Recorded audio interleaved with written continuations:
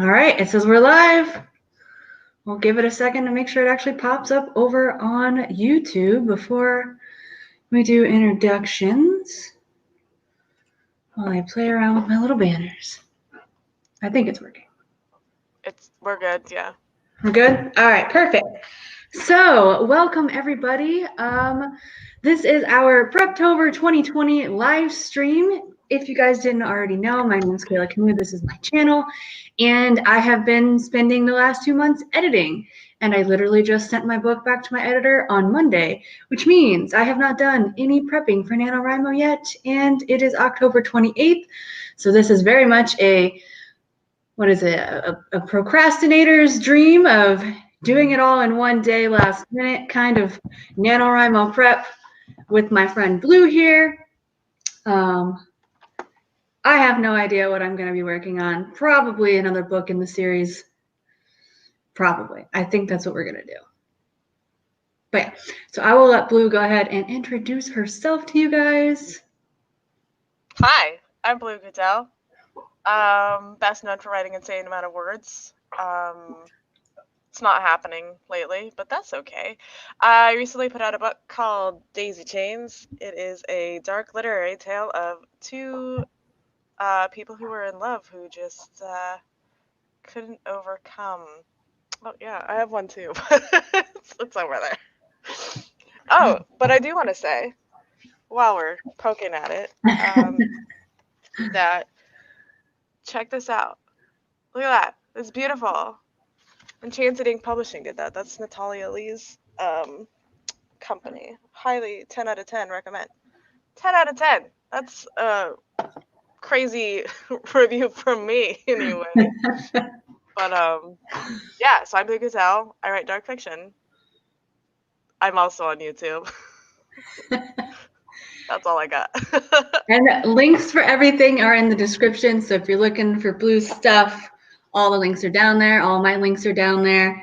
The link for Natalia Leigh's video is down there too, because even though Blue just mentioned her for Enchanted Ink, I'm also doing Natalia Leigh's Preptober workbook is what I'm using to do my Preptober planning.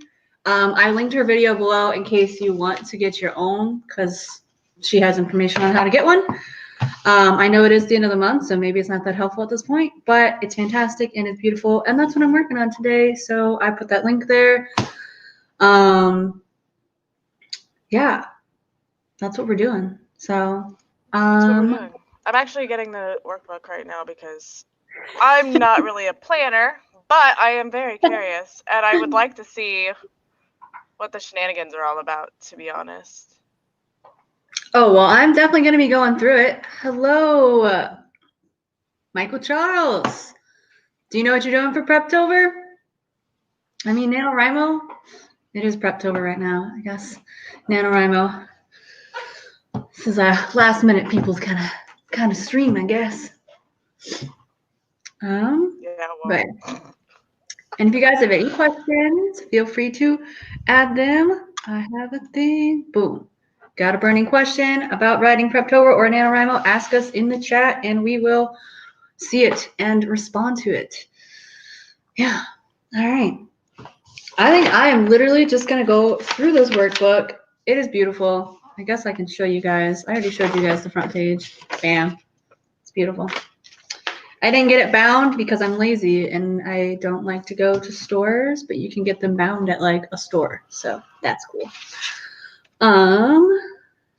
You got a pretty welcoming page that also has like a what she's learned informational on the back. And then this is fun. She's been doing these in the last few. I've gotten this workbook for like the last 2 or 3 years. And no, I am not sponsored in any way to talk about this stuff. I just like it. So it's got this cute page where you fill in the symbols. So for, what is it? I think there's 50 symbols. So for every time you hit 1,000 words, you get to color in one of the fun, pretty fall shapes, whatevers. And that's like one way to like graphically keep track of your numbers. And the other side, she actually added, it looks like a word count calendar. So for each day, you can like write down how many words you got. You can put your goal and your actual, and then there's like the recommended number. So I'm assuming this is just the pre-calculation of if you write every day, how much you need to write in order to get to 50,000. I don't actually write every day though, because there's a holiday in November. And my first year doing nano, I learned There is that a holiday in November. that time during that holiday, nothing's getting done. Just nothing. Because I usually go home to visit my family. And so like I'll go the Wednesday before Thanksgiving, and then like the first year, like I spend the weekend there because we go to a football game on Sunday.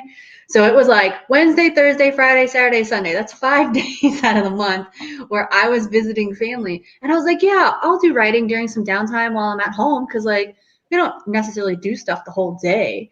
And like that first year, I think I did some writing Thanksgiving night because I was alone, because they all went somewhere. I think they went to the casino or something. And I was like, nah, I'm not doing that. I'm going to stay home and I'm going to write. So I got writing done that night, but every other night I didn't write. I just literally cannot write at my parents' house because I'm just too distracted. I just like can't. I just can't. Like I just can't. It's so weird. Like she'll just be sitting there watching TV, and I just like, I don't know. I just can't do it. Brief pause from my story. Michael asked, Preptober, what is it? Preptober is basically just the month before NaNoWriMo, in which you are planning what you're going to do for NaNoWriMo, since for NaNoWriMo, you're supposed to write 50,000 words. And not everybody is a planner, so like not everyone really needs Preptober. But for those of us that need like some sort of plan, or even just like a generic outline or just an idea, Preptober is obviously a weird whatever of October, whatever you would call it, to give you time to plan and outline, or just decide what you want to work on, because some of us don't plan very much before we write. But that is what Preptober is. I don't know if you have anything to add to that, Blue. I don't know how well I explained that. It was fine. So I'm on the other side of the coin where I'm like pantser, and I'm like, So my biggest fear, I guess, is that I'm going to be like, because my goal today is to at least decide on my project. But the problem is that in the past, I've been like, yes, I know what I'm doing. And I'll like even go through the trouble of like planting something, right? And then like on NanoWave, I'll be like, no, I want to do this thing I am not prepared to do. Which ironically is when I do my best work. So I'm like scared. I'm scared. Like I do kind of want to prep a little bit, but I'm going to kill it, I'm sure. I don't even know what I want to work on. There's like a lot of balls in the air. Like, do I want to kind of do, because technically you're supposed to use a novel you've never worked on before, but I think I'm going to be a rebel this year for the first time in my life, and I think so, because I got a lot to do that I can't spend a month on. Also, Team 100K. Is that happening? I don't know. I know the answer to nothing this morning. I had plenty of time to think about all of this. I'm just not. You can count on me to be a hot mess. Yes, sirree. Basically. Blue, do you know what you're doing? Nah. People think I'm nuts. I'll figure it out, I promise. I would like to actually prep for Preptober in the stream, because that would be helpful. So yeah, if you have questions, comments, or concerns, you can let us know. Concerns. Yeah, well, I mean, I would be concerned. I'd be like, what is Blue doing? What is she even doing? Oh my gosh. Yeah, anyway, story that I was like in the middle of before I got distracted by questions, because that's going to happen, was my first time doing NaNoWriMo, which was 2 years ago, because I didn't know about it till then. And I thought that I could write during some of that time, which is false. I cannot write during holiday time. So if I'm traveling to visit my family, however many days I'm going to be there, I know that I am not going to be writing those days. I also do really well with at least one day off each week. And so this is really just a matter of know yourself and know what works for you and figure that out, because that's going to be the most helpful. So I like to consider my first NaNoWriMo to be a trial by fire. And obviously I failed. I only wrote like 30,000 words, 32,000 words, but honestly that was more than I had written like in that period of time ever. So it was a learning experience. So I think NaNoWriMo is great for that. Year 2, I was prepared. I was like, all right, these days around Thanksgiving, not writing. Once a week, not writing. So I just subtracted those days from the month and then divided the 50K among the other days that were left. And so I think I was writing like 2,200 words a day, something like that, because I was writing less days. Because on this recommended thing, it says 1667 every day. Like that's the daily word count, which looking at it now seems so small. Right? The more you do it, the easier it gets, everybody. I'm telling you. I am telling you now. I failed like my first 5 nanos or something like that. Like no joke, not even exaggerating.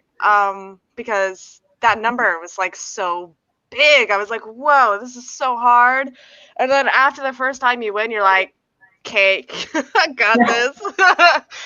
It's like practice. Even if you lose, you still wrote a crap ton of words, and you're gonna do better next year. So. Yeah.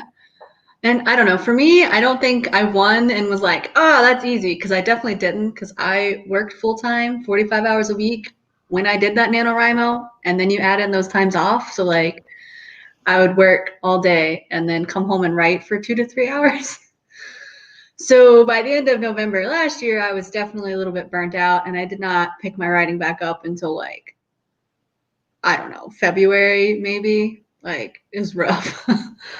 But, and here's the other reason why you guys should not compare yourself to other people, is it depends on your schedule, because now I'm not working.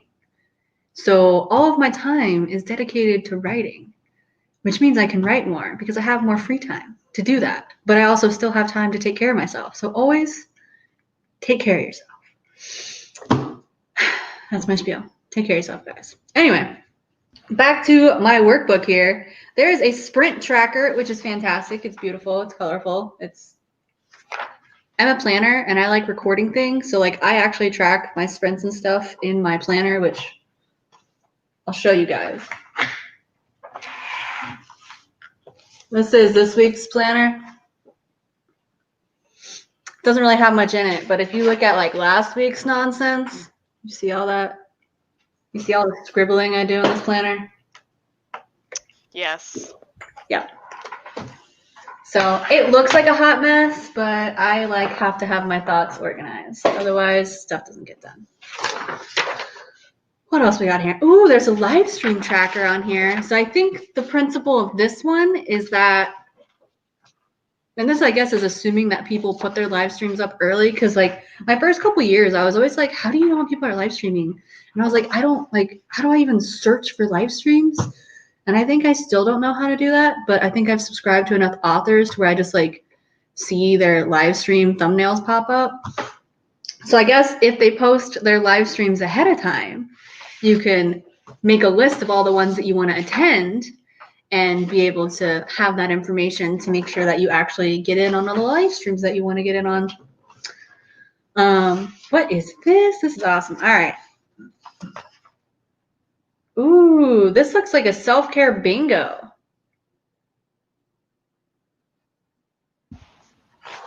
This is a self-care bingo. It's fully customizable. So I guess you put in your own self-care things. And each time you do one, you get to cross it off. And then you can get a self-care bingo. That's actually kind of cool. I think this will be useful for you, Blue, since you don't do self-care. I almost cursed at you. I will not watch TV and do nothing. I refuse. All right. The most self-care you get out of me is reading a book. Like, that's all I got. Hey, that's self-care. And you know what? I actually finished reading my book last week, I think. Is the Wheel of Time book? Yes, the Wheel of Time book. I had like 5 Congrats. chapters left. And so I think it was last Monday, I was supposed to read 2 chapters. And then like this Monday, I would have read 2. But last Monday, I was just like, screw it. I'm just going to finish this bad boy. So I read all 5 chapters and finished it. Which means I didn't have to read this week because my video goes out next Monday when I record it. And my feelings about it. Well, I also finished that book, and I don't think I remember anything. Like, because I got through 1 and I got through like half of 2, and then I was like, this isn't for me. And I have to say, like, yeah, what do I even remember? I don't even think I remember anybody's name. Wow. That's how memorable it was in my world. I don't know. I'll do a video on it. I liked. It's debatable. I like it enough to keep reading, I guess. So there's that. All right. So the next little spread we got here. It's a 2-pager. I'm gonna be terrible at showing this, but this is for goal setting, and then there's more blocks for it. So it looks like basically it's teaching you how to take your large goals and break it down into smaller goals. So you'd have like your big goal in the big box. So like if your big goal is you want to write 50K, then your small goals would be small actionable steps on how you're going to do that. I guess an example could be like the 1667 a day is a goal.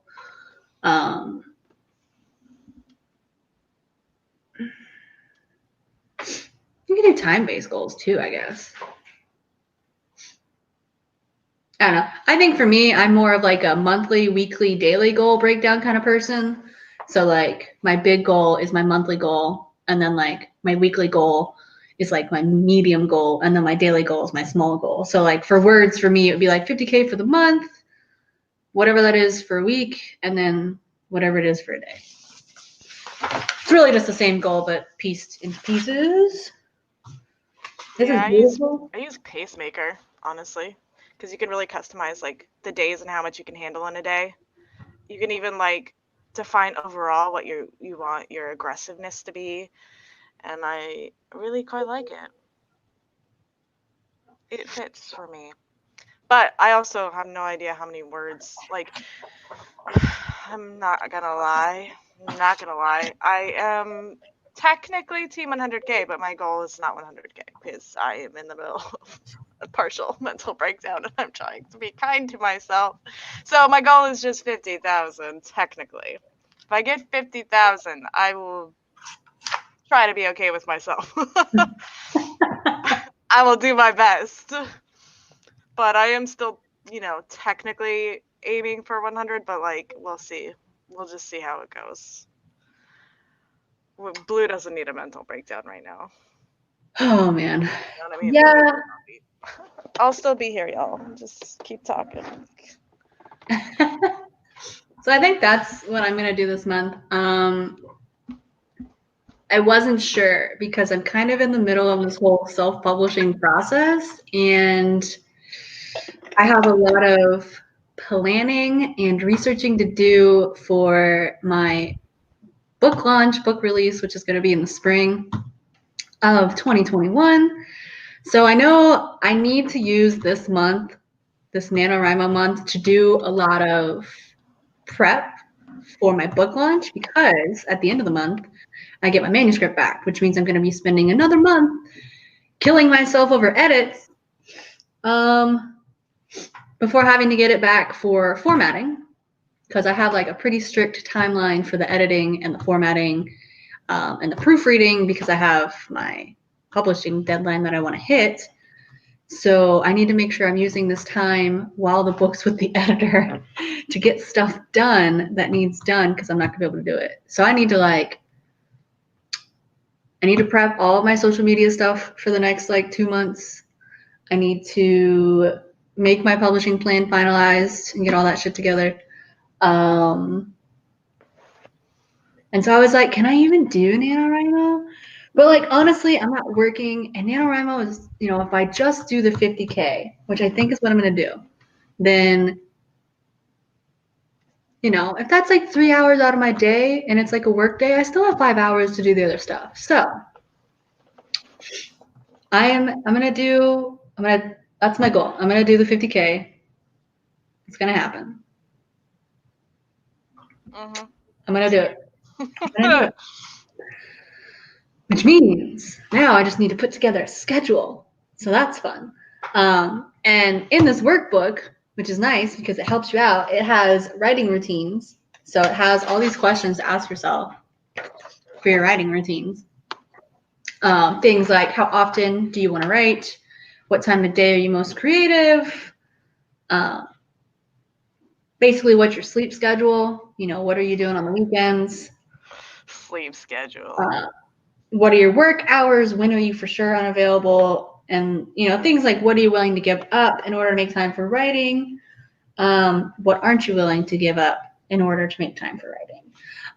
And I know that I did this last year where I took I took one of the calendars that was in this workbook, and I used it to make a writing schedule. And she actually added a writing schedule to this one. So that's nice. So it's a little calendar with the times of day so that you can like plan out your stuff. And I'm super like OCD. So like last year I had my work hours on here. I had my workout before work hours on here. I had my meal time scheduled on here. I had my bedtime scheduled on here. And then like the free time that was left aside from my one day off, because I have one day off, was for writing. And sometimes I would sacrifice some of that sleeping to get more of the writing done. But it was a tight schedule. And let me tell you. So do a writing schedule. Like just do it. Like it's if you want to make writing a priority, make a schedule. Because otherwise you're not going to do it. You're going to have 800 million excuses or things that you do besides it. So look at what you're doing now and be realistic. How much time are you spending watching Netflix? Playing video games? Whatever else it is that you do. Also, figure out what your average word pace is. That'll help you schedule. Just saying. That's true. That is very true. Because then you know exactly how long it's going to take you to do a certain amount of words. On average, you know, roughly. And then you can plan using that. Because you'll be like, oh, well, I'm going to need 3 hours today.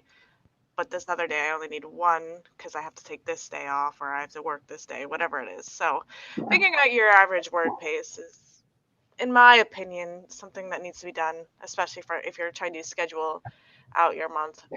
Because sometimes just going, all right, 50 divided by 4 divided by 7, that's exactly how much I have to write today. That's not realistic for every day of your life. So you got to be a little more nitpicky about it. Yeah. I think NaNoWrimo is nice for that. Like I said, first year was trial by fire. I feel like I learned a lot about figuring out that writing schedule. I used my pace that I obtained last year while working as my guideline for my publishing timeline as far as how long it would take me to write. Actually, I think I used it to do that 100K in 25 days challenge, where I was like, all right, I wrote 50K in this many hours because I used hours. I just converted my time in Nano. And I was like, well, I spent this many hours every day writing and added it all up. And I was like, all right, so it's going to take me this many hours to do it. How fast can I do it? 25 days? Sure. Let's do this. Also, statistically, people are going to drop out between day 10 and day 14. That's when most people are like, I'm so behind, I give up. You know what I mean? So what I want you to do is to not do that. Like I said, even if you don't make it this year, like Kayla was talking about, you're going to learn a lot about your process and about yourself. And it gets easier every year. Can't tell you enough. It gets easier every year. Like we were talking about earlier, like 1667 was a big number for me once, and it might be a big number to a lot of you. And it just practice. People are like, how do you get so fast, Blue? I just practice. This is like my millionth nano. felt a lot of time to binge write. So yes, I don't know where I was going with that. My apologies. I brought out my nano cup today, y'all. Look at that. For some reason, on every stream I do, I have to show off whatever mug I'm drinking coffee out of. And then on this side, I'm terrible at this. It says write a novel, and the first one's crossed stop because you've already wrote a novel, and then you have to do it again and again and again and again. Yeah. And I just ordered. So every year I order NaNoWriMo gear as like my, yes, this is going to be dope kind of situation. And I got the new sweatshirt that they got. Because I often call myself on my streams Blue the Word Slayer. I don't know how many of you go to my now private streams. But it's like basically a guy trying to defeat a dragon. And it says NaNoWriMo Word Slayer on the bottom. It's dope. Anyway, and I also, no, wait, that's all I got. That was all I was allowed to get. Never mind. Don't let me shop anywhere. I will spend all my money. Oh my gosh. But yes. All right. I will lecture you all through this. I don't know if y'all watched my Preptober video series, which it's weird because I want people to watch it, but at the same time, it's like my first like YouTube videos. And it was like Preptober from a pantser's perspective, so it was kind of a hot mess. Anyway, you should check them out if you haven't already, because as awkward as they are for me, they are helpful, especially if you're not quite a strict structurer, you know what I mean? So it's definitely a pantser's paradise. Not my paradise, but a pantser's paradise. So I know we have at least 2 people in here. So let me know what you're working on. Do you know what you're working on? Or are you like me and you're like, I'm going to figure it out today, damn it. I'm going to. Well, yeah, let us know. What genre? What's going on? I'm kind of thinking, like I said, I'm in between being a rebel and just doing like finishing the inkwell and then moving on to my contemporary romance. I don't know. That'll be a wild change to vacillate from. I'm not sure. Especially if I do 100K, I'm gonna need more than one project. But I might just start with the contemporary romance since that's technically from scratchies. I've done prep on it though, believe it or not, because I worked on it with a person, another human being. And when you work on something with another human being, you kind of have to know what's going on between the two of you and write it down and make it official. Otherwise, you can't write your story. So, yeah. So I might do that. In my defense, my prep is free writing. It's not the same thing. I don't know what genre my story is. Is that a problem? No, it's not a problem because, well, for one, it doesn't really matter right now in this stage of thing. It doesn't really matter because as you write it, you'll probably discover what it is. And I'm terrible at genre like assignment. Like I have a hard time deciding what genre my stuff is. I am getting better at it with my getting older and wiser years and whatnot. But so like Daisy Chains, I didn't really know what it was until it was done. Like I was like, what is this? It's dark fiction, but what is it? And then I was like, oh, it's dark literary, you dumbass. So it was great. I figured it out. Had no idea what it was until it was done. So just keep that in mind. You don't necessarily have to know what genre unless it's just readily apparent to you. Some people are just like, I'm definitely writing fantasy. There's dragons involved. So it just depends. Try not to choke on my coffee. So what do we got? Dark Hero mystery comic. Oh, you are doing the comic. That's awesome. I remember you were not sure. John has a decent-ish outline. I mean, if your outline is in a good place where you feel like you could start, I think it's probably okay. to suck on it, to be honest, because if you, in my opinion, a lot of this is my opinion because of my experiences personally, but sometimes if you do outline to death, there are people that thrive on that, and then there are people who feel very boxed in with that and can't move outside of the box to figure out how to fix that problem. And again, that's kind of like learning who your writing self is and how you operate. So if you're doing your first nano, which you are, like now is kind of when you're going to realize like exactly what you need to do to finish a nano. You're going to be experiencing a lot of things all at once. It's a trip. Yeah. I have no expertise in breaking up comic episodes. I have no expertise in breaking up chapters. My chapters will go on for an eternity before I'm like, oh yeah, people probably don't want to sit here for 2 hours and read this one chapter. Me. I'm a mess.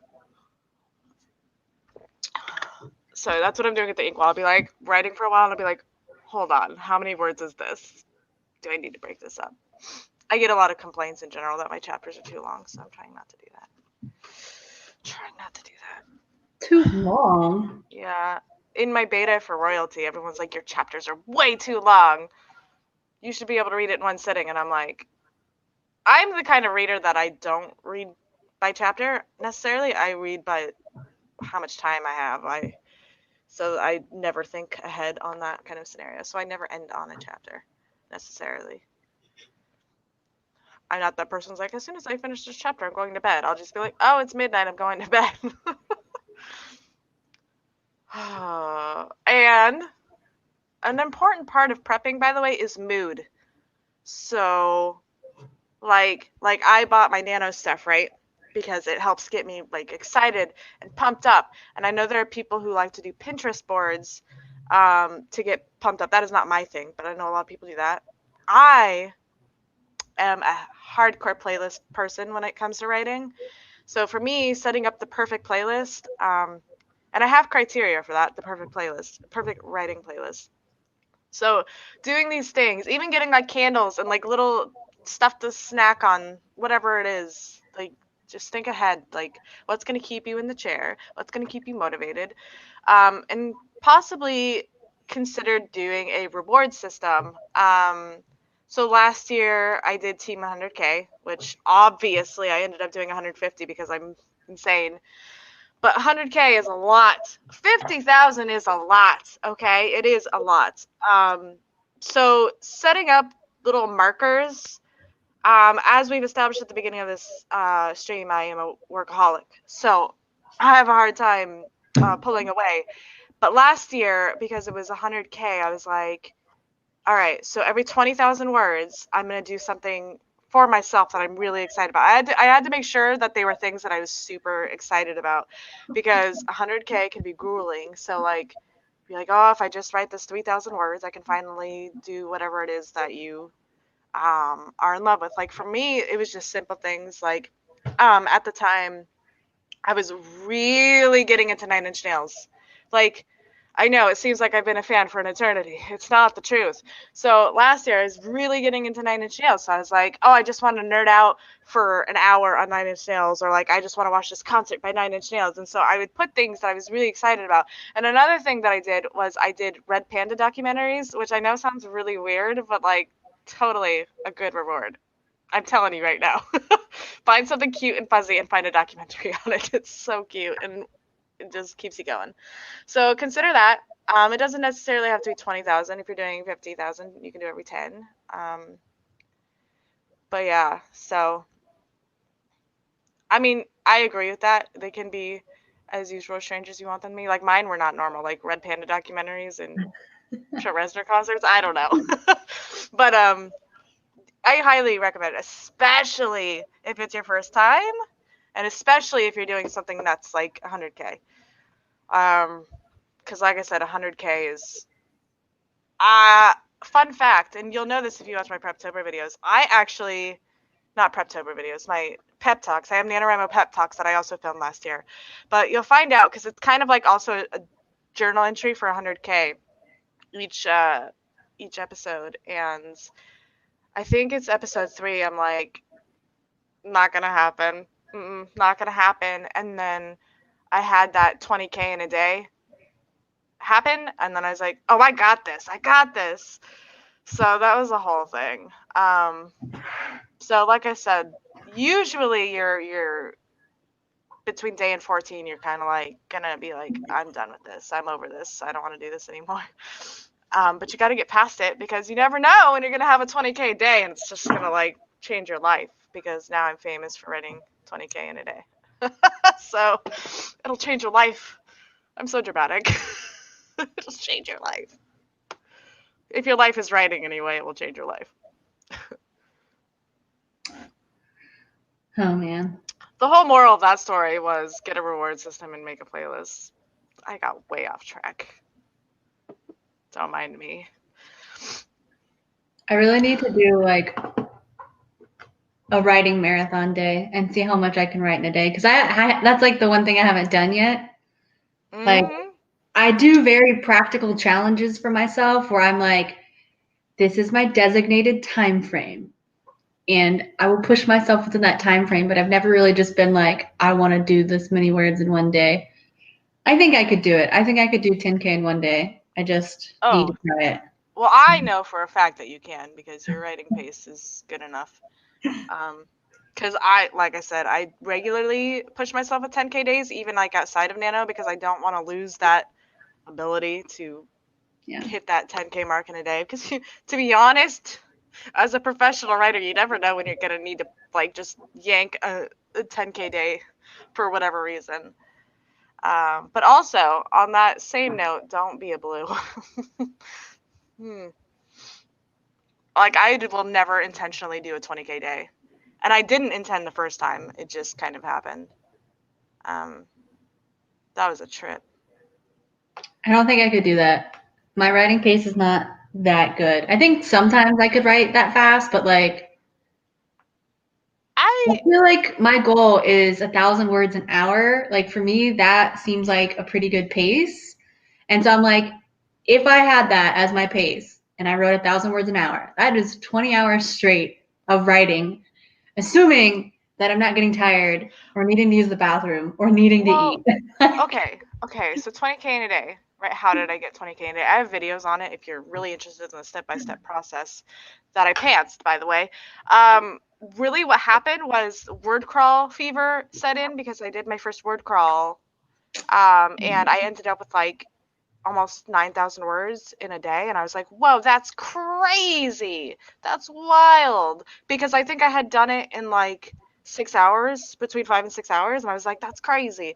And so I was like, I'm definitely doing another one. And then I ended up posting one that lasted 11 hours, and at the end of the 11 hours, I'd hit 20K, which is insane. So in 11 hours, I wrote 20K. So theoretically, yes, it is possible.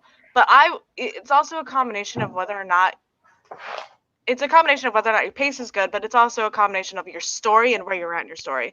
Like, if you're in a place where you really need to like buckle down and focus, or you're working on a final draft of something, like, obviously you're not going to be able to do 20K in a day. I just happened to really be in that zone, and I did not stop. My fingers did not stop, because I was pantsing it like 1,000%.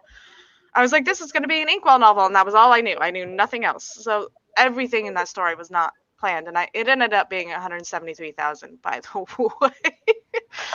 So 20K a day is a weird combination of like luck where you're at and your word pace. It's a strange thing.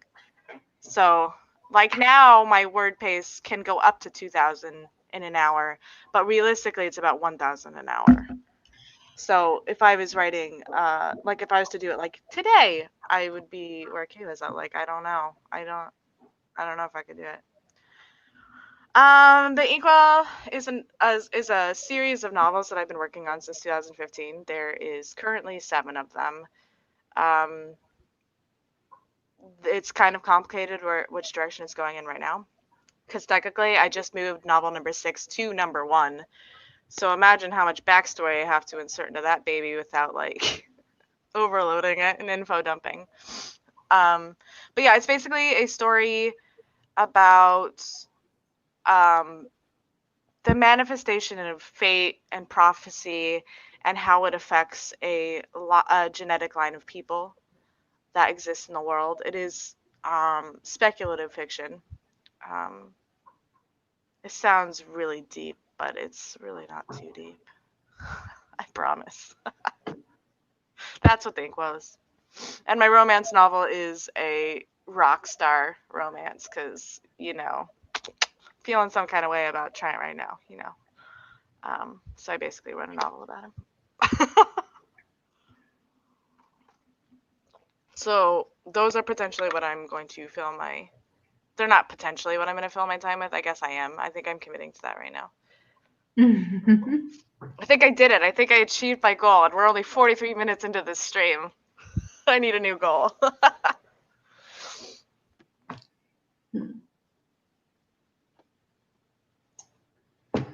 I'm trying to like decide on my writing schedule. So I have decided that I'm going to work 20 days out of the month of November.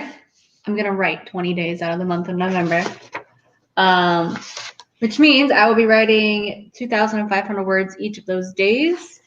So I'm going to try to do like the beginning of the month. The plan is that come Thanksgiving, I won't have any more writing to do. So that is my goal. And so now I'm going to try to figure out what time I want to write. And I have this really weird workout schedule now where I work out like different times every day, which means my writing schedule won't be as like consistent on a day-to-day basis, but that's fine.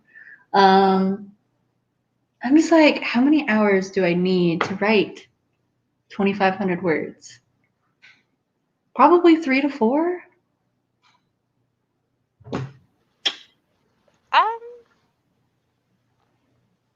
I mean, yes. I could certainly do that in 3 to 4, but I would myself aim for 5, and then if I smash it early, I'm like, good.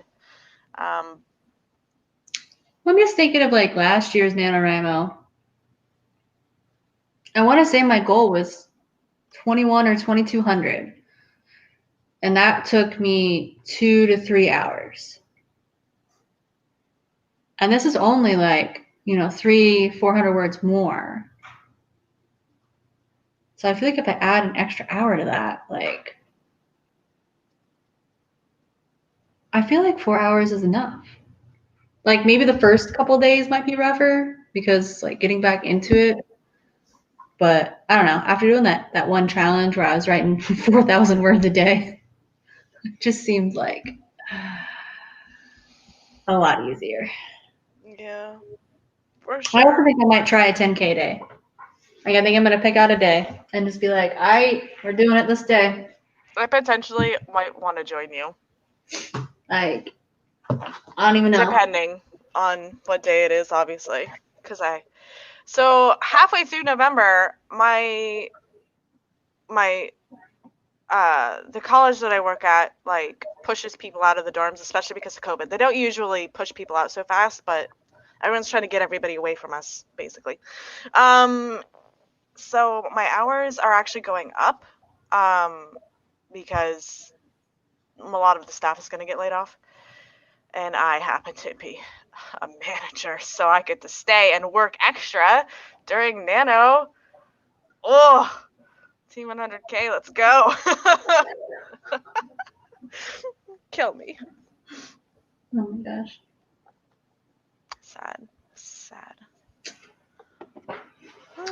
So, who's a prepper, pantser, or planter? Ooh. Because if anybody's a pantser, I got advice. I don't know what trilogy this is, Joe. Never heard of it. Or read of it. I guess I may have heard of it. I don't know what it's called.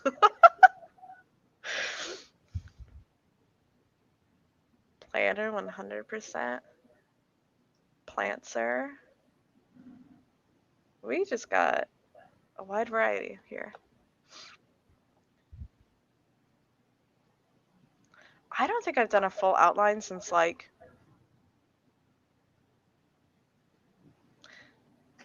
ever. I think I did one in 2014 because I had lost nano so many times. I was like, I should try this, and then I discovered very quickly that it wasn't my thing. You know, it's weird. Like thinking back to like when I started writing, pretty much always just sat down and wrote. So this was like ingrained to me since I was 12. I don't know any other way. Yeah.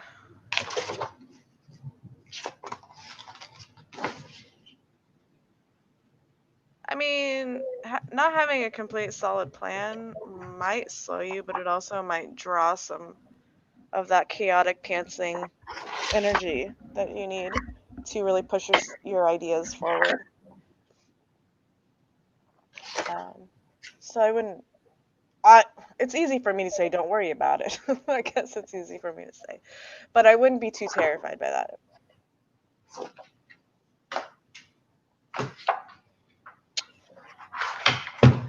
Do you work on Thursdays? Do I what? Do you work on Thursdays? I volunteer, but that's only like 2 hours. So it's like, it would be late your Thursday night. I volunteer at your 7 to 9.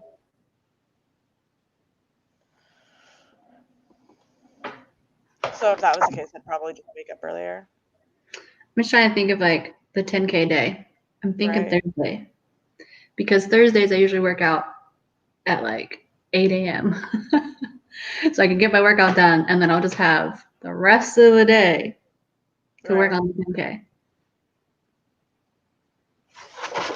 I'm thinking the 12th. I mean, we obviously can't voice chat because then we'd get nothing done. But we should do like hourly like check-ins, like how you doing? We could do a sprint event in the nano server. Wow. Because I like the sprints because they help. Though. Yeah. I wanted to put out a schedule this week with tentative events. I know it's not going to be all the events, but I kind of at least want give people an opportunity to pencil things in. The only day, because I work 4 days a week now and I volunteer too, but the only day that I absolutely cannot is like Mondays. Cannot pull it.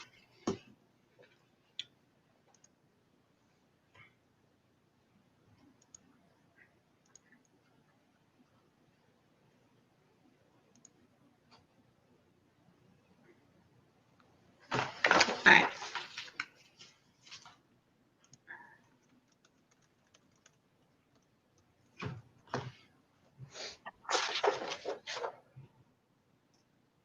I'm thinking of doing it Thursday, November 5th. That's what we're going to do. That's the goal. I'm going to get up at like... Well, let me write it down. Hold on. I think I'll start it at like 8 a.m. my time.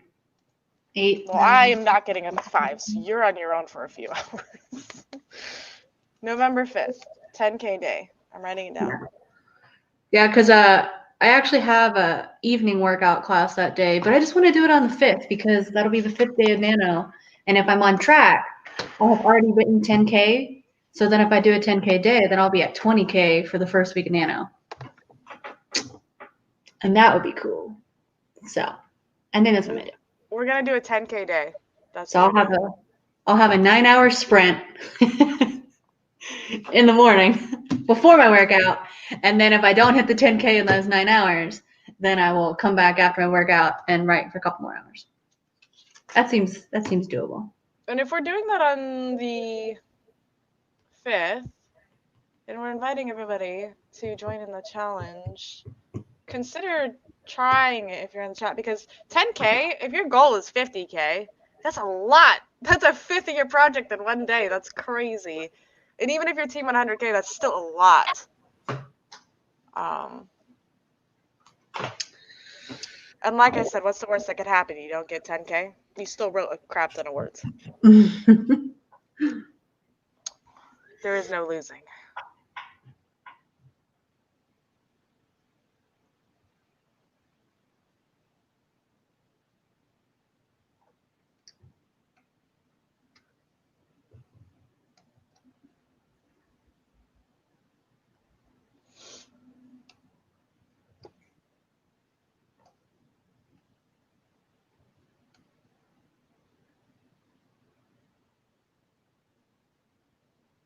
I'm not a history buff.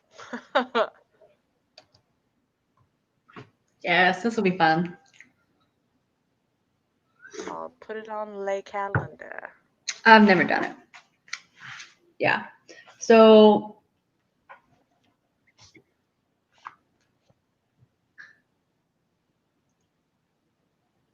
that's a good idea. NaNoWriMo events. What kind of events do you want? How many should we do? I basically have an open schedule. Yeah, I have a standing one on the every Sunday. Okay. The time is right now pending. It's usually from 11 to 3 Pacific Standard Time. Are you doing live streams or are you doing just I don't know. just in the I'll probably do live streams because people are starting to favor that more. So, but I'm not sure. It depends. What if I don't want to put eyeliner on? What if I don't want to wash my hair? I don't know. We'll see. 'Cause I haven't really planned my YouTube videos for this month yet. I was gonna do vlogs like I did last year because I thought that was really helpful. I basically first thing I did when I sat down was I did a little intro vlog. This is the day. This is my goal. And then when I was done writing for the day, I did an outro vlog. And that was kind of like how I did my sprints. It was like I started my sprint with a video and I ended my sprint with a video. So like I had my time frame, but I didn't do small sprints within. It was just like big chunk of time. But honestly, I could just do weekly live stream write-ins for my videos instead of my normal videos. You could. So obviously Monday the 2nd, I still have to do the Wheel of Time because people are waiting for that one. But like all the other ones, I think I could do write-ins.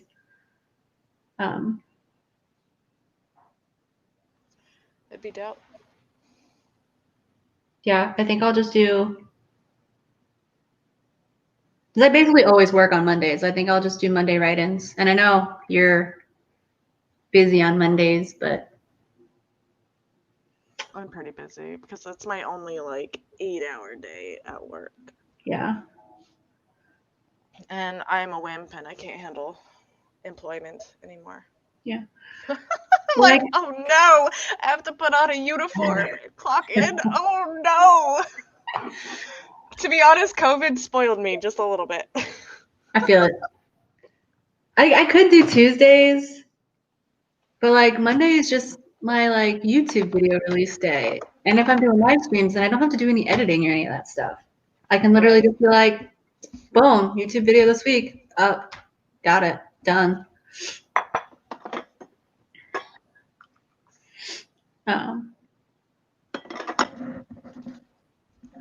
And I have to do Project Infinity every week. So even if I get done with NaNoWriMo before the end of the month, yeah. So I'll definitely do the 9th, the 16th, the 23rd, and the 30th. I'll do live write-ins or whatever. Is that what they're called? Live write-ins. 9th, 16th, and 30th. So you're basically doing 4 weeks, right? Yeah, I'll do every Monday. I might do the 2nd too. I'm not. We'll see. We'll see. Because I could do it. I would just have 2 videos on Monday. But I'll for sure do the other 4 because I don't have videos planned, and that makes my life easy. Yeah. I am thinking about potentially doing pep talks again for this year. Yeah. I don't know. Because that would bring my channel out of hiatus, and that scares the shit out of me. Just do it. It'll be fine. I have a very tenuous grasp on sanity right now. Look at me using big words. We'll see. I'm thinking about it because I really liked how they turned out last year. Much better than the Preptober videos. Learning curve. Yeah, I think I might. Because I'm getting followers or subscribers like crazy. All this, like. It's because you're on all those Discords and you're doing all the things. Get me to 100, y'all. I want to be at 100. Joe, are you asking about the 10K day or the Monday live streams? Also, the write-a-thon on Nano Eve is not happening. Just so y'all I thought someone was taking that over for you. No. No. And I don't, like I said, I'm trying not to stress myself out, and I'm stressing out about it, so I'm like, it needs to go. Yeah, I think we could just do like a Sunday morning thing. Well, I mean, I always do Sundays anyway. Yeah. But it'll just have to do. Yeah. But I'm kind of playing with the idea too that like I always write at midnight anyway. So I don't know if I want to do a small little West Coast party. I don't know.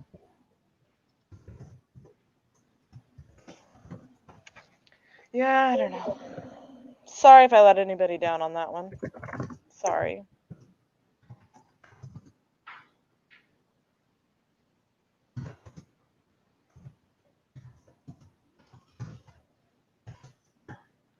What the heck? Live stream. What? I just got like 3 texts that say, sorry, your text to landline cannot be sent.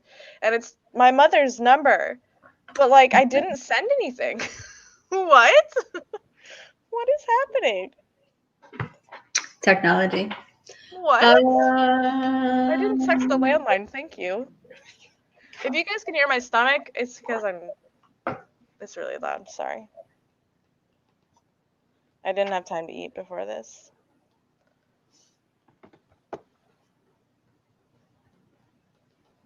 That is 5 a.m. Pacific Standard Time, Joe. That's for the 10K day. Is Joe Pacific, isn't she? I'll probably do, because we have a lot of Pacific Standard Time in the Nano server, right? So I think, like, I'll probably do my write-ins like mid-afternoon time for me.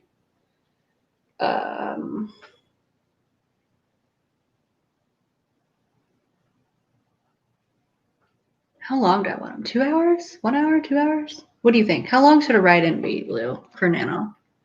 2 hours is average. Okay.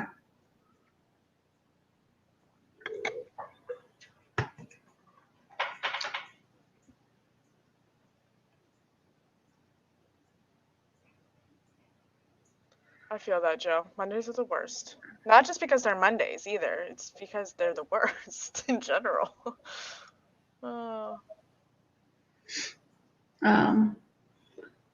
We've been on for an hour. Damn. Yeah, I think for the write-ins, I will do, I don't know. I feel like this 11 a.m. is a decent time for me. 11 to 2.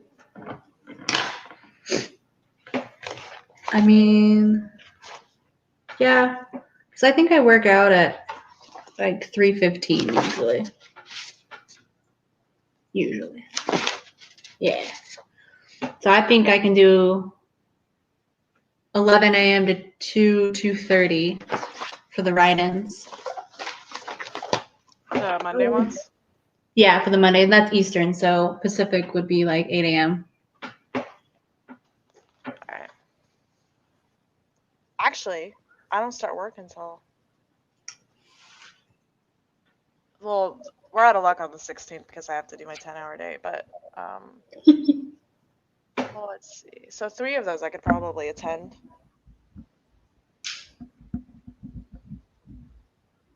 Yeah, and I think the write-in on the 30th will be like a write-in / wrap up. It's the last day. Excuse me, y'all. Blue don't do mornings very well. I'm all like texting Kayla in bed. I'm awake, kinda. Halfway. 15 minutes before I'm like, I'm getting out of bed now. Hi, Writing Angel. Welcome. I was wondering if you were going to show up.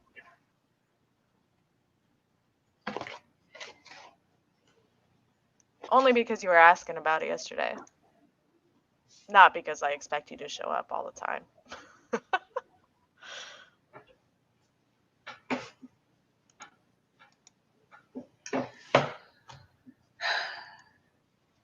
Part 1 of planning is almost done, and it's planning the month. All right, so I got my YouTubes done because we're doing the weekly write-ins, the 10K day challenge, Project Infinity.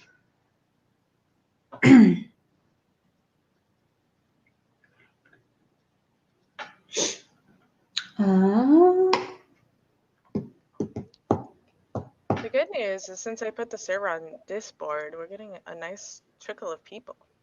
Woohoo! Yeah, I popped it in on a couple of Discords too.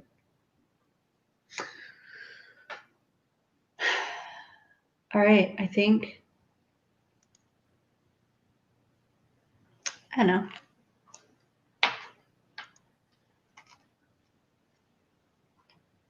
Question is, are we just going to be doing sprints in the nano sprint server?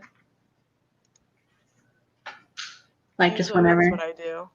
Well, I just didn't know if like you want that to be a planned event too, or if like when I'm up and writing, if I just start throwing sprints up in there. Like, I mean, you could. Like, I'm not opposed to pop-up events. They're totally fine. I just want to, because I'm probably going to have pop-up events as well. Because the mood strikes you sometimes. But I do want to have some solid, like, time frames where people could be like, I know this is happening at this time. Okay. That's my only thing. So it has come to my attention that I have somehow committed myself to doing a long-term nano Eve thing? What? Oh my god, I'm double booking myself. I don't know where it is. I'll have to ask. Or try to back out of it, whichever one happens first.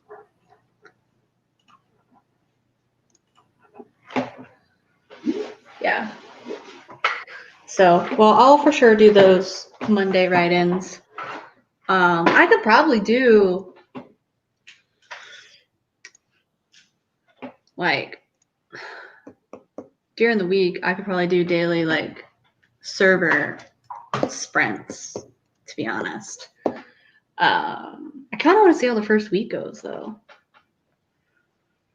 But I don't know, what days are you doing stuff? Are you just Sundays right now? Right now, yes. But like I said, I am doing pop-ups. Like, I think I'm going to do at least 2 word crawls. Okay. I don't really know what days I have off in the latter part of the month. I know I don't work Thursdays, so maybe Thursdays to word crawl days. Yeah, I'd be down for that. At least 2. Yeah. See, this is so helpful. Look at this. This is my idea of planning. All right. So let's just say I'm going to do one on the 12th and the 26th. So one of those crawls will be the one that I designed. If y'all decide you want to design your own word crawl, let me know and I will. You know the 26th is Thanksgiving, by the way. Is it? Still doing it. Okay. I I don't just wanted to celebrate make sure Thanksgiving. you know. At the 26th of Thanksgiving, I will be with I you in cannot be spirit. the only one who says fuck Thanksgiving, okay?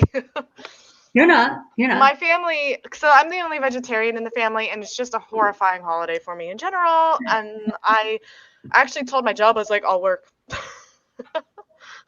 I don't want to, I want an excuse not to be around my family telling me that I need to eat meat. All right. And then putting bacon in things secretly. I don't need that in my life. But if that is the case and I decide not to do it, it'll probably be on a Friday. Are you streaming those on the 12th and the 26th? The word crawls? I haven't decided yet. Okay. I'm thinking maybe then I could do something on the 19th. What's the 19th? It's the other Thursday of the Oh, month. oh, you can definitely do something on the 19th. Definitely. It's the other open Thursday.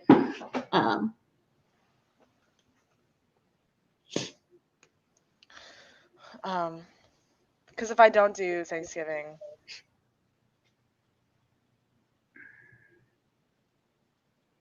but then again, if I do work for Thanksgiving, then maybe that's not going to work anyway.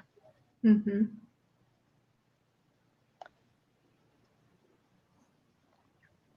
But I could do it on the Wednesday instead.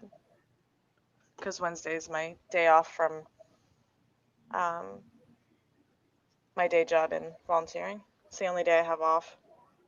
Yikes. Blue, why are you so overwhelmed?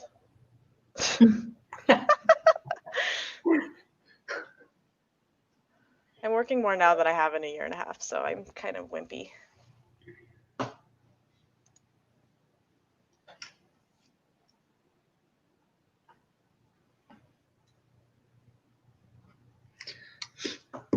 I'm almost tempted to do another challenge on that Thursday. What Thursday? The 19th? Yeah. Because on the 5th, we're doing the Discord 10K day challenge. I'm almost tempted to do another one. You know what? I should open up the NaNoWriMo calendar. Hold on. I'm writing it all down in my planner, which is fine. But the calendar is what I'm posting. So. Right. Just because I'm tempted to like just finish off like whatever words I have left.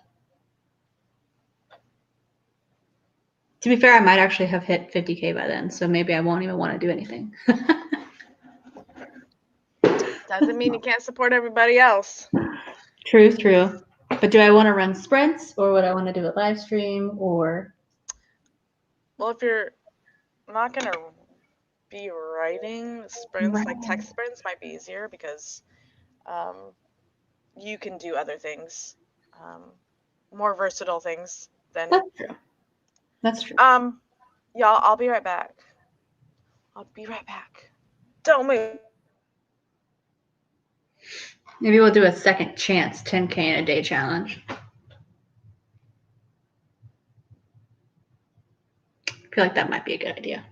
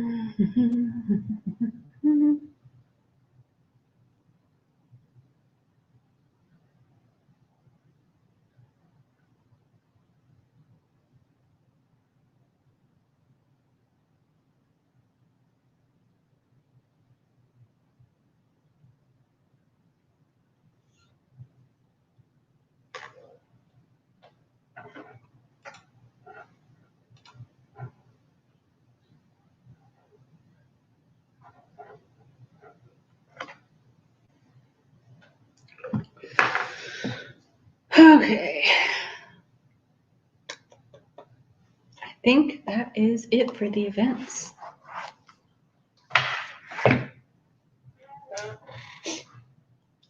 go.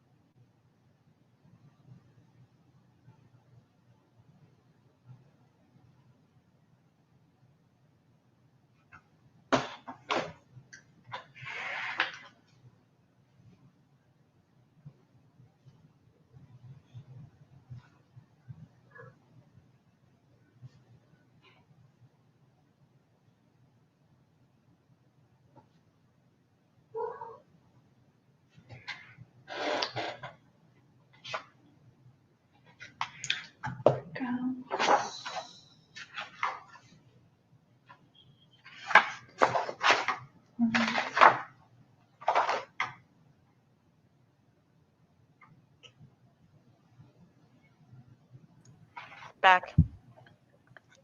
So,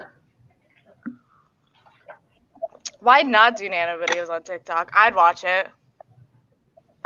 Though I don't think I'm following you on TikTok, which is a shame. In case you're wondering, I'm the 9-inch TikTok on TikTok. oh my God. It's a 9-inch nails TikTok. Of course it is.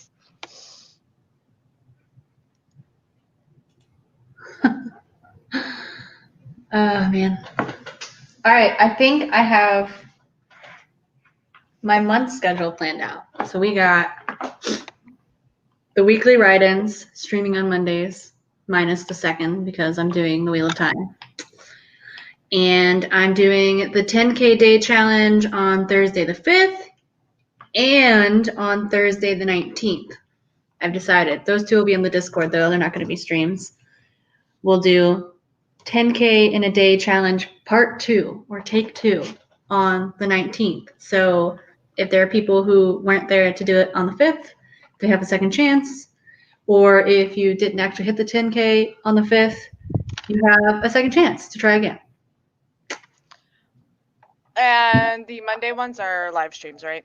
Yep, the Monday ones are live streams. They'll be 11 a.m. Eastern Standard Time, which is 8 a.m. Pacific Standard Time. And that'll be on the 9th, the 16th, the 23rd, and the 30th. Yeah, that sounds good. That sounds doable. By the way, sorry if you just heard my TikTok going off. Oh, is that what that was? Yeah, sorry. My I thought I bad. was just hallucinating sound. No, it was me. Audio hallucinations. Mm. All right. So that's step 1, right? I got my word count goal, which gave me my time goal. So 4 hours a day for 20 days. Well, also, it just occurred to me. I also do Moriarty sessions on Tuesdays, which I usually post in Nano. Oh yeah, that totally counts. So that's a whole other thing. Oh yeah. Yeah. Oh my God. I'm gonna have to write this down, aren't I? Is that everything? I'm making a calendar, if that helps. Let me get this live stream calendar out. I have a NaNoWriMo calendar.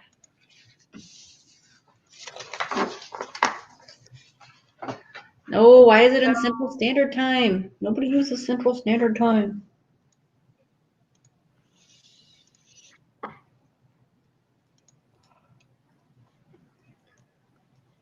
I'm part of a music server, and we did a listen-in yesterday, and it was so dope, and we made a playlist, and it's so good, y'all.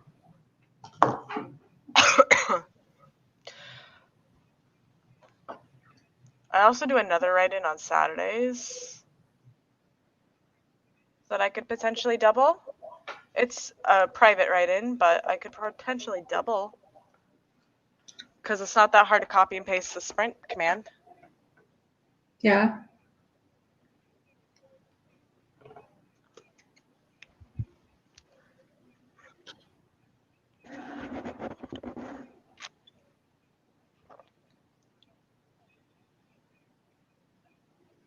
Hello, Karen. Welcome. Well, I didn't answer that question. I don't know what the question is. Do I use either of those? Is that the question? Because I do not. I used Wattpad once upon a time, but I got no traction and I quit it real fast. Yeah. I think I read a Wattpad story once, but I do not have anything published on either of those. I publish on Tapas, which is a boy love sci-fi-ish series. And I publish an episode every week on Sundays, and that is linked below. If that's what you're asking. But that's it. That's what we got. Feel free to further ask questions. All right. So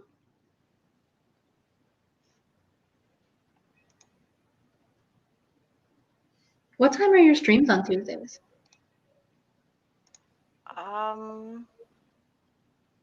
Well, at the moment, it kind of depends on when I wake up.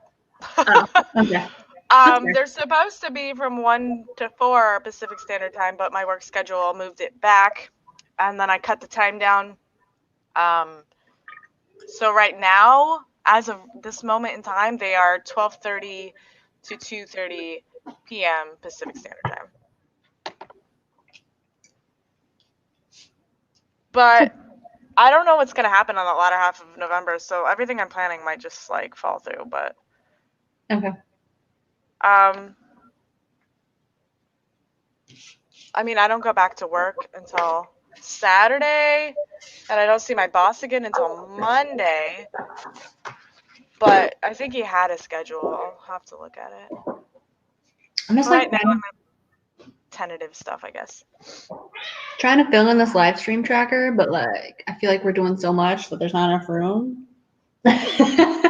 And I think I just need to be like Mondays, Tuesdays. Sundays is a live stream too, isn't it? Or is that just sprints?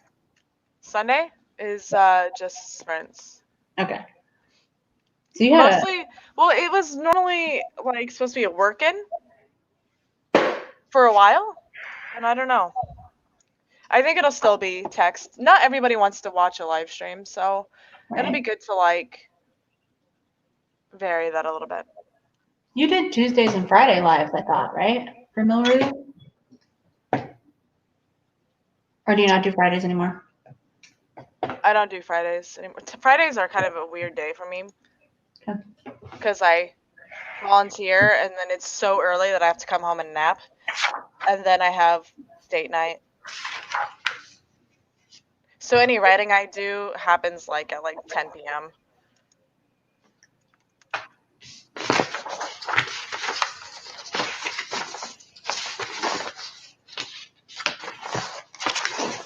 All right. Well, I think we got that first part handled. Step 1, writing schedule, writing plan, etc. Complete. Step 2, the project. Ooh. Right. Now I know what I'm doing. Well, I know what my goal is, and I know when I'm doing it.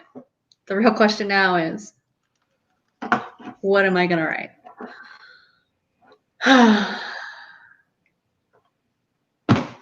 What do I want to write, though? So I know what I need to write. So obviously, I have Project Infinity episodes that I write every week. Okay.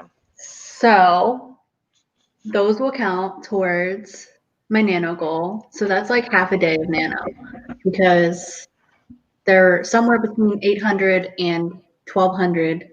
Sorry, Yeah, 800 and 1200 words is roughly what my Project Infinity episodes are. I mean, it's not like a strict guideline, but I'm like, I don't want to be less than 800 words because I don't want it to be significantly shorter than the other episodes. But I also don't really want to go too far past 1200 because I don't want it to feel like it's long in comparison. So like that's just like that's my range. I got that little length range from the episodes for consistency's sakes. So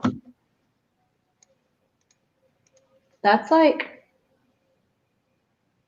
5K words. So like 5K of my 50K goal for the month will be Project Infinity. And How that's much? How much did you say? 5K-ish. Okay. Because it's 5 episodes, I think. Maybe not. Well, maybe it's only be 4K because the first episode's on the first of the month, which will have already been written this month. So 4,000 words will be Project Infinity for the month. Maybe 5.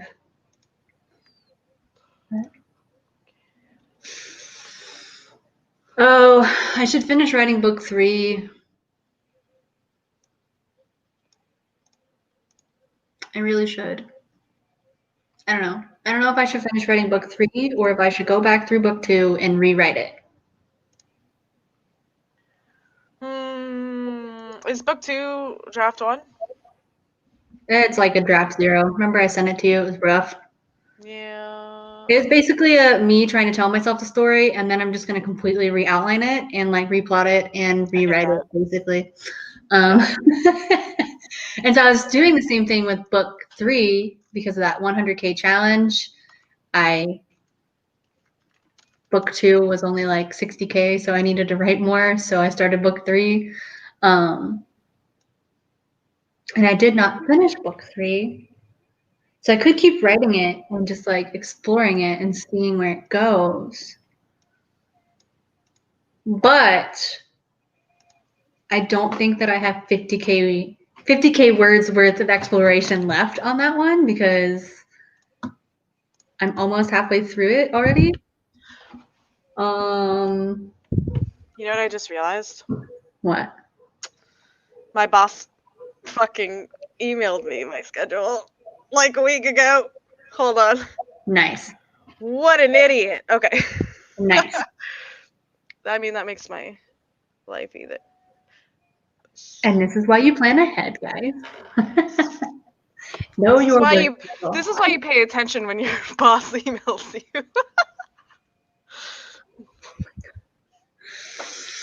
Oh. All right. I don't even know what I want to write right now. Well, I don't have the schedule. I have November 6th through the 12th, which is not helpful because I already know what I'm working. Never mind. Well, it is 9:25 in the morning. I could just text him. But there's no point because he won't respond to me. Okay. It'll just have to do. So we have nothing going on Wednesdays, which is great because Rest day. pretty much. Rest day. It's the first time doing nano that I'll ever have a rest day. It's worth it.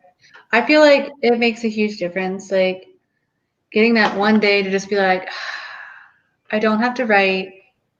And you can just like really like chill and relax and just enjoy spending time with, your husband or your friends or yourself. Like, it's worth it. Because then the next day when you get up to go do it, you feel refreshed and you're like, all right, I'm ready to do this. Like Monday morning, like let's get in on it. Like, I don't know. The other thing about scheduling these word crawls is there's no telling how long they're going to take. You could time cap them.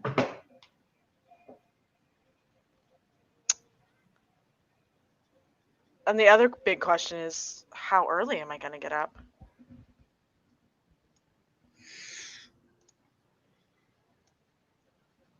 Yep. That's That a is whole one other of the question. questions. What time will we wake up? And that's why I plan it, so that I'm like, all right, this day I gotta get up at this time.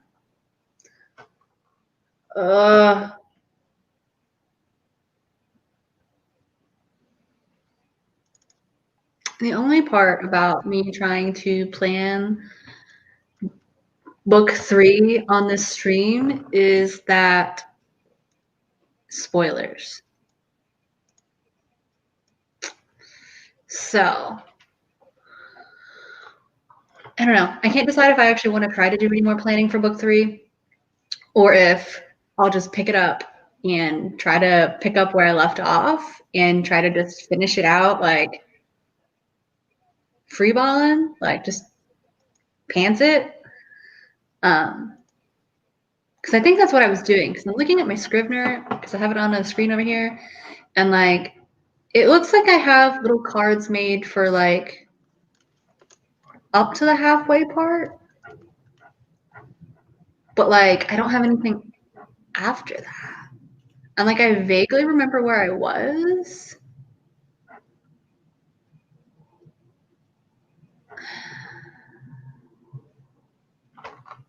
I don't know. This is why you guys gotta write stuff down. I'm so bad about it. I'm like, oh, I'll remember it later. I don't need to write it down. You won't. You'll forget. You will forget. I might have thought dump stuff. Yeah, I got thought dump stuff.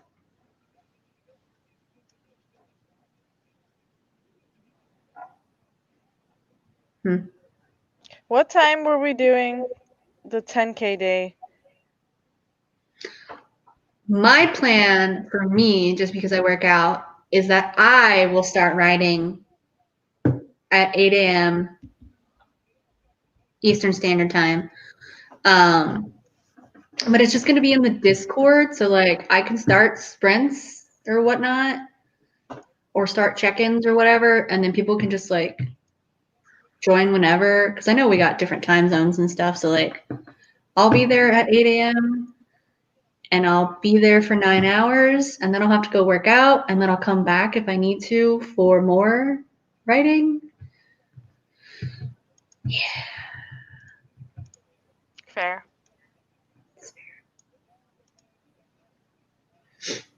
Because maybe what I'll do is for the first week, so I plan on writing the 1st through the 4th. And I think NaNoWriMo is going to be like 3 projects this year. I think I'm going to have my Project Infinity episode that I write. I'm going to try to finish writing book 3, which I kind of have some generic cards on it. Honestly, I don't really know where I am with it. And I also am kind of like, God, I don't even know if I want to try to figure that out right this moment. I think what I'm going to do with this beautiful, beautiful Preptober workbook is plan something completely new. Brand new. Brand new. And it will be my backup project for Nano. So when Project Infinity and Book 3 run out of words, I will jump into this beautiful plot bunny. Is that what a story bunny? It's a story bunny, right? Story bunny? Plot bunny. Plot bunny? It is a plot bunny? Yeah. It's like the thing that like pulls you away from your book where you're like, ooh, new thing, let's work on it. Like, I'm just kind of in the mood to be like, new characters, new story, new world. Maybe we'll do actual sci-fi, although I feel like I haven't read enough sci-fi to do real sci-fi. I mean, I feel like my science comprehension is there, but I'm so fantasy where I'm just like, I just want to make everything up and not research anything. And it's okay because it's all made up. That's how I roll. Question. I have Saturdays outlined. What were we doing Saturdays? Or am I crazy? Am I crazy? Yes. Okay. I All thought right. maybe, I don't know if you had something Saturdays. I think you Did had I? your Sundays. You're not doing anything on Saturdays right now, right? Well, I mean, I work. What was it? Oh, Saturdays. Duh. Okay.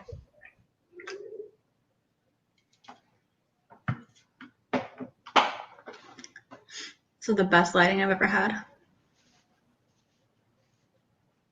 The sunlight's coming in. Come here.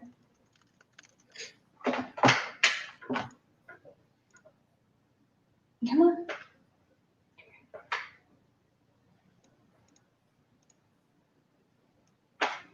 Oh. This is one of my cats. He likes the lap.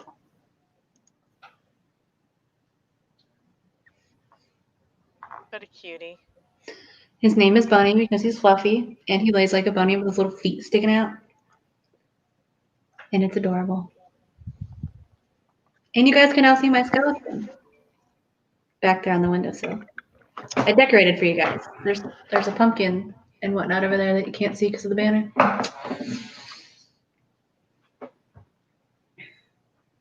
Fun story, I cleaned my entire house on Monday from like 9 a.m. to 10 p.m.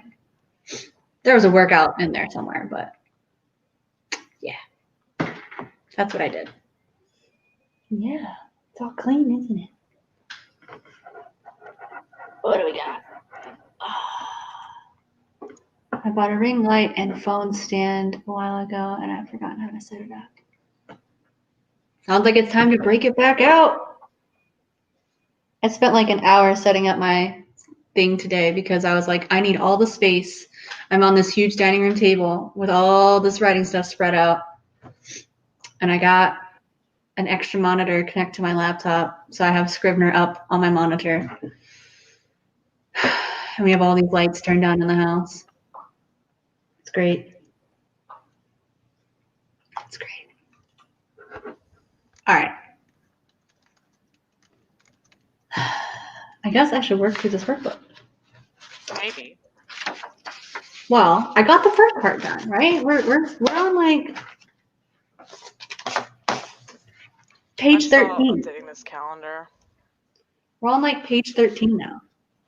So like I got through it. I mean, I didn't actually like fill out all the stuff on the pages. I filled out some of them because it's a lot of tracking pages. But like figuring out the schedule is the first part. And I kind of have a starting place for the first week. I think,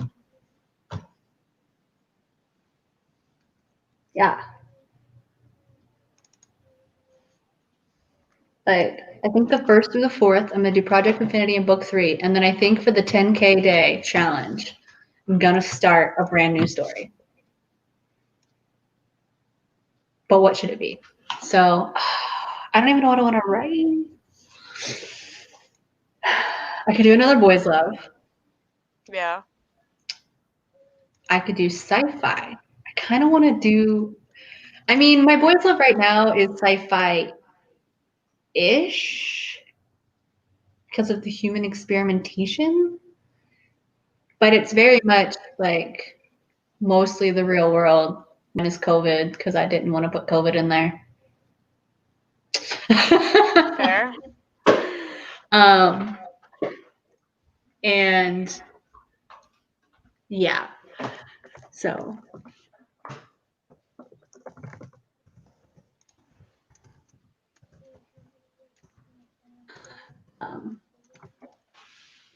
and maybe I want to do like a space opera. Like I almost want to do like something with aliens.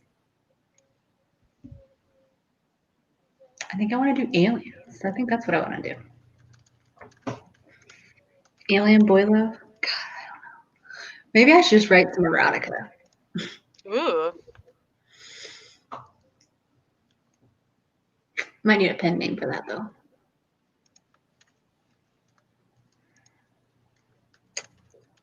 Might need a pen name.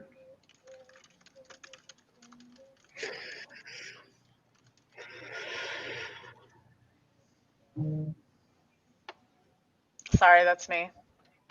I see it. Oh, did you hear my thing vibrate? Yeah. Don't worry, it's just me. So between you and me, we have a really good calendar, to be honest. Well, I don't work, so there's that. Like I said, I could probably do like, I'll probably do like daily pop-up sprints, like depending on how I'm feeling. Like I'll probably just get up in the morning, and whenever I start writing, I'll pop it in the Discord server. I'll be like, sprinting. Come sprint with me or something. But less formal. That way it's just like I can start and stop whenever I feel like it. Well, between you and me, we have static sessions 5 days a week. Yeah. But when you split it 2 ways, it's not that much. Yeah. Thursday appears to be binge writing day. It is. Thursday is now binge writing day. So I've got you in orange and I'm in blue, obviously. Yay. Because I'm blue. Yeah.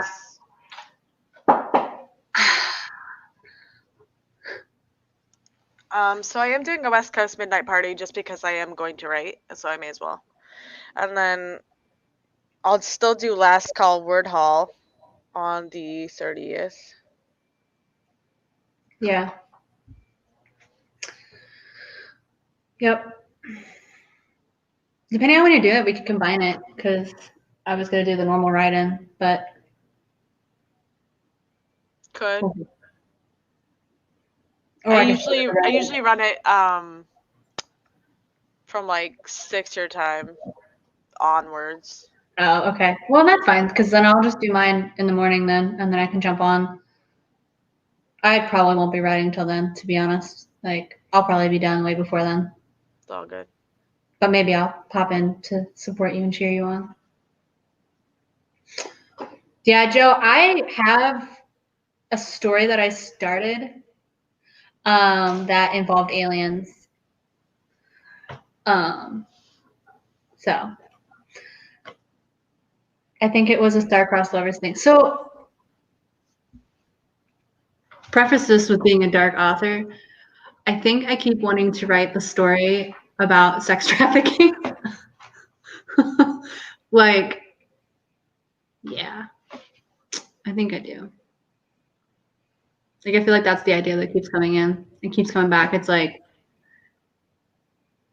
basically human auctions, like where humans are being auctioned off and someone buys someone off a human auction. And it's like this dark romance thing. I think it's boys love. Maybe I should write that one.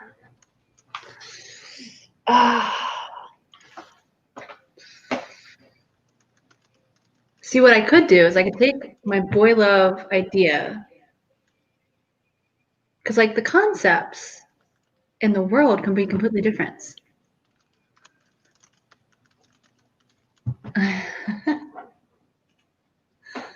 Yes, Mind of Maddie. That sounds awesome. I don't even know if I have a one sentence pitch because I haven't completely decided what I'm gonna do. I'm doing like 3 projects. So the first one is Project Infinity, which is basically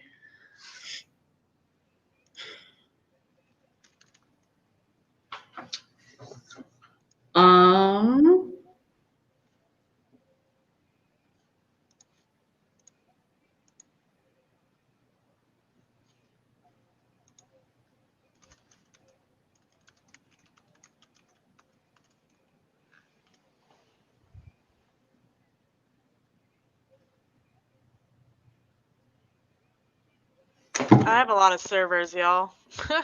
I don't even know how to, you know. like, I don't even know how to describe Project Infinity in one sentence. Boys love. Yeah, there you go. Project Infinity is boys love.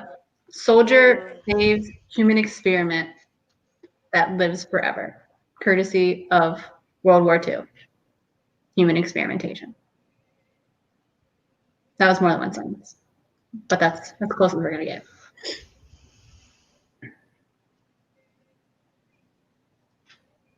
Ooh, you guys are good at this one sentence thing. Why am I so bad at this? I guess for the ink quote, it would be like,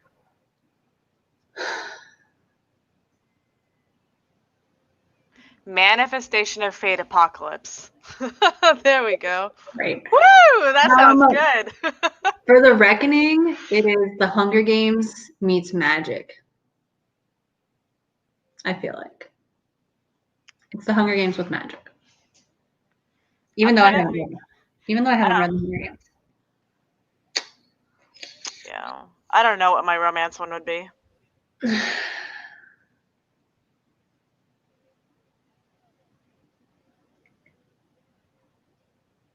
All right, I'm just gonna start. You know what? I guess Rockstar Bad Breakup. That's about the novel right there. Yes. That's funny because it's a contemporary romance, but I'm starting to think it's maybe not. Maybe it's a little more mixed genre because it is a romance, but there's a lot of music in it. I don't know if that counts. I need more coffee. I'm taking y'all with me. So I don't know. I don't know about that one, but for sure the Inkwell's golden.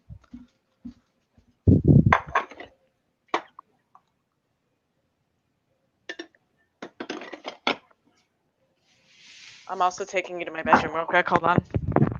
All right. So I'll go over some of these pages. So we have a Get Inspired page where basically you can like brainstorm things, you get inspired. And then there's the basics of a good book page. And basically it looks like we're putting down the things that you think have these good stuff. So stuff that you've enjoyed that have good story, good mood, good genres, setting character themes. Yeah, like that's probably not bad to do. I should probably do that.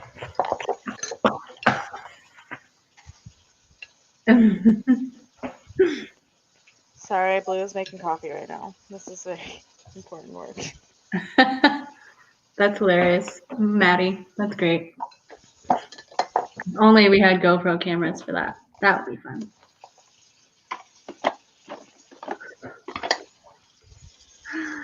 Yes. Oh my gosh. All right, so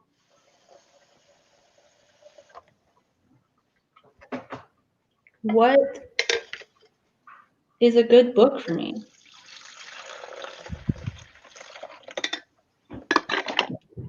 I haven't read enough. I think I enjoy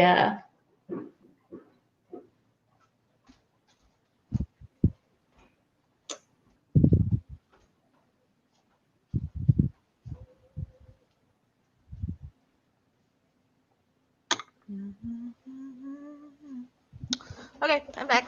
Well, I mean, you were with me the whole time. You just couldn't see me.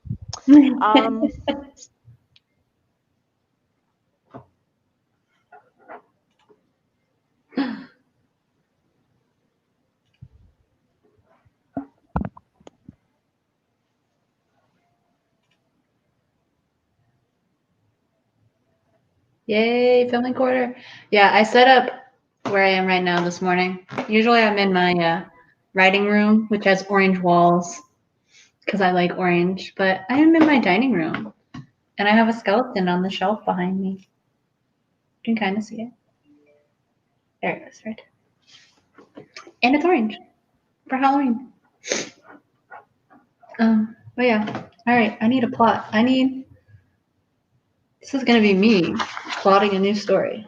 Look at this. I got 2 pages for brainstorming ideas. Bam. And if you guys are just joining us, I am working through Natalia Leigh's Preptober workbook. The video of hers is linked below. Check it out if you're interested in figuring out how to get your own copy from her. And yeah, this is what I'm using. This is like the 3rd year in a row I've gotten one of these, and I love them. They're beautiful, and every year it just keeps getting better. So there's that. Also, I'm Kaylee Canoe, and this is Blue Coutel. I don't know. We haven't done introductions in a while. It probably makes sense to roll through it a second time. I did not mention this earlier because I am terrible at advertising, but I am actually currently doing a giveaway of a signed art copy of The Reckoning, which is my debut novel, which will be coming out in the spring of 2021. All you have to do to enter into that is sign up for my newsletter and then also sign up for the giveaway Google form that's linked below to enter the giveaway. But you do have to be a subscriber in order to get an entry for the giveaway. There is a video linked below that talks more about the giveaway and how you can get extra entries for that. And the giveaway runs from now all the way until the end of December. But yeah, if you win the giveaway, you'll probably be the first person to receive an art copy of The Reckoning. So that's cool. And it's an adult dark fantasy novel, if you did not know that already. And I'm brainstorming for NaNoWriMo project, for a new project, because I'm going to do 3 projects.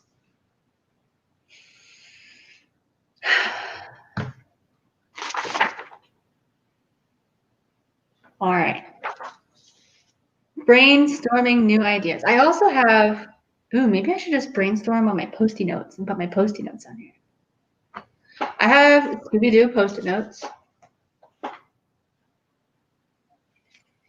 that are ancient, about as ancient as I am. So they aren't actually sticky anymore. Like, they're not sticky anymore. Like, if I take this off, it just, like, first of all, it, like, half rips half the time when I take it off. But anyway, I've been hanging on these forever because as a child, when I had things that I thought were pretty and nice, like, I didn't want to write on them and ruin them. Like, I wanted to save them for, like, the perfect thing, which is ridiculous. I also have some Taz posties. And I have index cards because I'm an index card fiend. Let me see if I can show you one of these without spoiling anything. I'm freaking out, y'all. I'm sorry. This is a character card. I'm going through something right now. Yeah, what are you going through? Well, 9 Inch Nails. Of course. Has just created interchangeable masks. So you get the mask, and then they have little 9 Inch Nails related things you can put in every time you want to use the mask. Oh my god! I've been waiting for a 9 Inch Nails mask for an eternity. Y'all don't even know. I'm freaking out.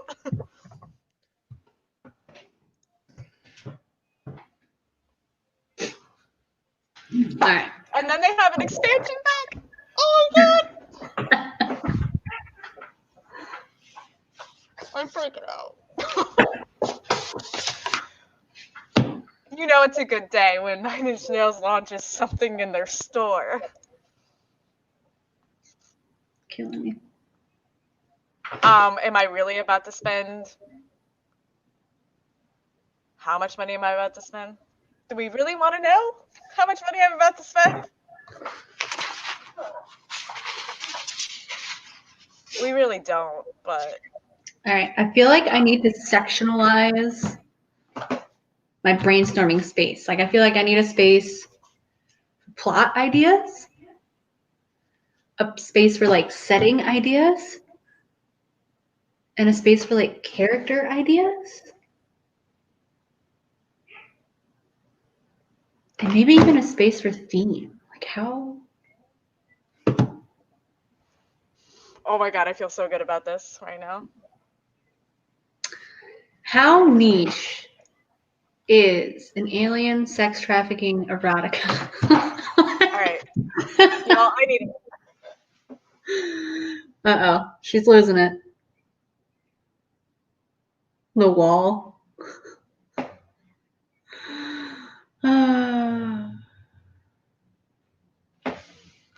What wall? Yay, she got Daisy Chains. I got Daisy Chains too. It's right here. Bam. It's Blue's book, if you guys didn't already know. Her novelette.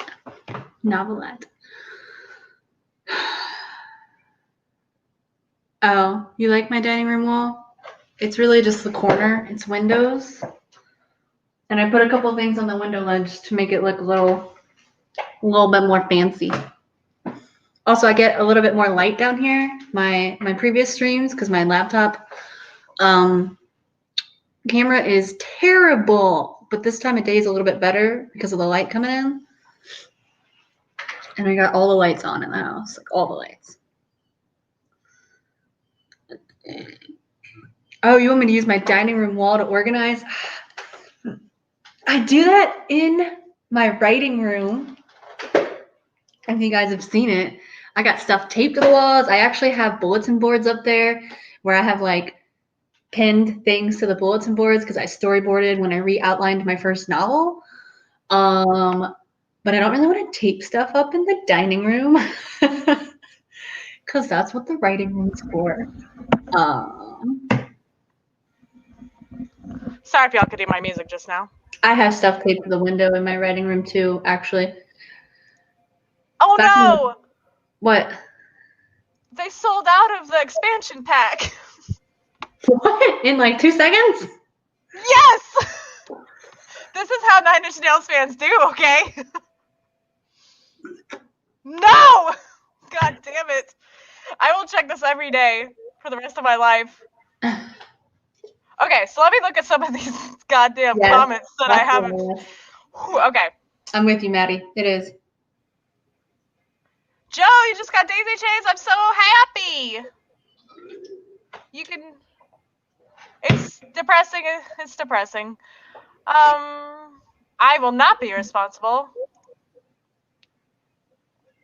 I'm so depressed. I can't believe they sold out. Okay.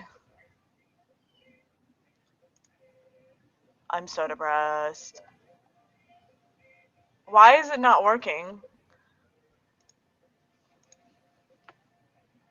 I gotta go to my bank account and make sure that it's not charging me a million times. Nice. Good job, Joe. Claim that wall. Yeah, I'm lucky enough to have an actual room. So I have stuff taped up all over the walls and windows in my writing room. I'm just not streaming there today because my lighting situation and my camera situation, but I am going to probably get a USB camera to plug in to replace my crappy laptop camera so that I can stream wherever I want and actually be able to be seen. But this is probably the best you've ever been able to see me on a stream. And me and my husband spent like an hour this morning moving all my shit around. It was a good time. All right. Brainstorming.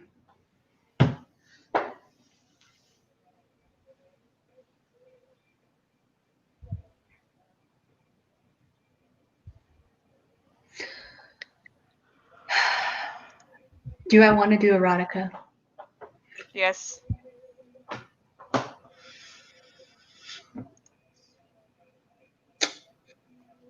But if we're talking like space.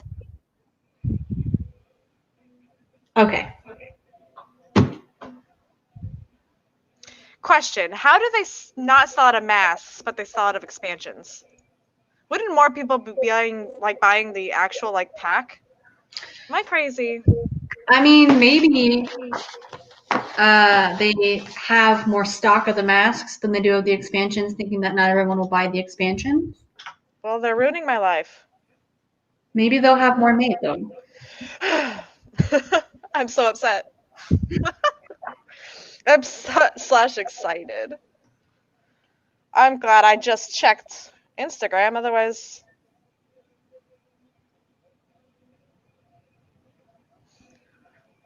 Oh my god. Y'all don't even know how made my day is right now. All right. I'm going to have to start. I don't know where to start. Oh. Just for the record, I'm that person who has like 15 masks. I'm like, ooh, new clothes. I should probably start with character because I feel like I always say that I start with character and then I come with plot. Okay. And that probably makes the most sense. So our main character is gonna be a boy or a man.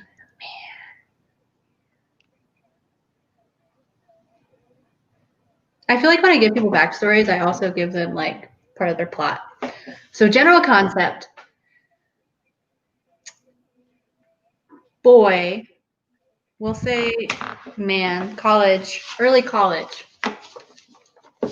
Young adult, wait, new adult, there we go. New adult aged boy, man, person.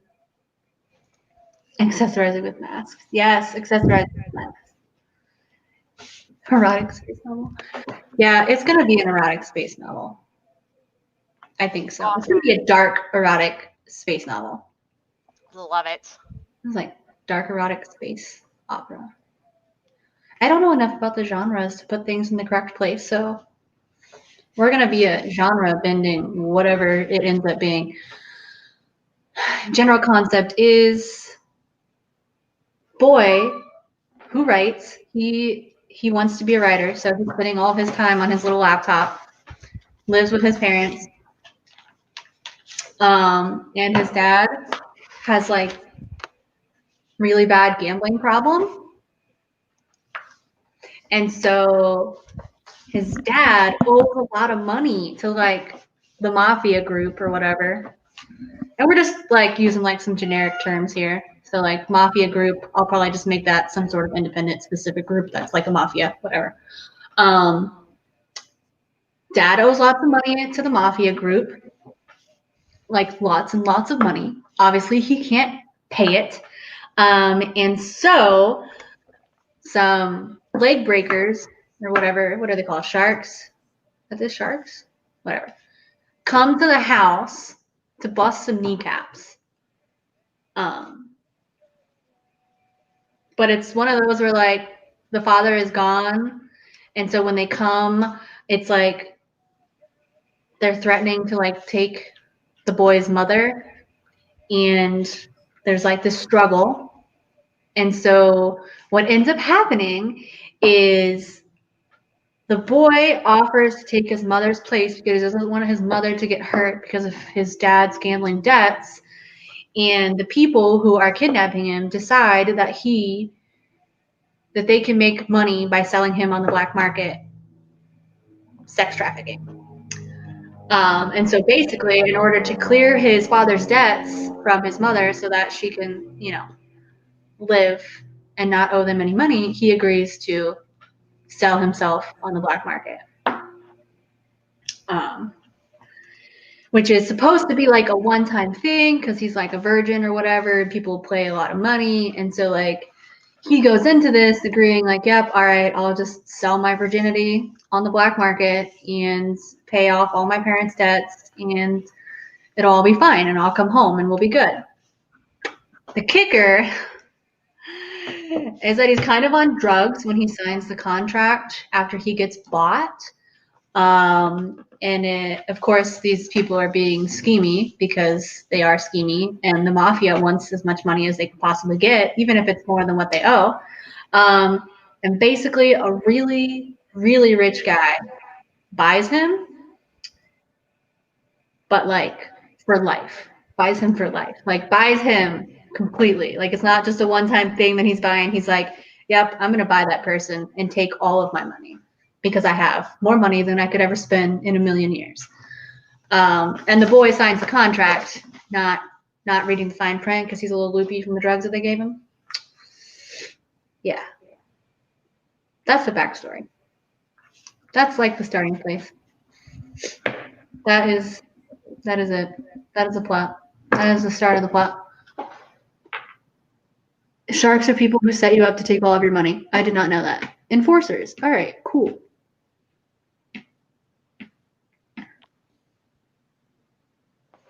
There's this webtoon BL that always pops up in my TikTok and I never remember to look it up. Yeah. I love Blue Love. Anyway, that's my brainstorming. That's my intro. That is my character backstory, I guess.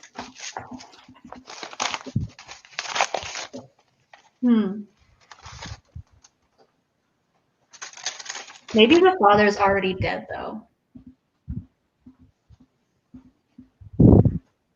Like, maybe it's one of those where the father owed so much money that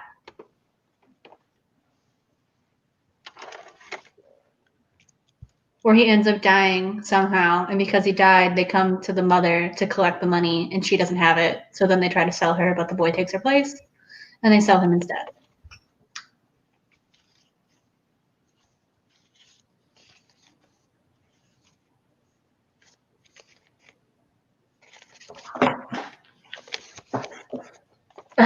I don't know how to begin writing this down.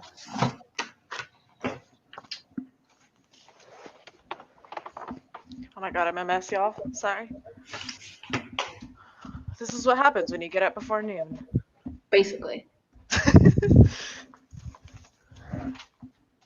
Daddy Dearest isn't so dear, that's for sure. Daddy Dearest is a gambling addict.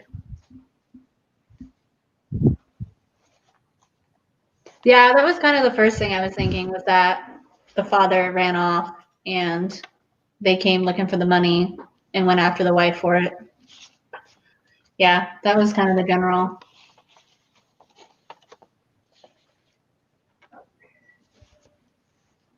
Yeah, that's interesting. I never really thought about that. To be honest, it's going to be more of like a boy love thing. So, like, if anything, I thought about keeping the dad alive and the billionaire or whatever, quadrillionaire, the rich dude who buys the boy is actually like, you know, almost paying like an allowance to the family.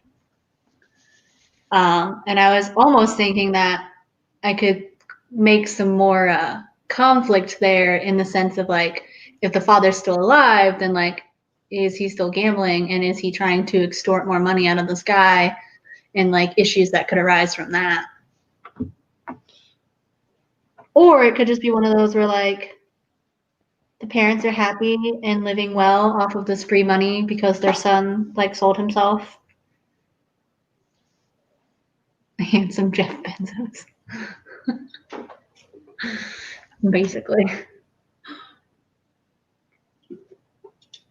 But remember, this is also going to be in space and potentially with aliens.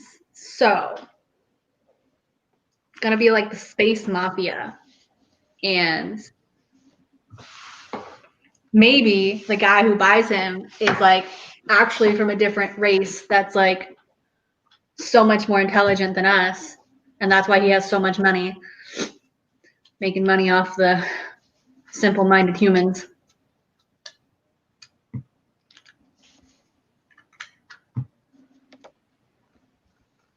But yeah.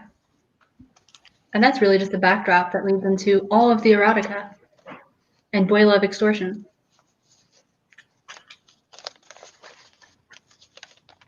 It's gonna definitely be like a BDSM master slave kind of thing.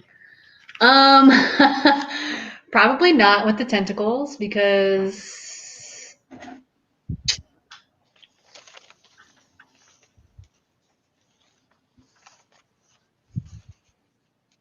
yeah, I still want it to be like a humanoid alien. But maybe there are ones that have tentacles. This is my problem. When I start thinking about things, Sorry, it's getting wild. I'm like, there are so many different races I could create, but in space. Right, the aliens could have, like, maybe we'll just have the tentacle race. They'll be the tentacruels. And that might actually be a name of a Pokemon, though, so I probably can't use that.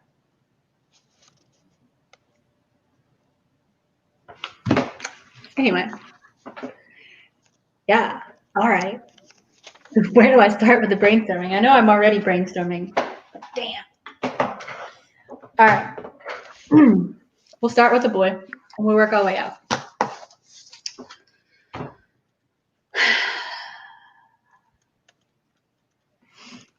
So we'll have MC.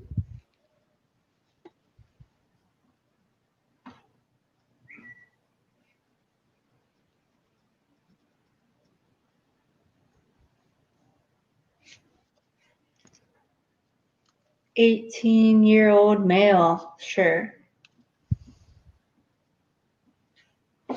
He'll be a writer.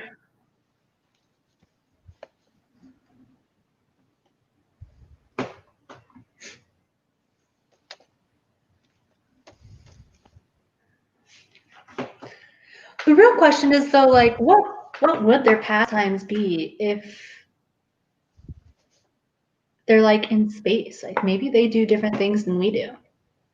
Like would they still be gaming? Would they still do online gaming? Intergalactic gaming. That shit just got real complicated.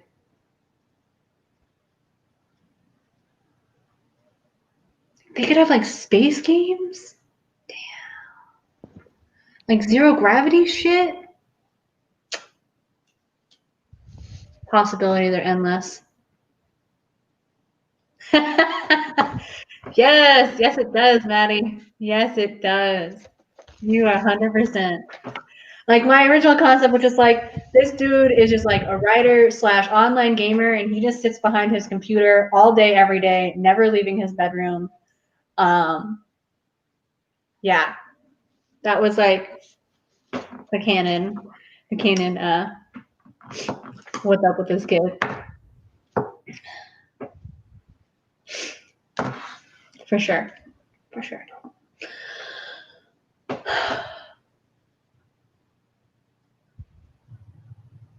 And maybe he is. So maybe my main character is from Earth, and he is very much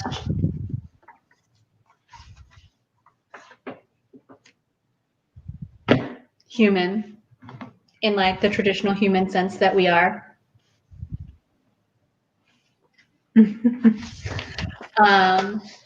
But the mafia and black market that his father gets mixed up in is actually intergalactic.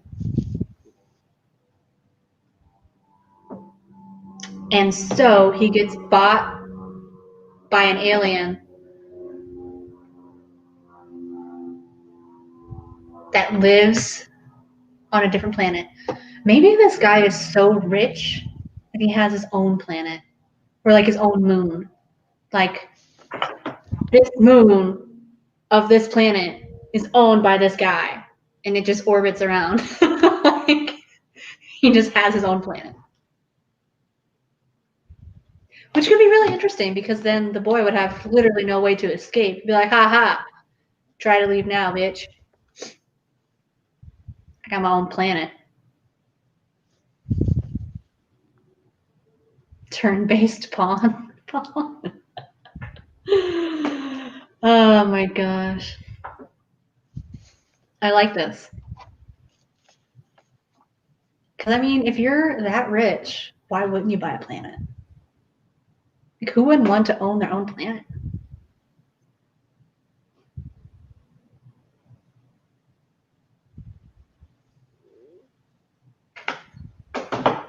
It's interesting. It's like an island, but in space.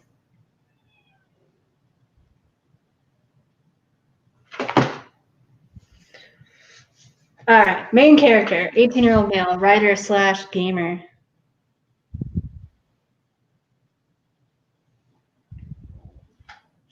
Say he lives on Earth. Ooh, but is it an alien-occupied Earth? Or is the alien occupation like on the down low, like hardcore Illuminati shit? Where like the people on Earth don't actually know about the aliens? Because if they don't know about the aliens and this boy gets bought by an alien, I feel like he might have a little bit of a heart attack. Excuse me, y'all. But maybe it's one of those like Europe versus US kind of things where like the aliens are there and they've occupied Earth, but they don't really want to touch Earth because Earth is just ridiculous in its stupidity. Like I feel like that's it. Earth will just be like the US of Earth. where they're just like, they're doing their thing, and we're just sitting back like, oof. Rest of the universe is like, oof. Earth has problems. That's it. Not it. Because then the people on Earth know about aliens.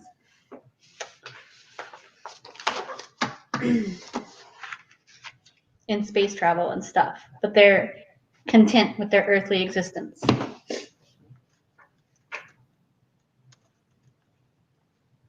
And they don't actually have very many aliens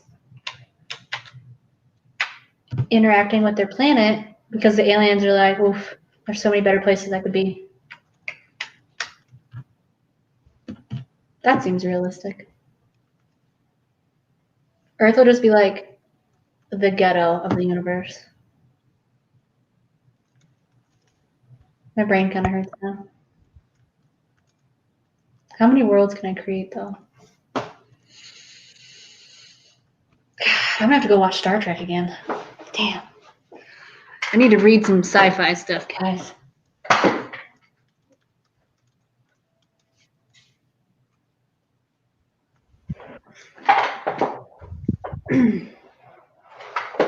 All right. As I move around in my chair. 18-year-old male, writer, gamer.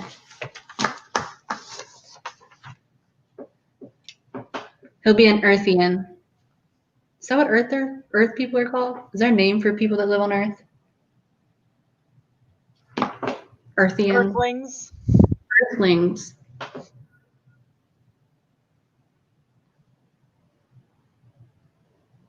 Earth is on a temp quarantine so that there isn't the imminent colonization. Yeah, I'm very much thinking that Earth is just like, in comparison to the aliens and their intelligence and their technology and all that shit, they look at Earth like it's the trailer park trash of the universe. And they're like, they know we're here, and like, we'll keep them from blowing themselves up because we don't want their toxic fumes like infesting our areas. But like, low key, we're just gonna like let Earth be Earth.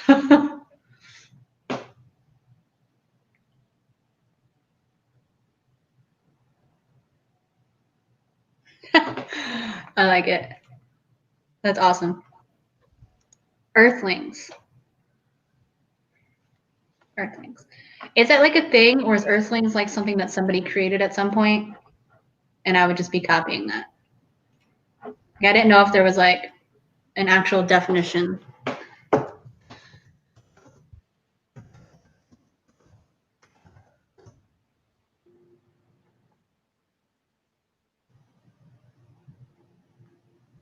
Oh, Wikipedia says Earthlings, also known as Earthers or Gaians or Terrans, are inhabitants of the planet Earth. I kind of like Earthers. Like, ugh, who wants to be an Earther? No one wants to be an Earther. All right, I need to write that word down because I'm gonna forget it. Earther/Earthling.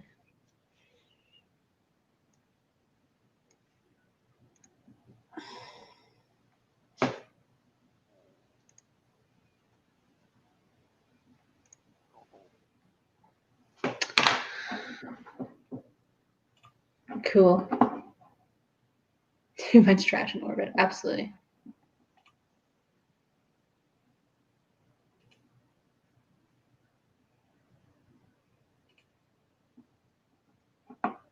Terrans. Yeah, I like Terrans too, but my fantasy world is called Altera. So I'm like, I don't really want to be writing Terra anymore. But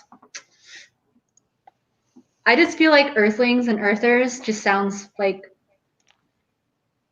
more condescending, I guess. I feel like it could almost be, oh my god, I could create a whole language. Oh, I'm gonna be planning for days. Like,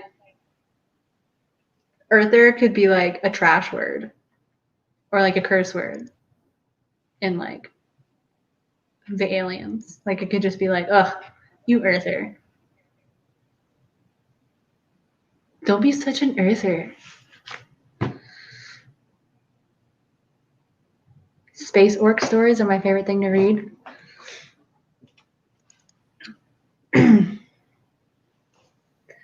Yep.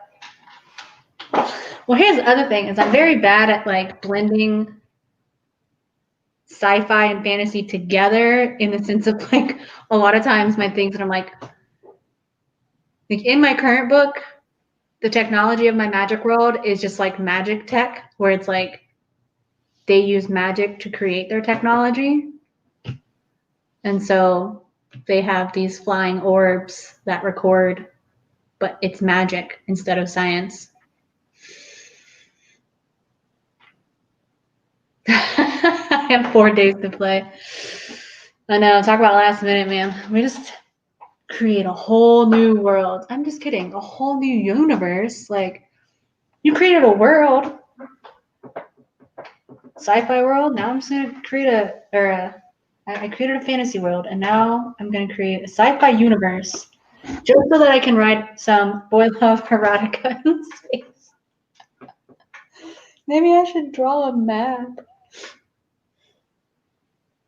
Oh my god, am I gonna have to do like solar system research? Oof. Oof. I could just make one up. Like, I'll just use, like, obviously Earth is in our solar system, right? So, like, that one will be real. So we'll have Earth orbiting the sun, etc. And then the other people will just have their own unique created solar systems, wherever the fuck I want them to be.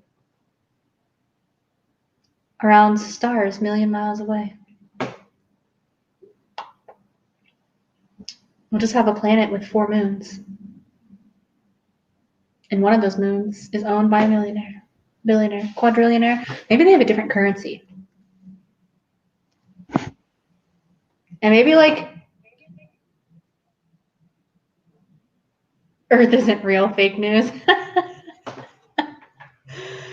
Oh god. Don't say maps. It's not even gonna be a map. It's just gonna be a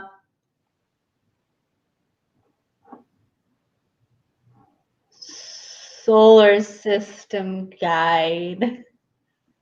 Oh man, I'm in trouble. Let me just Google search this.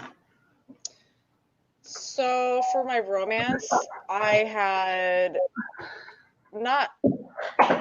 I like had like organized the free writes so that they made linear sense, but I didn't finish dating everything. Sounds hard. So it's essentially a scene list.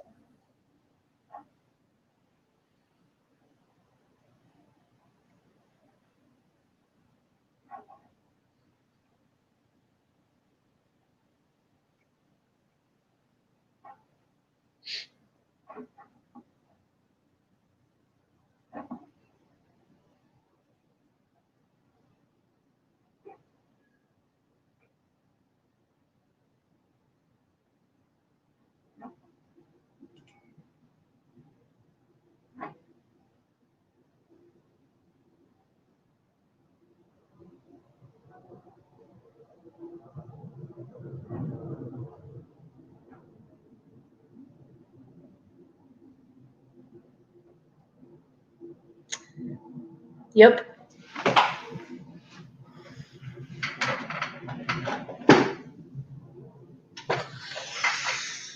Oh, good, good. I'm gonna have to name planets.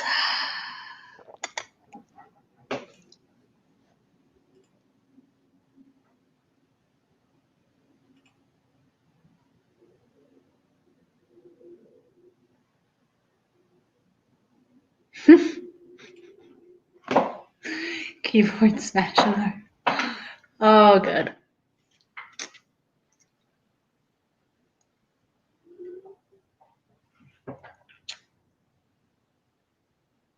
Jesus.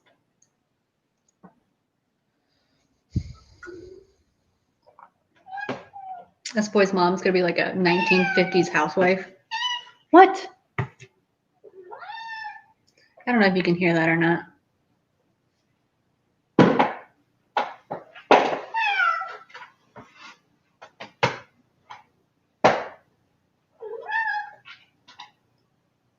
My other cat, my more obnoxious cat. Oh man, Charlie.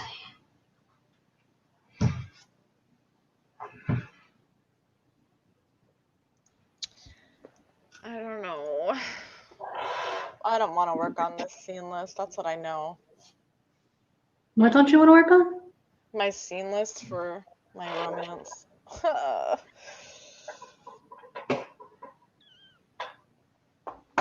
I just don't know how much of it's going to be necessary now that I'm...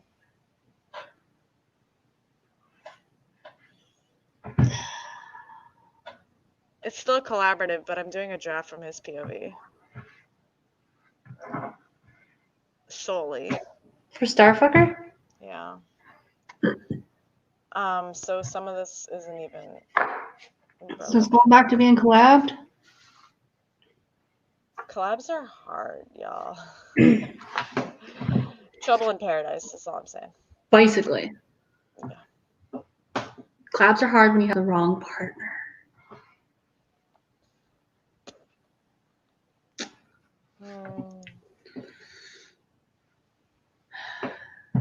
All right. Well, 18-year-old male, writer, gamer, earther / earthling.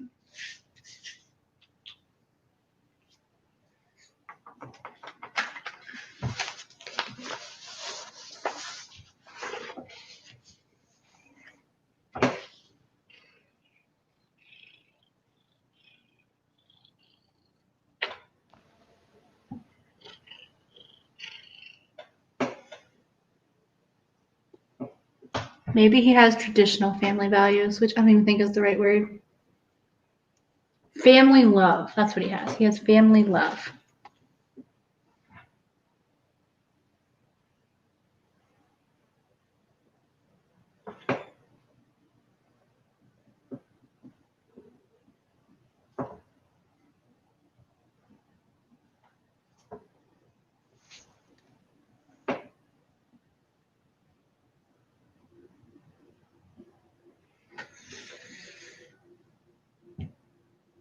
All right.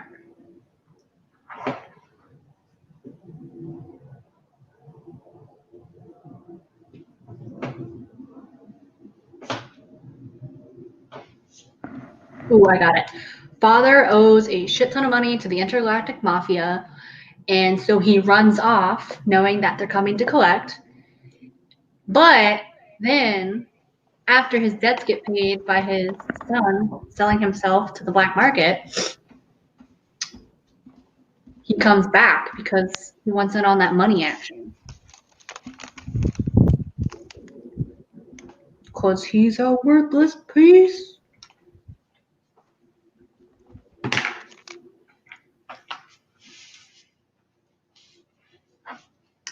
All right.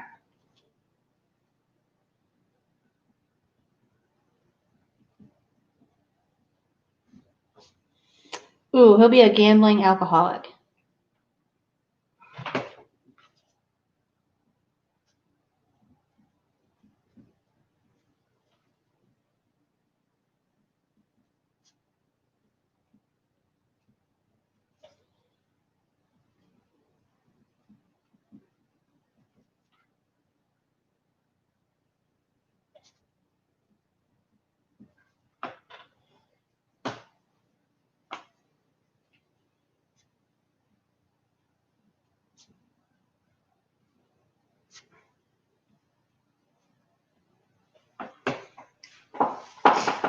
All right. Now, how about the mother?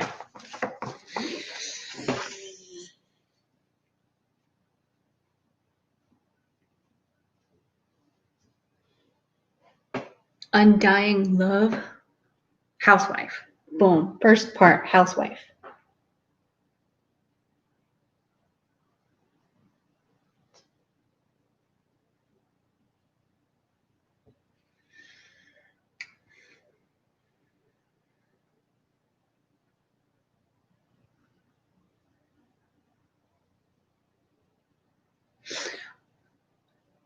I can't do that. That sounds terrible.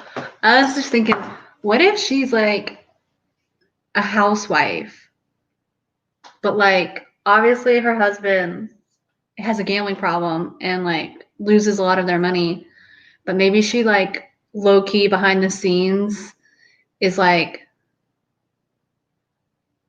an Insta model, but like for space, where she's like a housewife porn star almost, except it's not porn. It's literally just a subset group of people that are obsessed with seeing the 50s housewife in action, where they're all for watching her scrub the floors and stuff.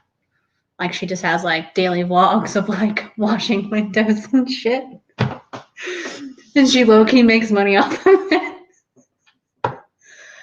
Oh, that sounds really fun.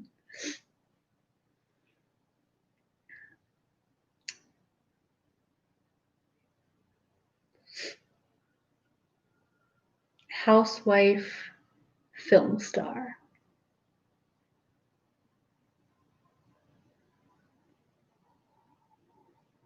I feel like there's a subset group of aliens that would enjoy that.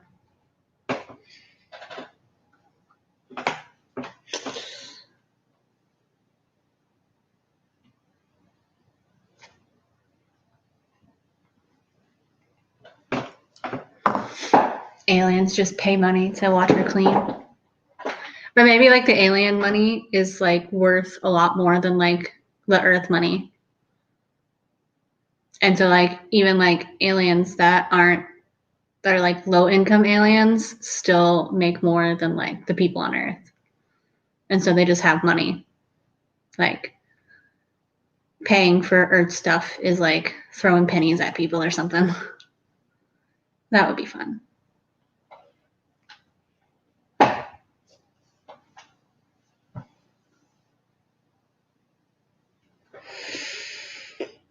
So mom is a housewife film star who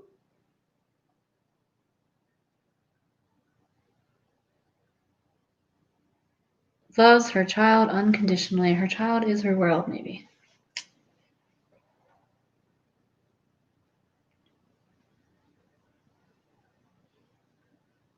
Or maybe she loves her child but loves money more.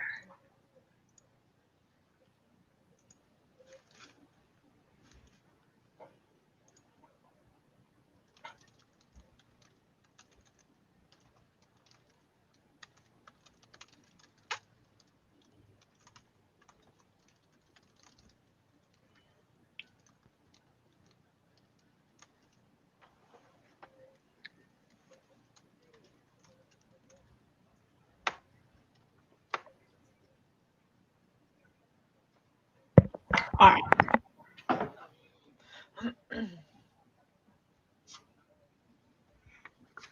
Sorry, I just had to scarf down some pie because I was starving. Oh, you're good. I'm just over here brainstorming. It's been a minute since I've eaten. It's been like 15 hours or something.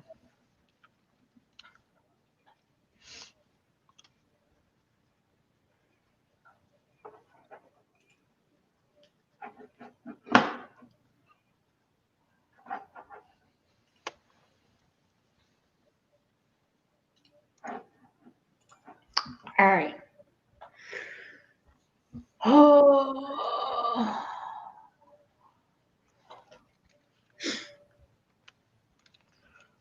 So right now I am trying to adjust my timeline because I don't even know if it's right.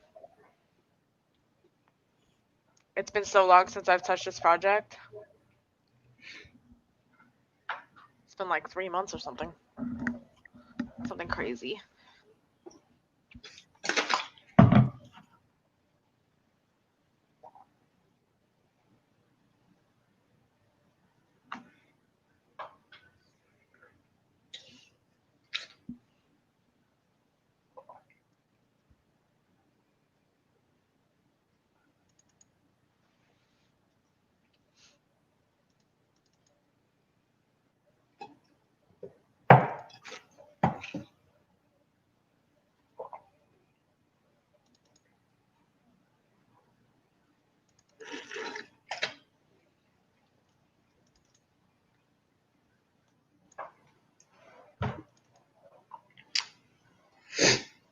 Hmm.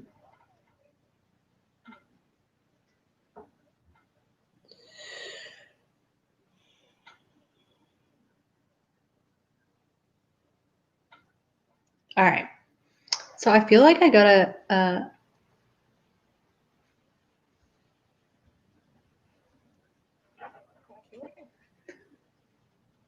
Thanks for coming. I'll see you. Have fun.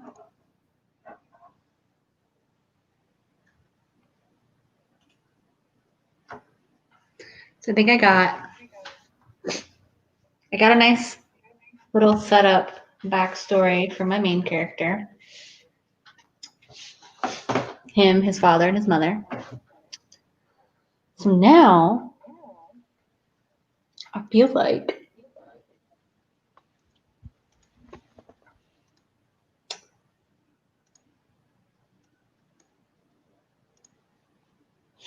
I don't even know. Would it be like, do I want to do like scene cards?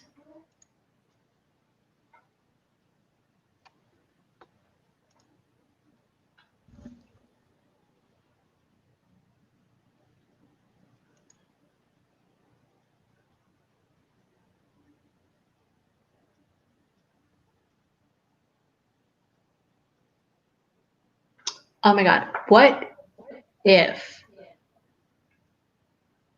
the guy that has tons of money and buys this boy off of the intergalactic market is actually like a fangirl of this dude's writing? Like Loki.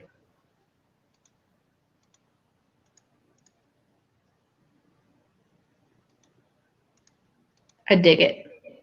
I think so. I think I'm into this.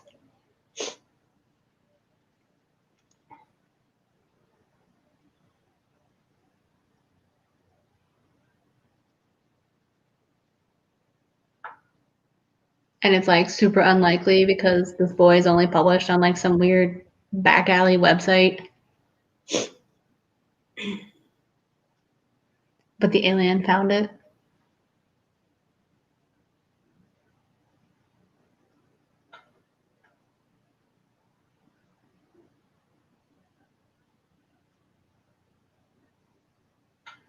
Yes, we're still here. I am story planning now. I don't know. I like it. I think I like it. Because I feel like that's like a bit of information that could be like revealed later on or something.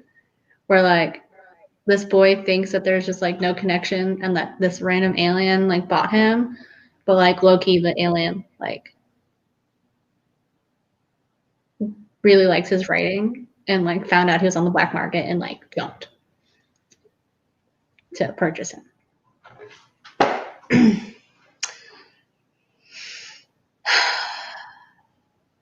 Yep. All right.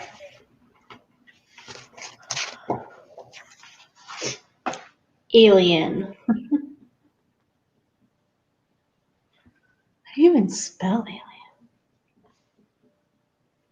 I think that's right. Ooh, what if the aliens age differently?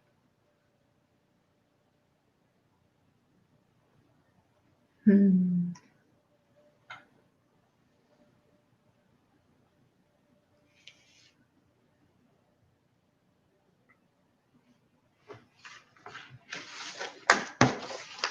Whatever. We'll just call him 22.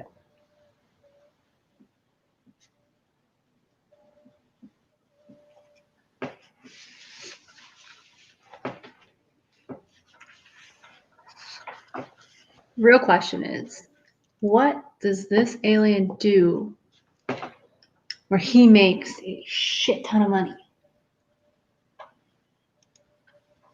Maybe he owns like a colonization like company. He's a CEO of something.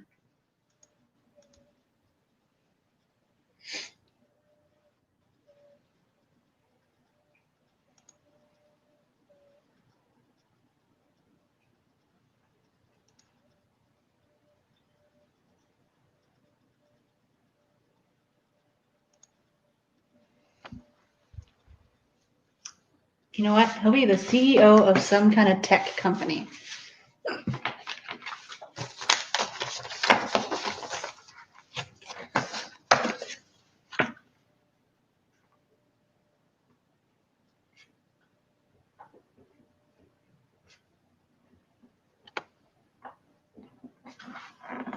He's got all the money.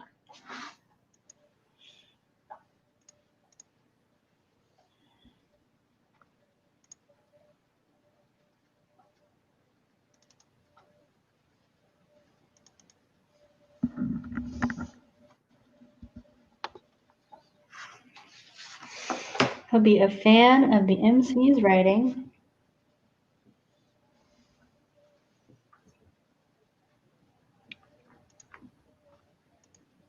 I have to write a poem. It'll be a poem that the MC wrote that the alien's like obsessed with.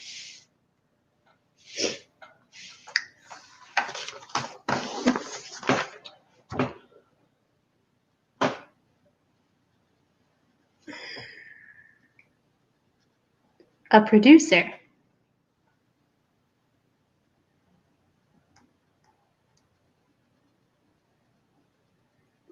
A producer. Yeah.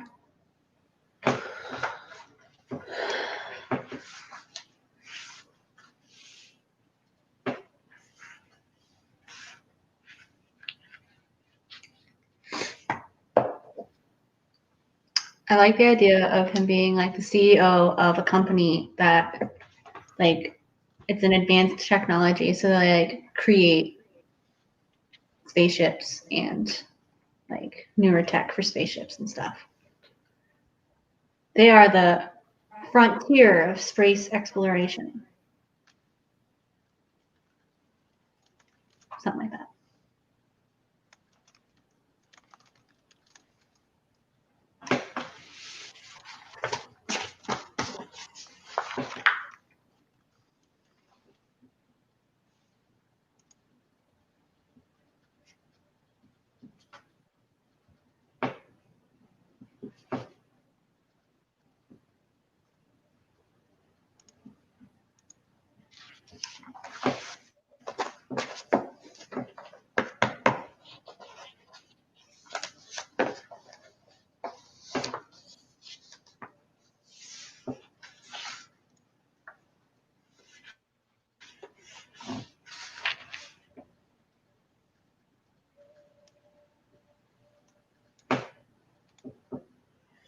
And the alien is a sadist/dominant.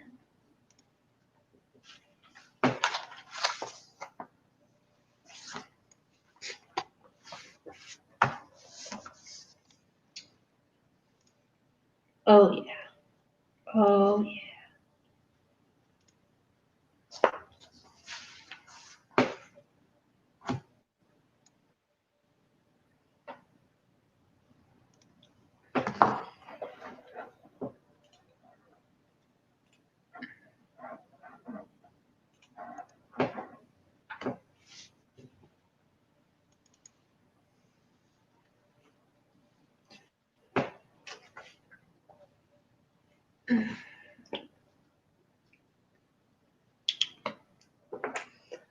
Oh, what do I even need to do today?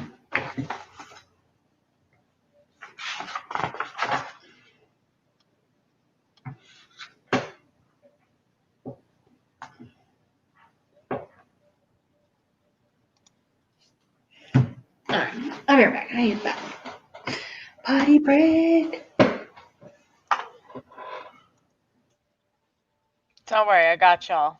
I got y'all. Questions, comments, concerns. I'm here for you.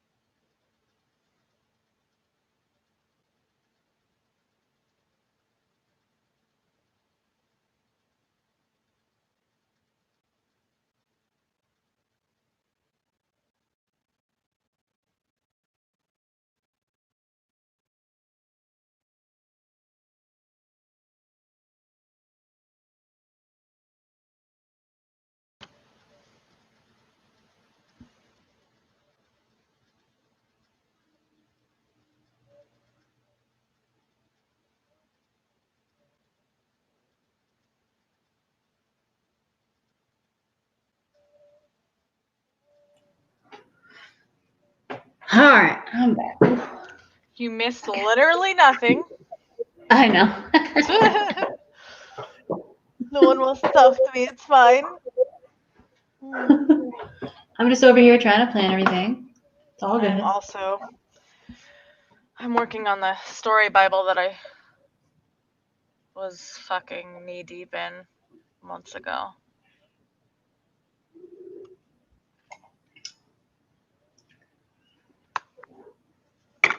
Oh, man.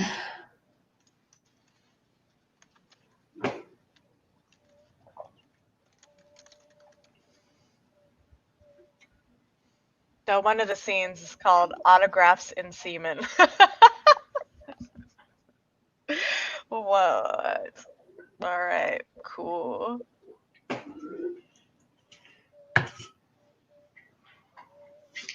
Sounds about right. What is all over me, cat? Did you do this?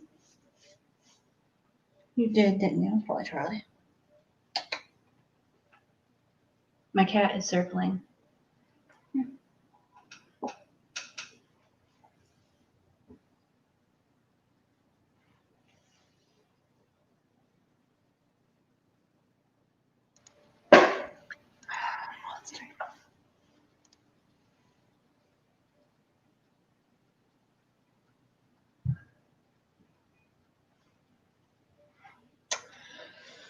All right.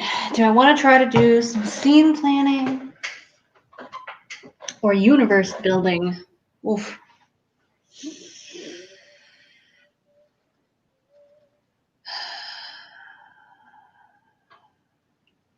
Do I have to like name the galaxy? I don't even know. Like,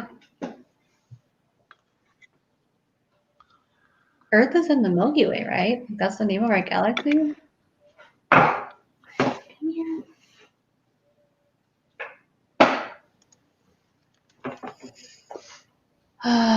My cat wants all the love.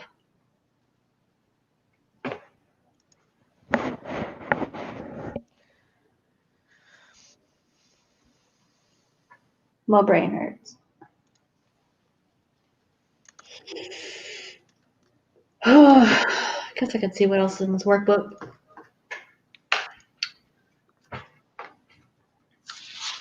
So after the brainstorming, we have narrowing it down. Now that you've filled the last 2 pages with lots of story ideas, it's time to narrow it down. Look at your ideas and ask yourself, could I turn this into an entire book? Is it interesting enough to spend 50K words with? If the answer is yes, put it on this page. On the next page, we'll develop a problem and premise for each story to help you decide which to go with for NaNoWriMo.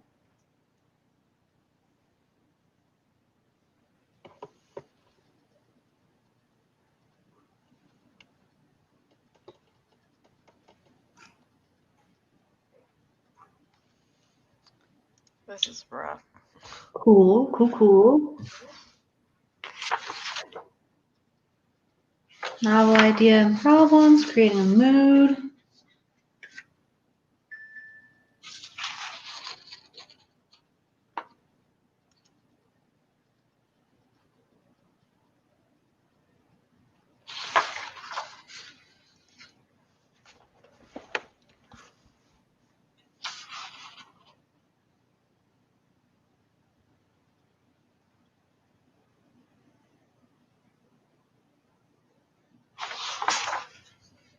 Crazy ideas live here. Now that you've picked a story, develop a premise, and decide on a mood you want.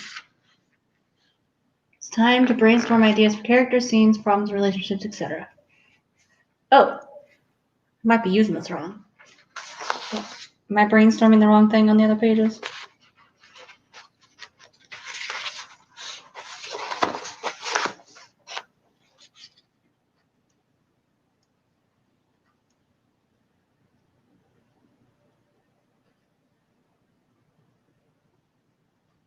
Oh, so these pages are for brainstorming story ideas. I basically just already picked a story idea. So right now I'm actually just brainstorming the one story. Huh. All right, well, failure.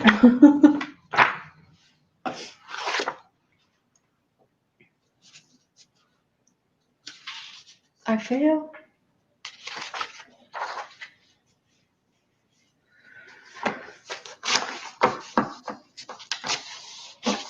right. So, what's your book about?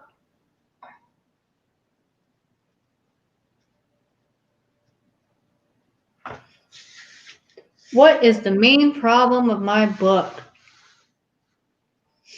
Boy is sold in intergalactic sex trafficking market.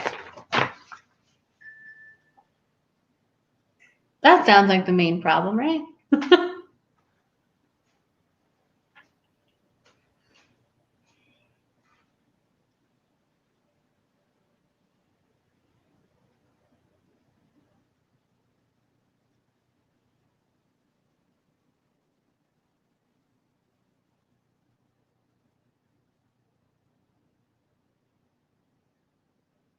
All right.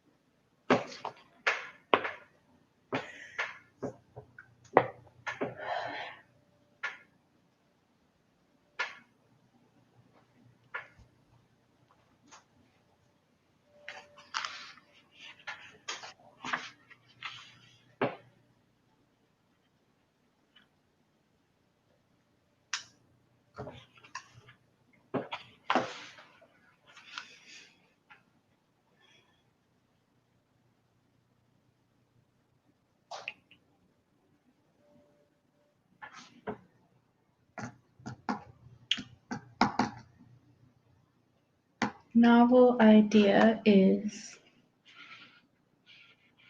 A Boy from Earth.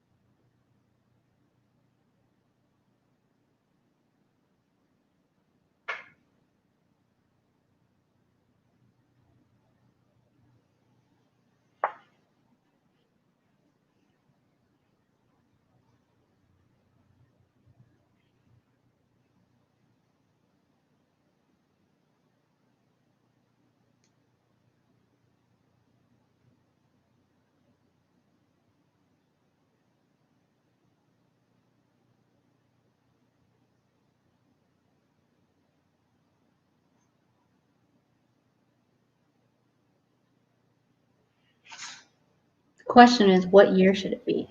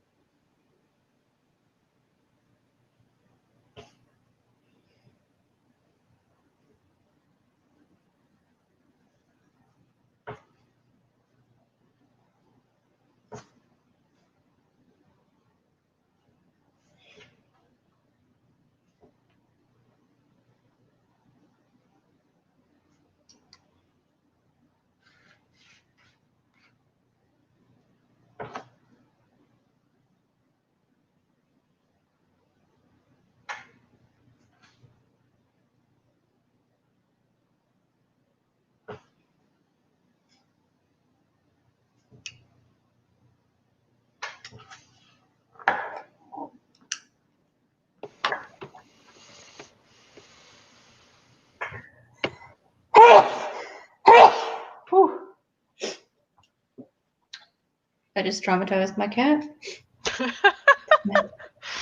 He was on my lap. He ran away. He didn't like the sneezels. God, what year should it be?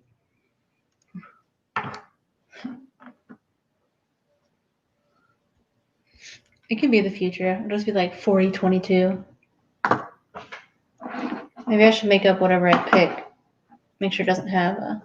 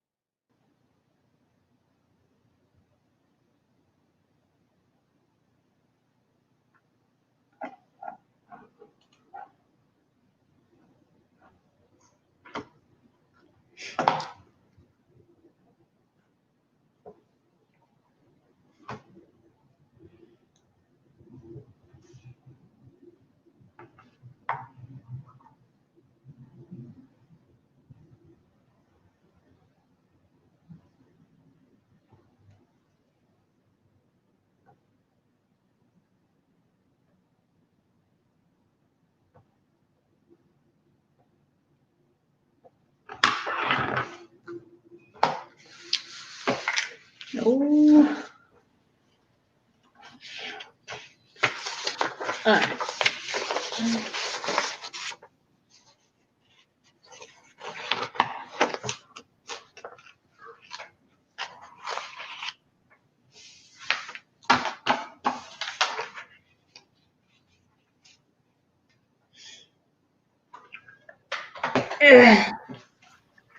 Let me grab this. See if the cat writes a novel.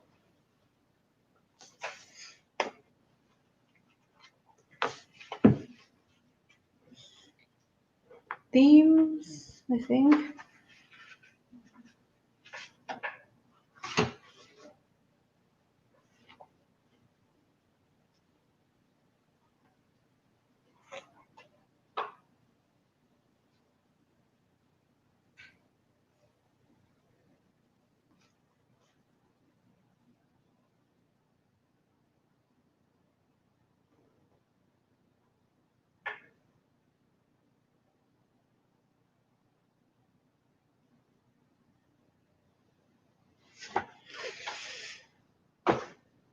All right.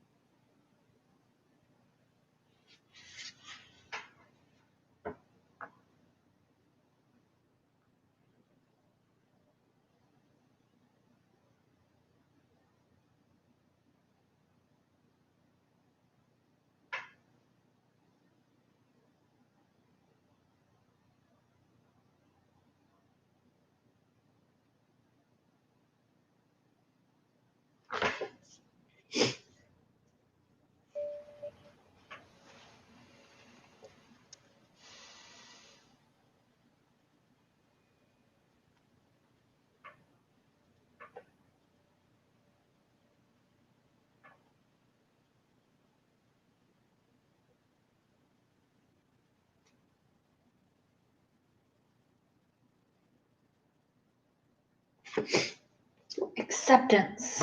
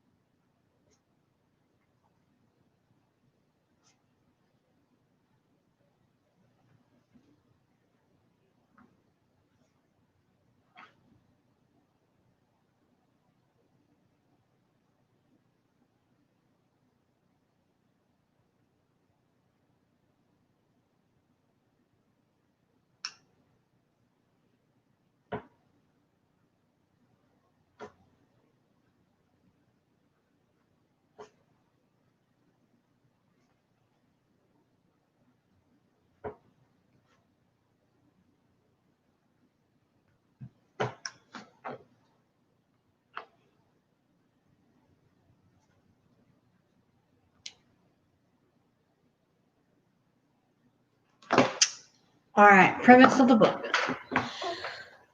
A young man living in Indiana in 4022 must learn to accept his new life after being sold as a slave to an alien. I guess is the aside there. Story idea written down.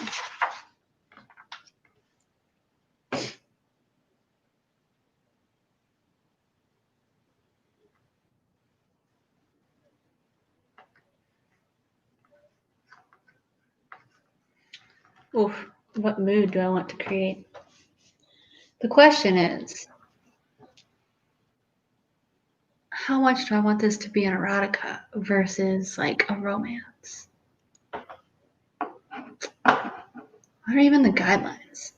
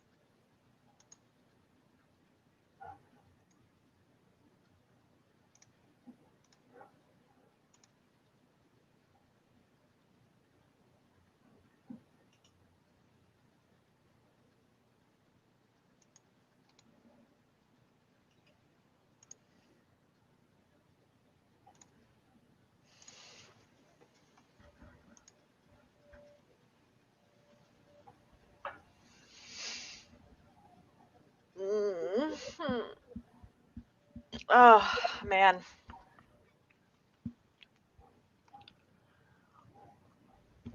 Uh-oh. My coffee be cold. Well, Oh, God. As the world disappears. Okay, sorry. Don't mind the weird laptop right now. I'll deal with it in a second. I gotta dump my coffee.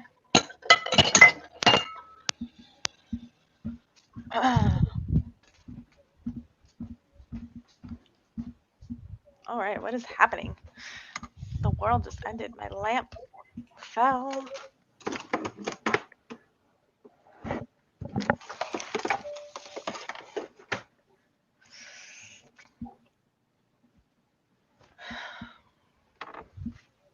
Sorry, y'all. I didn't mean for that to happen.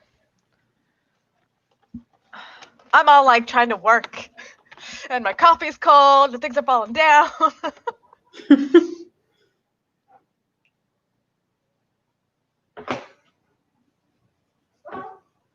all right, I guess it's going to be a dark romance. Yes! Dark sci-fi romance. I love it! Do it.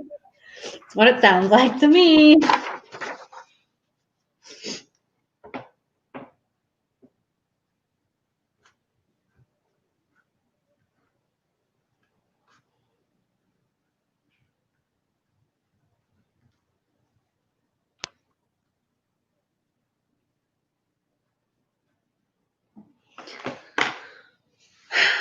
All right.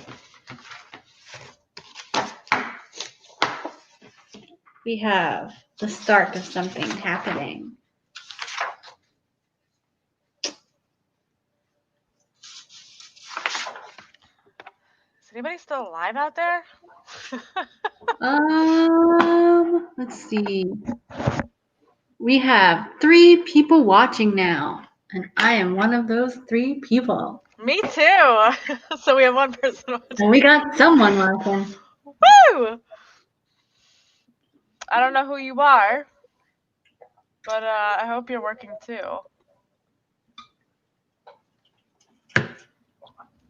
Right.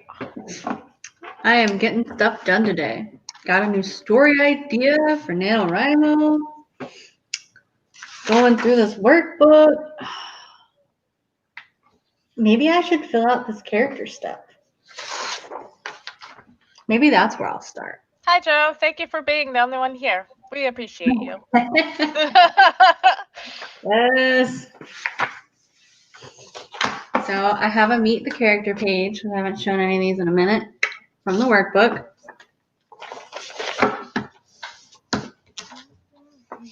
And we are going to tell it from the boy who gets sold story. Oh my God, I haven't had a grilled cheese in so long. Sounds fantastic. I also haven't eaten yet, so there's that. That'll do it. Being hungry always does it.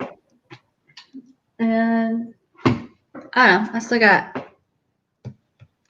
still got 3 hours till I gotta get ready to work out. It's fine. I need to work out today. It's gonna be my first day back in a while. I'm gonna hurt so bad in the morning.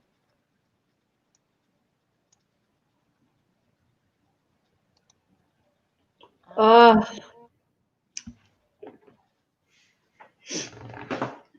Maybe I don't want to do character details right now.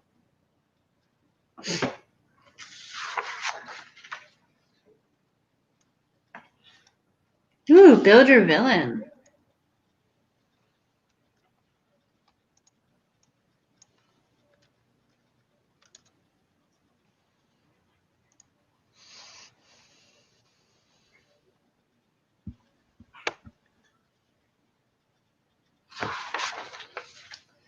The question is my love interest also the villain?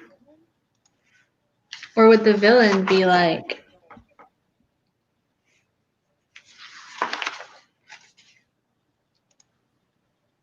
the mafia? I know, I almost feel like the love interest is the villain because it's dark romance. So like from the main character's perspective, like the only reason he can't go home is because he's basically been entrapped by the love interest.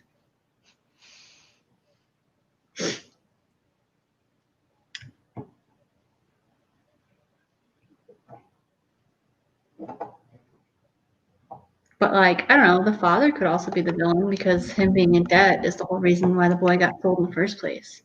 Or the mafia even. The mafia could just be the villain.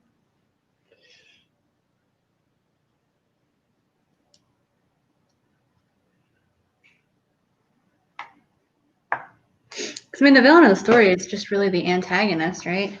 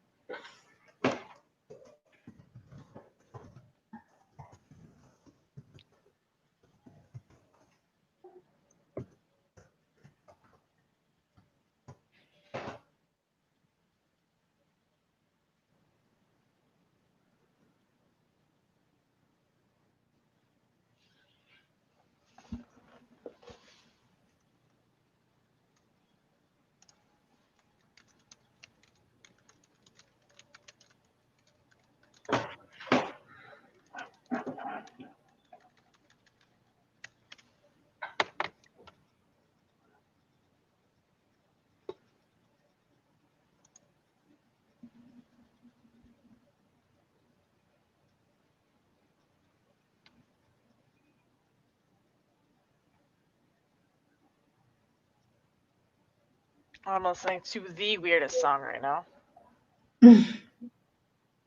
So like I'm trying to not listen to Nine Inch Nails constantly. And so I try to listen to one new album every day. That's been a goal of mine all year, actually. That was like my New Year's resolution. But like also like I have a hard time because I'll be like, what do I want to listen to? And it's always like Nine Inch Nails, and it's like, shut up. So then so there's a Nine Inch Nails Discord, and it's a big server, okay? And they do playlists every week. Like you donate songs basically every week, and then they make a playlist. And so I'm like, it's kind of like listening to Nine Inch Nails, but it's not Nine Inch Nails. So I do that, and then I have listen parties on my brand new server, and so we also made a playlist for yesterday. So I'm like, let's not listen to Nine Inch Nails. It's not. I'm really trying. I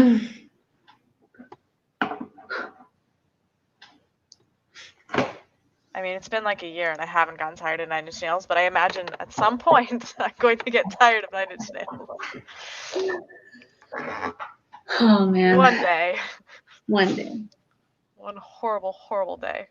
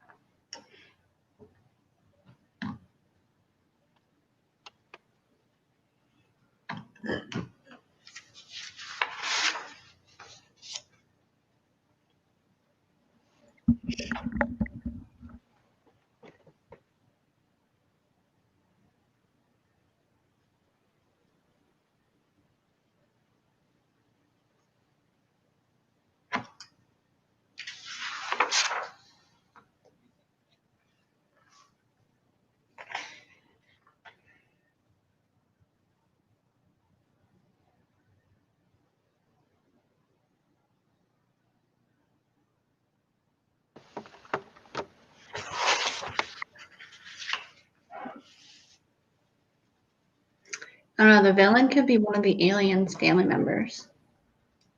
Or, like, persons.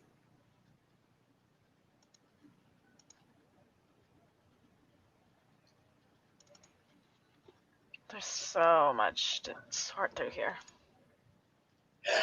I feel it.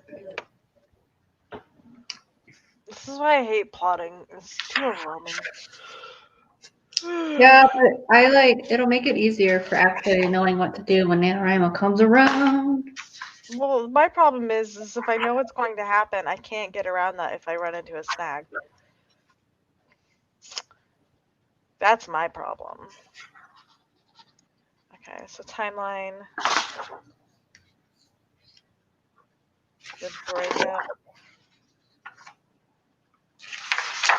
All the setting sheets, these are great. Ooh, here's a choosing your point of view and choosing your tense. Look how pretty these pages are, though.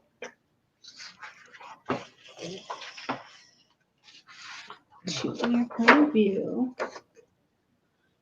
I don't know. I'm partial to first person, I think.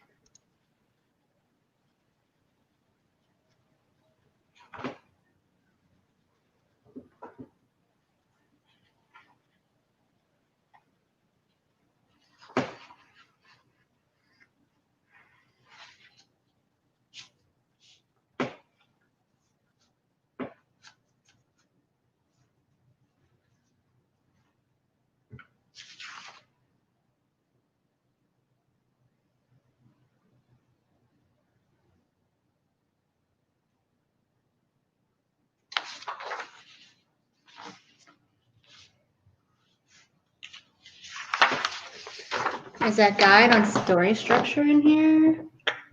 Fantastic. Got a very basic outline where it's got like opening scene, inciting incident, lowest point, climax, ending.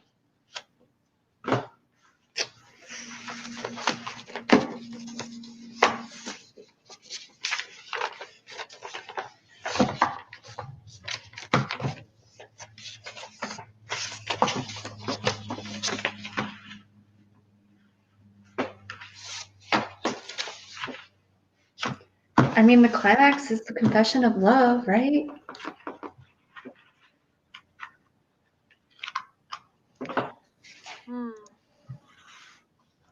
I'm getting so deep in this right now. I'm sorry if I'm quiet. No, you're fine.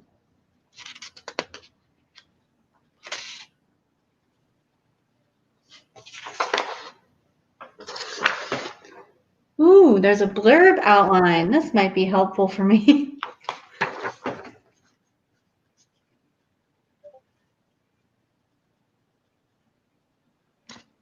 The best friend just texted me, "Hey, nerd." You're a nerd.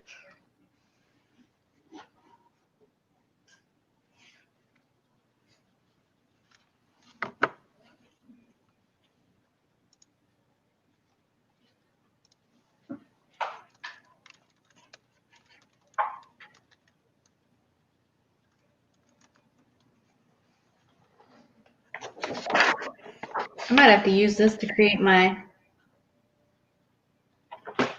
blurb for my current book. Add that to the list of things to do.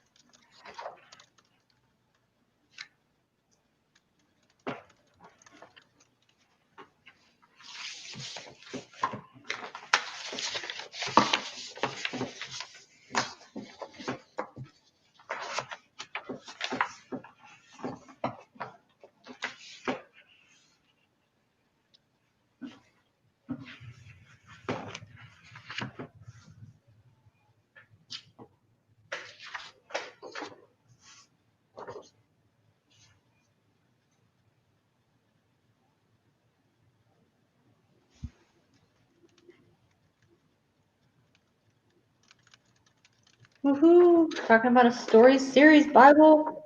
Look how beautiful that page is. Nice. That's what I'm doing right now. And there's a working title. There's a whole page for potential titles. I'll just call it Sold on the Intergalactic Space Market. The Intergalactic Black Market.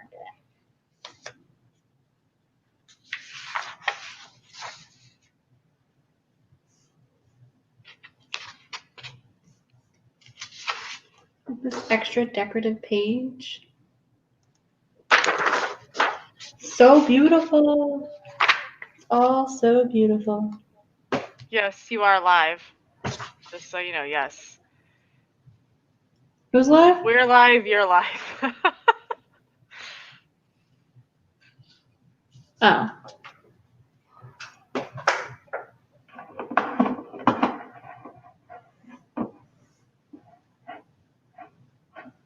We are here still. Yes, yes, yes, yes. Okay. God darn it. Ah, I could outline chapter 1. There's an outline chapter 1 page, and I'm kind of like, can I just copy this and outline every chapter? Let me just print this page and change that 1 to 2, 3, 4, 5, 6, 7. Yeah, does it only have the one chapter? Well, it's only got the 1 outline page. I think it's just because to help give you a head start for NaNoWriMo. To get your chapter 1 planned out. Blurb outline is nice. There's a basic outline page too.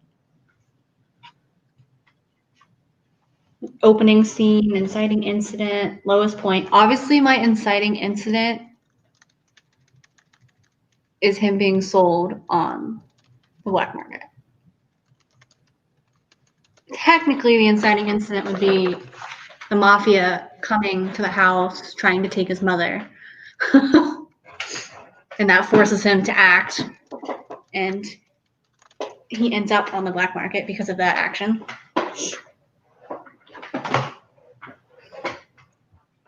There's a new band that I'm really into, I think. It's called Tobacco. I'm into it. Yeah. I only said that because another song came up and I was like, I am into it.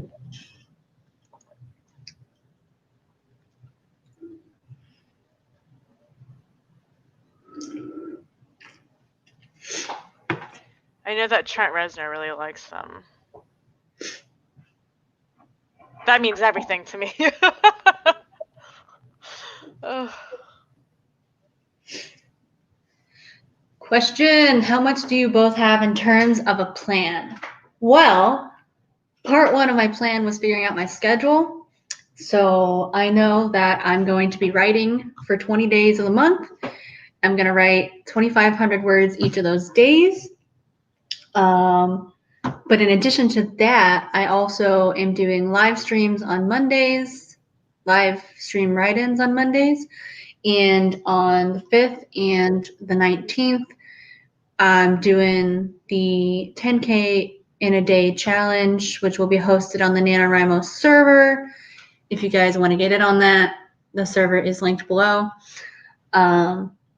So like I have my actual writing schedule and writing times and all that planned out, as well as my writing goal.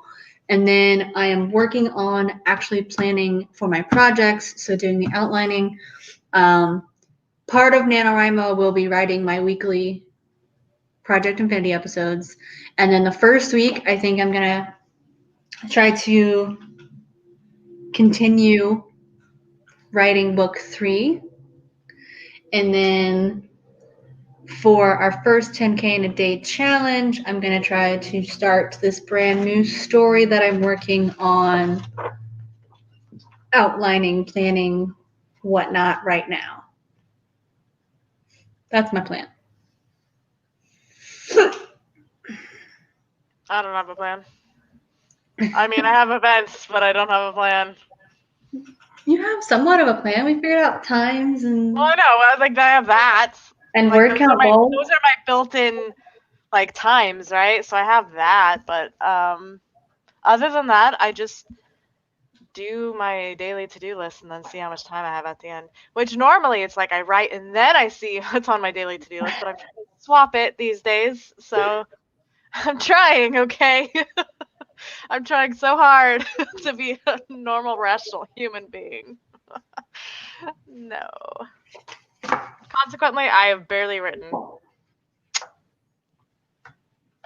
I think I've written like 2,000 words in the last week, which is really a change for me.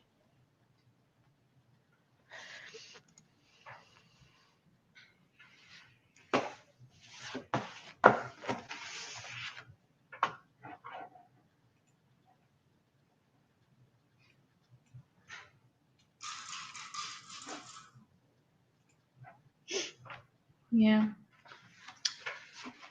Oh, my brain hurts.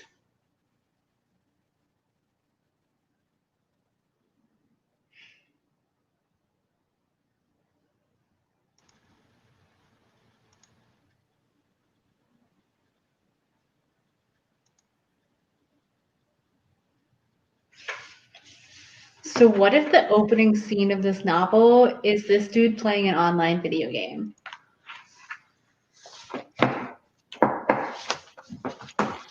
Why not? Like, I feel like that's interesting enough. Sounds good to me. Because, you know, it's supposed to be like his daily life. So he'll just be like, ooh, I got it. Okay. He's playing an online video game similar to Gears of War because that's what I play. And it's like 2 a.m. and he's cursing like a sailor. And his mom comes in and is all like, it's 2 a.m. What are you shouting about? Kind of thing.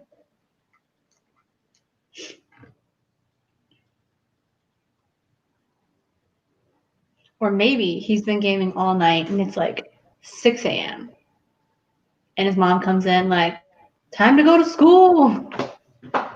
So many options.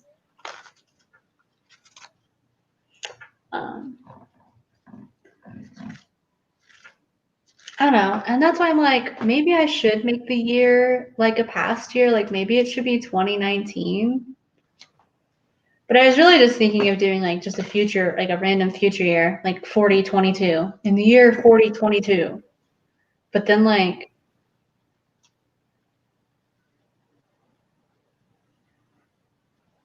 the games that we have now wouldn't necessarily exist.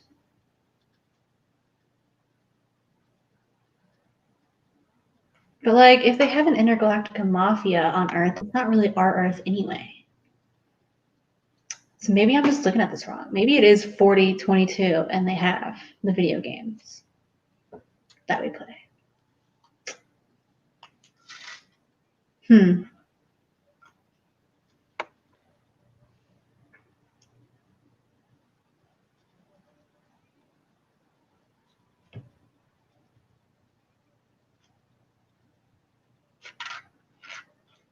Yeah, maybe I will make it 2019.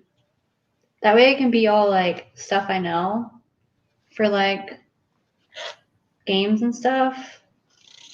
And then like the intergalactic like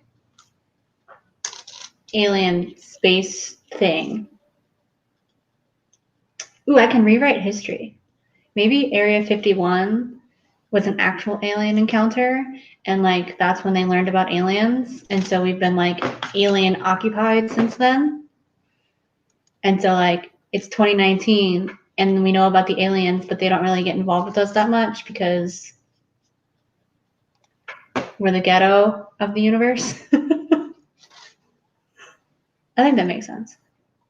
I'm changing it. That's what we're doing. That is what we're doing. Good job. Do you think I'll be able to finish the story Bible in the next few days? I'm looking at what I have left to do, and I'm getting doubtful. FML. What do you need It's to do? fine. Well, I'm timelining. So basically what's going on is I have about between 50 and 60 free writes or something like that, something off the wall. And I'm trying to not only make them linear, but add dates to them because the story spans like 5 years. So matching that with the orientation of his music career is kind of, it's a thing. It's a thing. Oh my God, it's a thing. I've worked really hard on this, and like I stopped timelining this because I was getting frustrated because me and my partner were not working on it, and I was getting very frustrated and doubtful, and so I stopped working on it because I at this point have put hundreds of hours into this. I haven't even written it yet. Fuck. It's just a thing.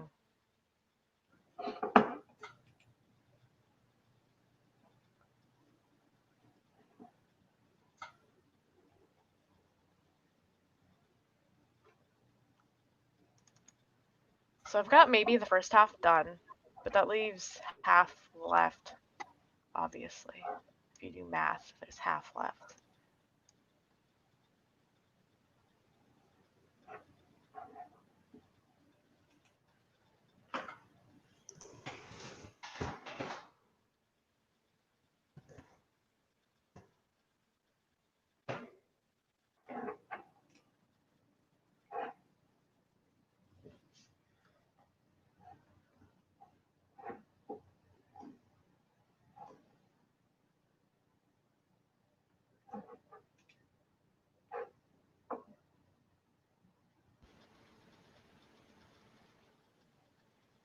I don't know what playlist to listen to, and it's really distracting me that it's the wrong playlist.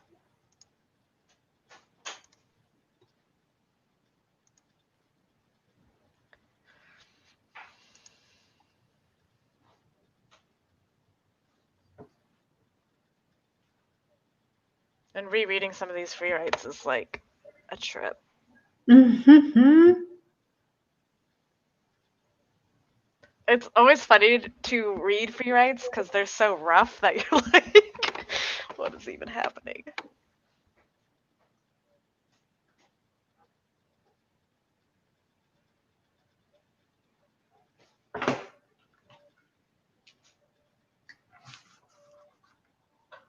Are my playlists just different shades of Nine Inch Nails? Well, there are two kinds of playlists. There's the Nine Inch Nails playlist, of which there's an equal amount. And then I have the story playlists, which is like a third maybe, and that is a lot of Nine Inch Nails mixed in with other things that I love. And then I have the other playlists that don't have Nine Inch Nails in them, but there's only like a handful. So what I'm trying to say is that my entire life revolves around Nine Inch Nails. Did you not see how excited I was about the Nine Inch Nails drop? Oh my god. Lost my mind for a minute. I'm so depressed that the freaking expansion pack sold out. What a bummer. I'm not like, that's the thing. I check my phone often. I check Instagram at least 3 times a day, and I still did not get in there. You know, this probably wouldn't have been a problem, but I forgot to check my Google alerts. I bet you there's something in there. I bet you. Oh, I'm gonna be so mad.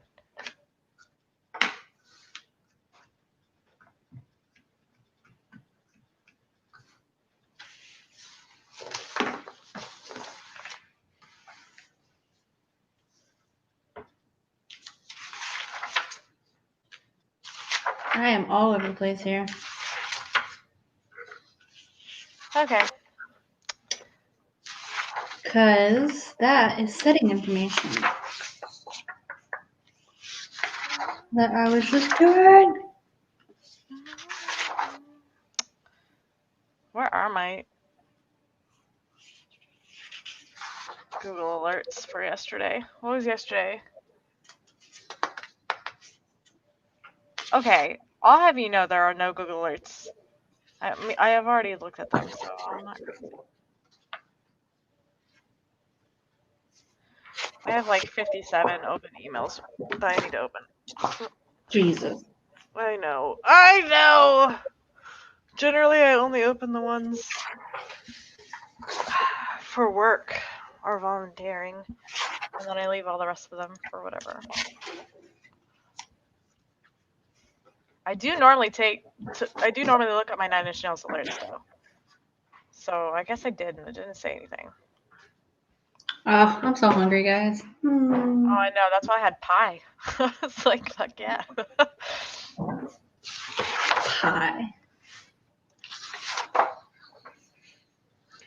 Okay, where was I?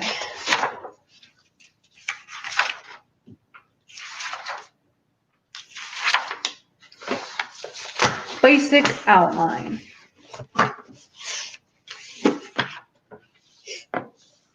I could just like go through the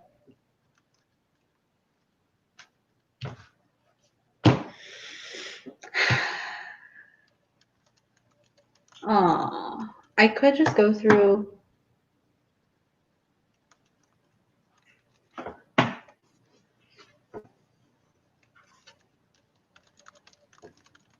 story scenes from this.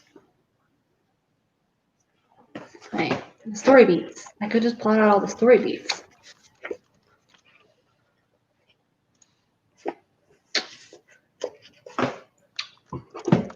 Story beats.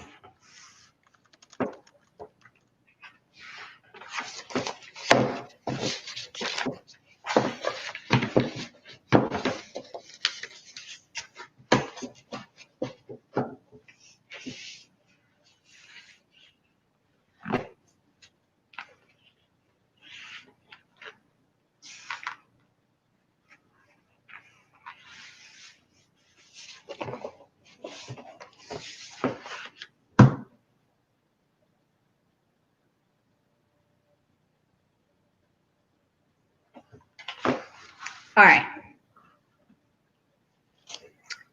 Opening scene. Boy is online gaming with a friend or with people.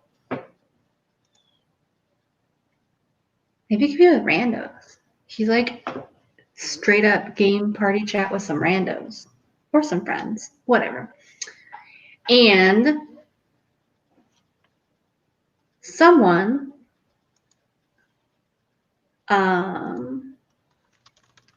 mentions the fact that his mother does these housewife videos and they're giving him shit about it.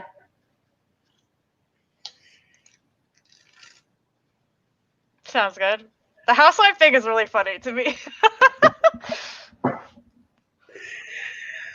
I think it's funny because it's like it's not even porn, but it's like It's like porn though. It's like it's erotic in a way. it's like erotic house cleaning, except she's not actually doing anything erotic. It's just that the aliens find it interesting. Like it's erotic to the aliens, right? Right. So exotic. That's their kink. That is their kink. Yeah, I think you missed it before. I was brainstorming ideas for my characters, and this was for the main character's mother. I was like, she's gonna be like a solid like 1950s housewife, like stay-at-home mom who cooks and cleans and does all that good stuff. And I was like, but since the dad is a gambling alcoholic who like loses all their money gambling, like even if he has a job, like he can't still support the family, right? So like what if the mother, like low key behind the scenes, is like this Insta model or like this film star where like she just like films her daily activities and it's like porn for the aliens, except it's not porn. Like it's just her cleaning the house or her doing like cooking videos. But the aliens just like eat that shit up and like she's just making money, you know, filming videos of her like scrubbing the floor and stuff. That's what that was about. Exactly. No king shaming. Exactly. So that's what the aliens are into housewife filming. So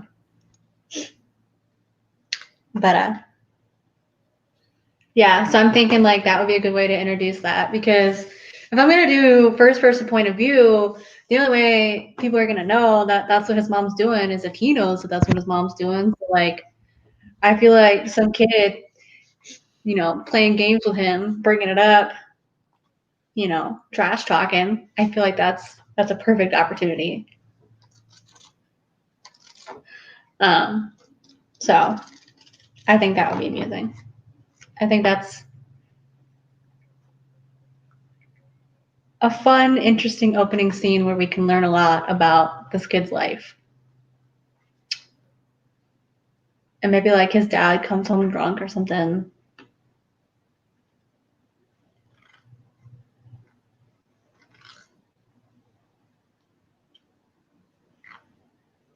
There we go. So maybe that's what it is that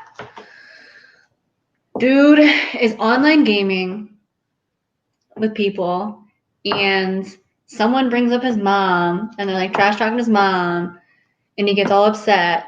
But then he gets interrupted by his dad coming home drunk at like 2 a.m. causing a disturbance.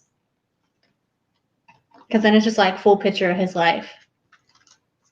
Gaming nerd who also writes. And mother who's a housewife film star. And father who's an alcoholic. And I could like reveal the gambling there too. I feel like this is a good opening chapter. Maybe. I don't know.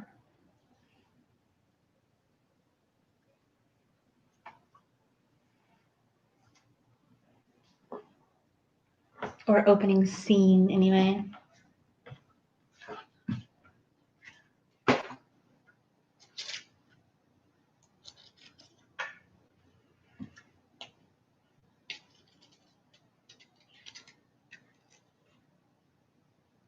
Ooh, and like maybe the father gives him shit for being a writer instead of going to college. But then like he has no room to talk because he's a gambling addict. I sense conflict. Familial conflict. Who are the aliens? Oh, it's a sci-fi. It's intergalactic. That's who the aliens are. There's gonna be all kinds of aliens. All kinds of aliens. The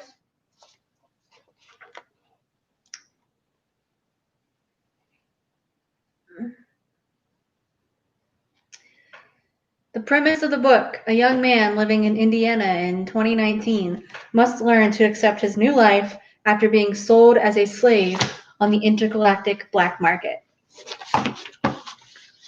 Boom.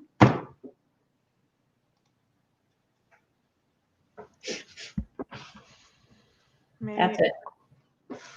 I think I need to put a halt on the inkwell for the next week so I can finish this. It's not even the next week, it's like the next half week. Oh God. You got this? Do I? Do I ever have anything? Wasn't I supposed to be reading something for you? Huh? I thought I was supposed to be reading something for you this week. Don't happen? bring that up. We're not talking about that. Okay. So what happened was I'm having a little bit of a mental breakdown and I just couldn't hack it, okay? I had It's to fine. take a little breather. And I don't know at this point what my plan is, so I'll let you know when I know. That's totally fine. I don't know. I just want to make sure I didn't No, you're good. drop the You ball didn't miss somewhere. anything. Yeah. I haven't brought it up because you know, I'm having a hard time. Intergalactic, a regular word? Intergalactic is a regular word.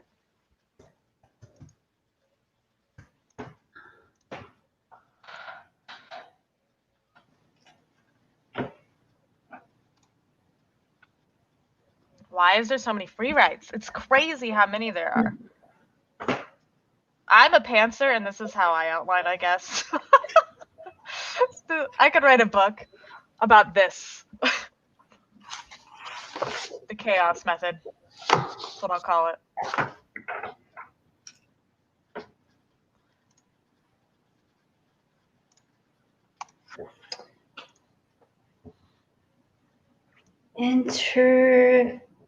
Intergalactic black market.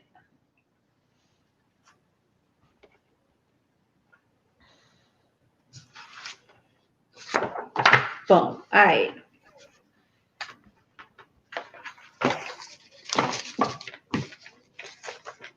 It's sex slavery. It's a sex slave thing. You must have missed the whole beginning of this.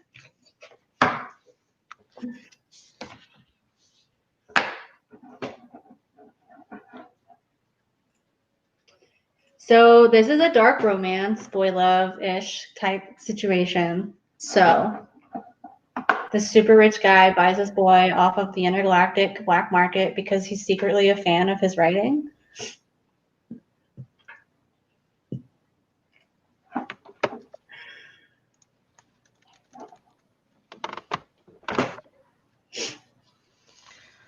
All right, opening scene. Online gaming.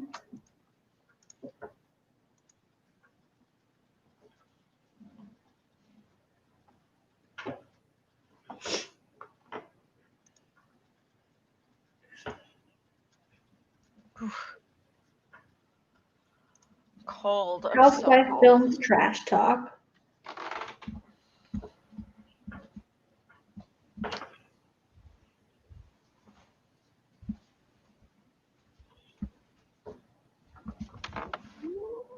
Drunk father. Oh God. Okay.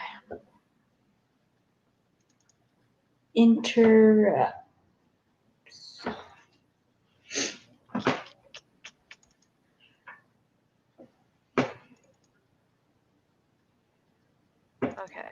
So.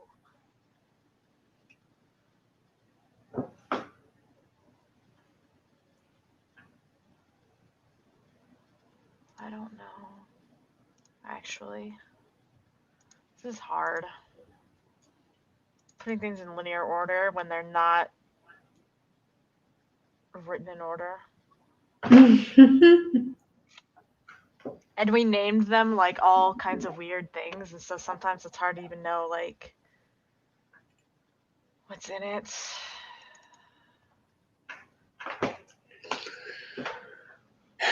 Yeah. Don't worry about me. I got this. All right. So we got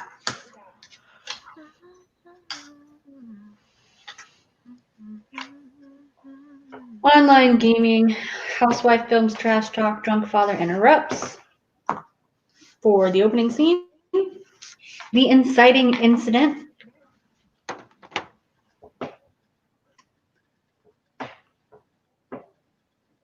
We'll say space.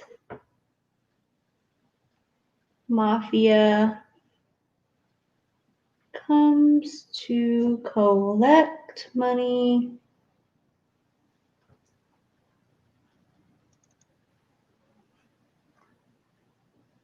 Threatens mother.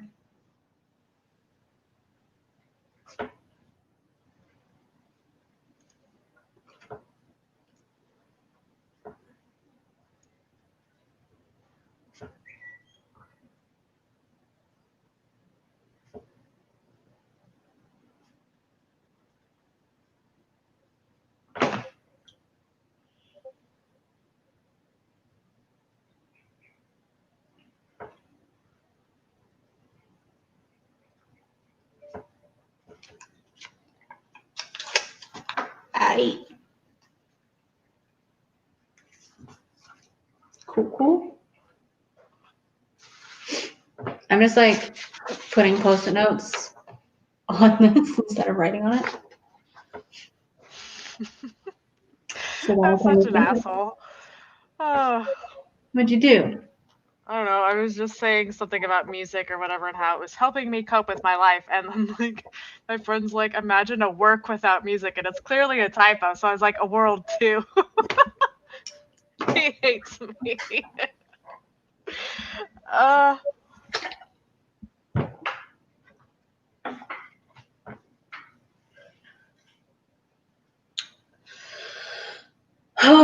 boy. Oh boy. Oh boy.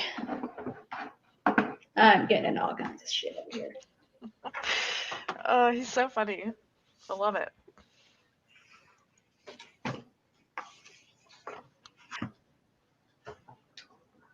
Question is, all right. Romance. So most of the conflict is just going to be between the two people, right? It's the conflict in their relationship.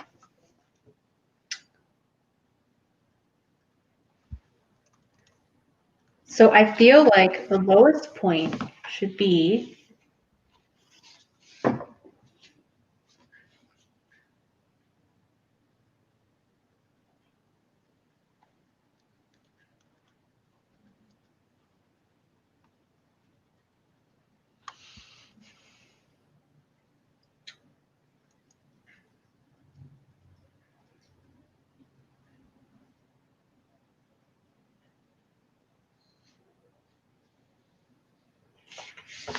I mean, I feel like the lowest point is usually like a breakup or something keeping them apart or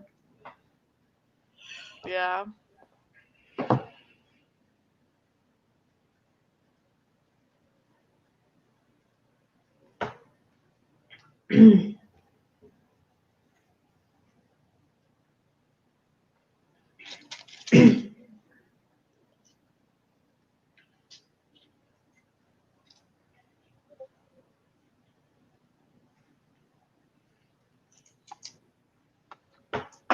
maybe he gets like sent home.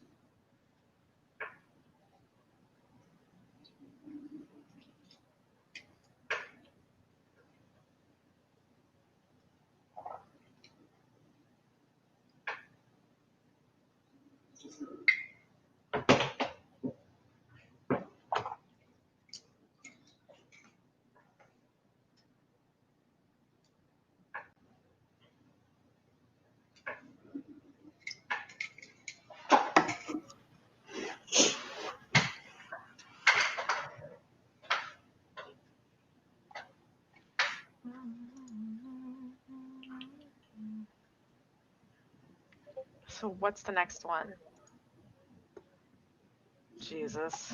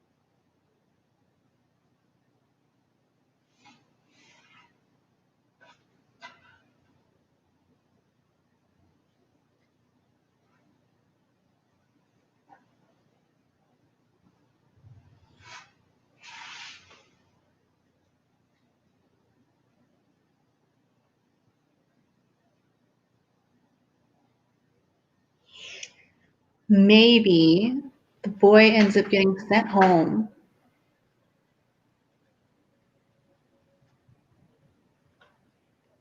to his parents that clearly don't care about him as much as they care about money. And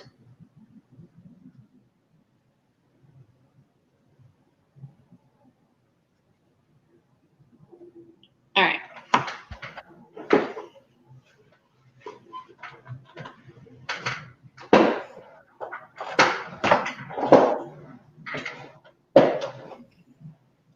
I got it. They have a fight.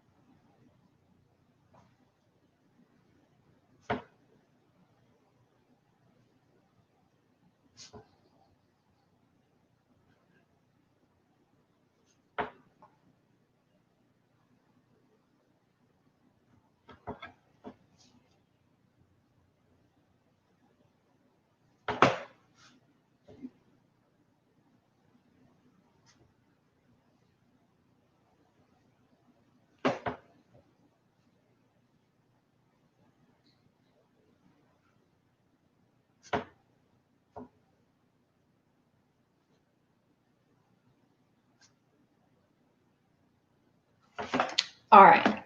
Lowest point. They have some sort of fight, and the boy ends up getting sent home, and he realizes that life isn't as happy at home as he remembered it being because he misses his alien lover, and he sees the alien on TV because he is the CEO of a large intergalactic space enterprise. And he realizes how much he misses him and loves him, and he needs to find a way to get back to him.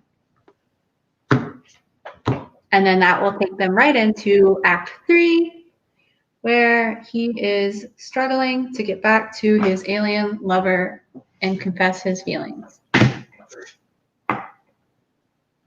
Sounds like a romance to me.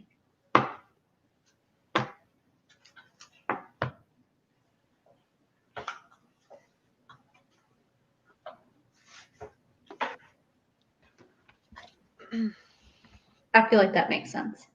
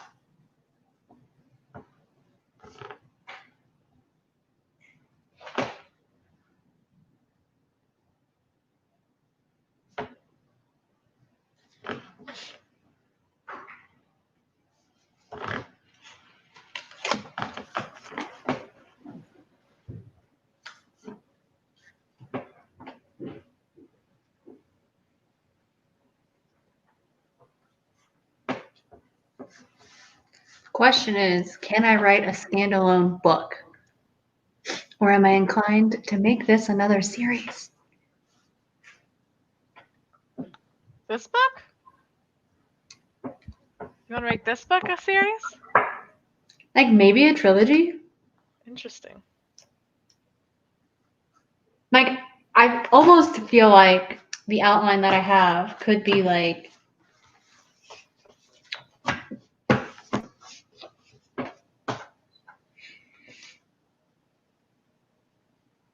for a trilogy.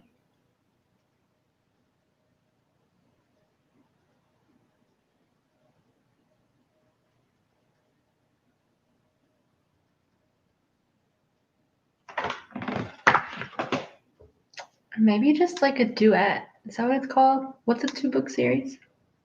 Duology. There you go. I know things. I know nothing. The alien is obviously going to be hot. Like, super hot. Yeah.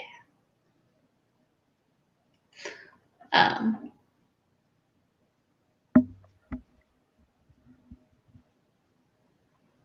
know. I guess it really just depends on like how in detailed I want to go into how this boy gets back to his alien. Because like I feel like there could be a lot happening there. Oh, I don't know. I just like. Does it make sense to write standalone novels anymore? I thought for self-publishing they always recommended like a series or multi-book whatevers. Yeah. Yeah. People like that shit. Yeah. I've only written, like, novel-wise. I mean, including Daisy Chains, I guess I've written 2, like, standalones. But, like, out of everything, because I've written, like, 15 manuscripts. So, like, when you think about that, like, 2 out of all of that is not very much. I just, I enjoy series. I like really getting into the character and really following a long-term arc versus just the short one. Yeah.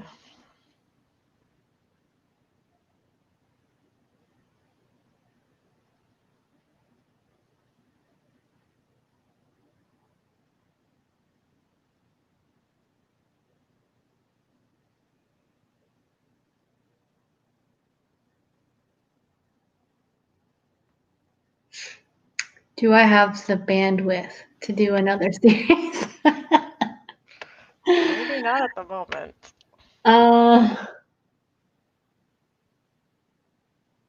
it's funny because my partner actually asked me this the other day. He's like, "So what are you gonna do next? Are you gonna write the next book in the series? Because I'm well on my way to publishing the first one, or are you gonna write something different, start something different?" And I was like, technically, I've already written the second book for the series, like first draft wise, and I'd like to finish the third book draft because they are companion novels. But I don't know. I mean, I don't know. I could start another series and just tandem that shit. Yeah. I mean, like, I've got the Inkwell and I've got Royalty. Usually I'm working on one or the other. Yeah. But the Inkwell is definitely coming out before Royalty. I mean, I think it could be nice to go back and forth too. Like, I feel like by doing Project Infinity, like that has been my way to like have a little bit of like an outlet of something that's just like random and fun for my writing, and then diving back into like the Reckoning for my my novel being published. So I guess I just left out Starfucker, even though it's a trilogy. And we've already got the general idea for all of the books. Obviously, the first one's the most developed, but... Okay, so...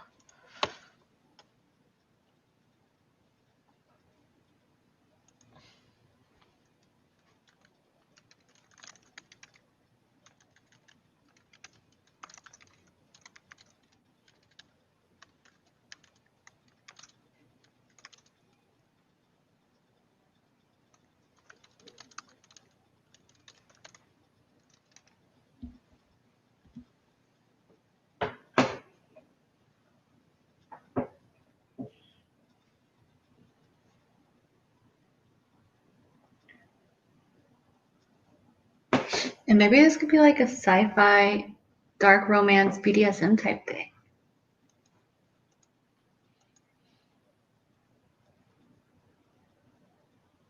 Yeah? Because then if I make it like multiple books, then like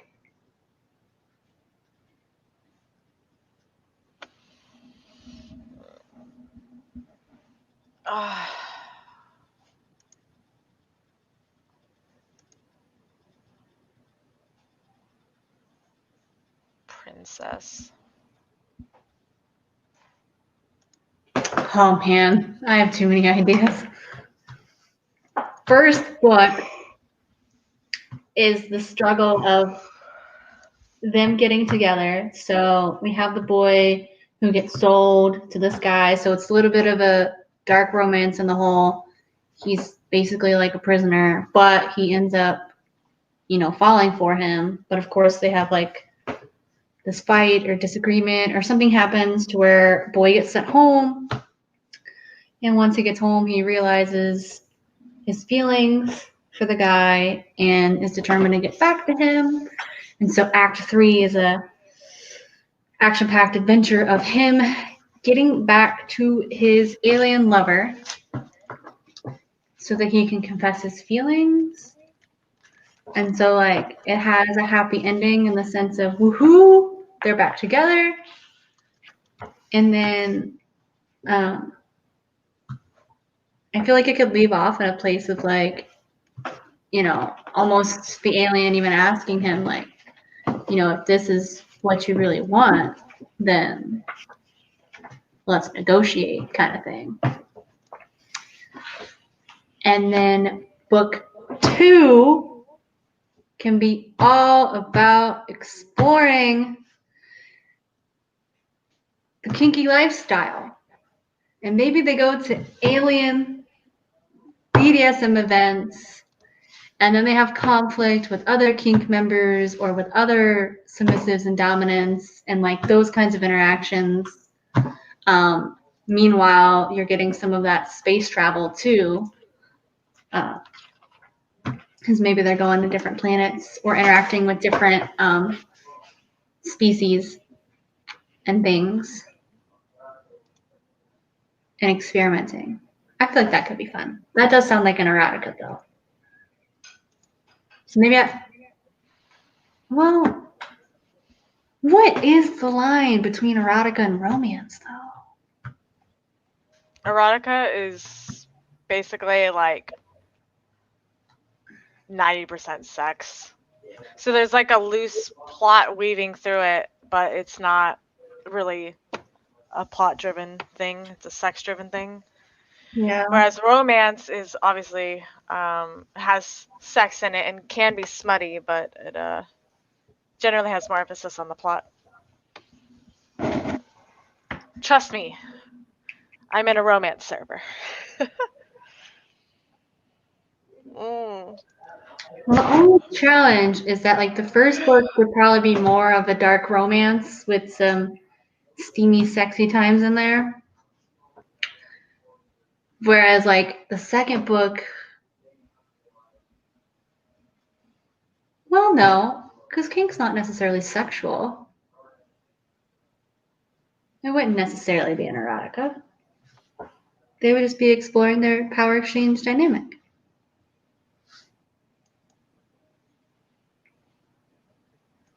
I guess it would just be dark romance. Dark romance duology.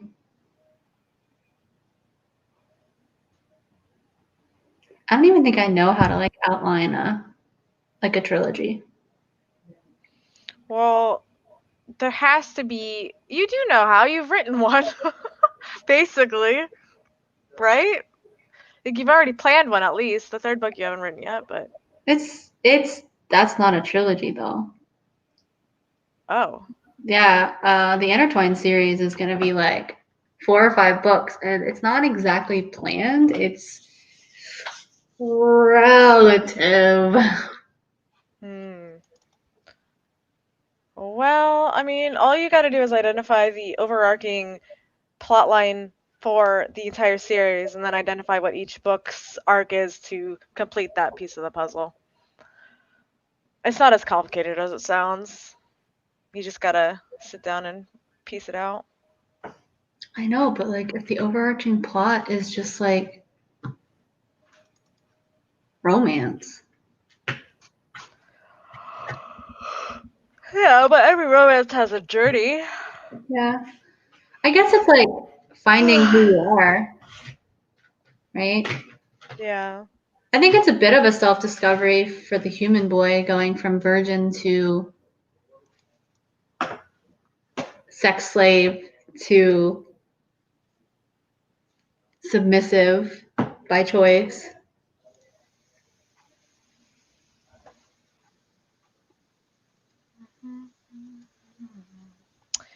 I'm sorry, but the Goo Goo Dolls is forever just full of jams.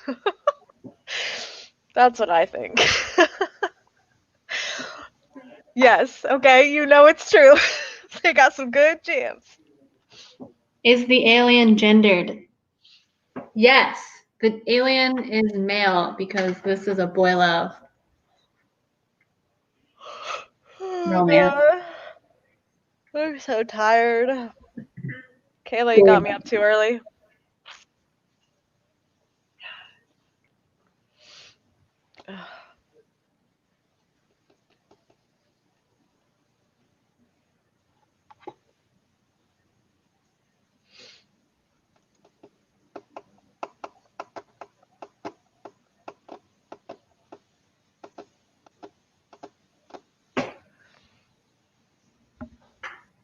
Yeah, I really feel like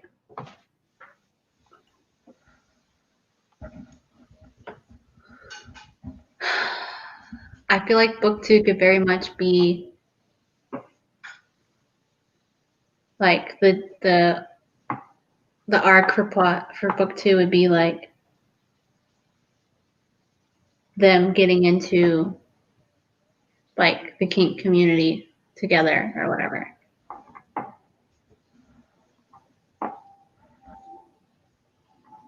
That could be fun.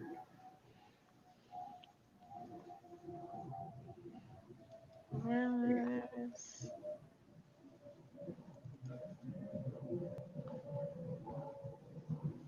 Because that would really just be like exploring and pushing boundaries and stuff.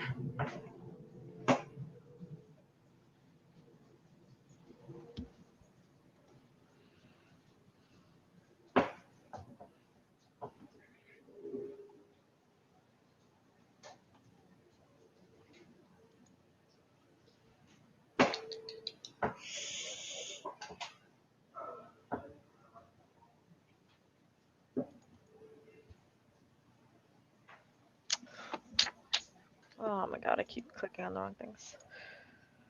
I need a monitor. I need like a second monitor because my life is really hard right now. I have 2 monitors right now, and it's fantastic.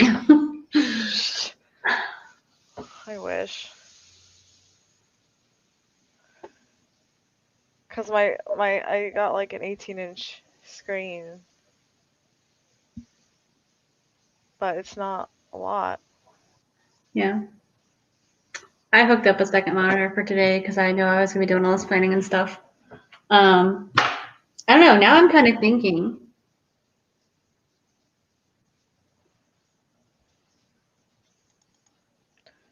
My brain is expanded. I think this is going to be a trilogy. Book 1 is going to kind of be the darker, unhealthy boy was sold as a sex slave, and the guy who bought him is, you know, being maybe rougher than he should and inconsiderate, etc., etc.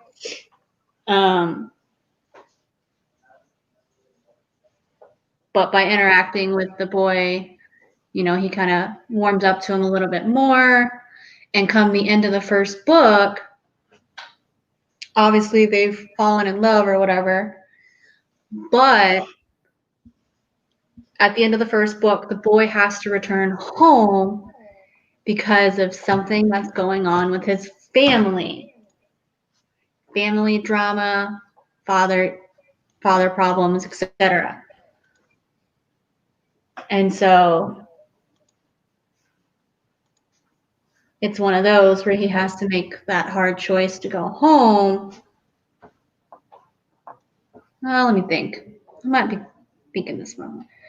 General principle, book 1 is them first getting together because he's a sex slave, whatever. Book 2 would be the boy trying to find his way back to his alien lover to reunite and confess his true feelings, etc. Book 3 would then be an exploration of their BDSM kinky lifestyle that could end with like an official coloring ceremony, and that would be like the happy ending.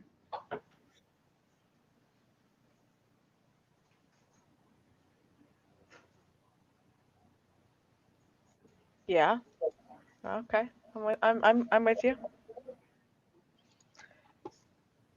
You're funny because, like, you are, like, in my opinion, pantsing but outlining at the same time.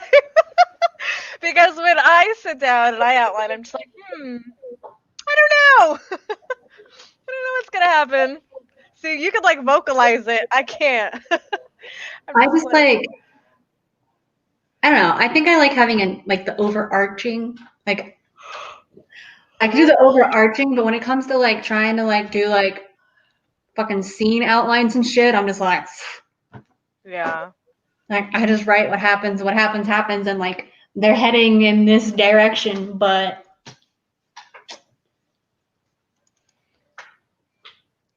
Smells like bacon in here. why do I gotta do these things to myself? Because you like writing.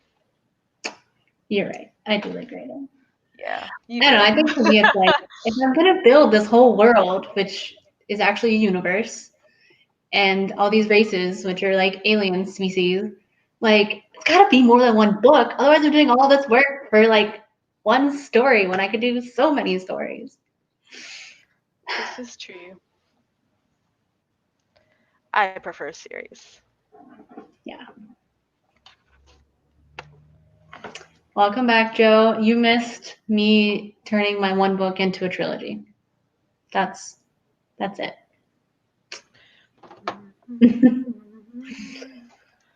I'm waiting for 2 reviews to come through on Amazon, and they're not. So either they lied to me, or Amazon is doing me dirty.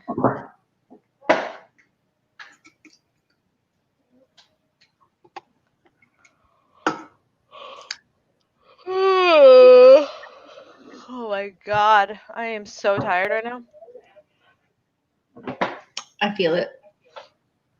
I might have to take a nap before I work out. God, that sounds so stupid. You just work out instead of napping, and it gives you all the energy. No, it doesn't. It makes you sweaty and tired. Yes, it does. Don't lie to me. I know, it depends on the day for me. I used to exercise twice a day for years, okay? I felt quite energized on Monday after my workout because I took Sunday off. I didn't work out yesterday either because we were getting married. So yeah, I think today's workout will be fun too. So excited. It's also Hell Week at the gym. So they're doing all these special, ridiculous workouts. Yeah, I'm gonna do something with jump rope and kettlebell intervals, something like that. Something that'll probably kill me. But they're my 2 favorite things to work out with, so I'm going with that. Going with that.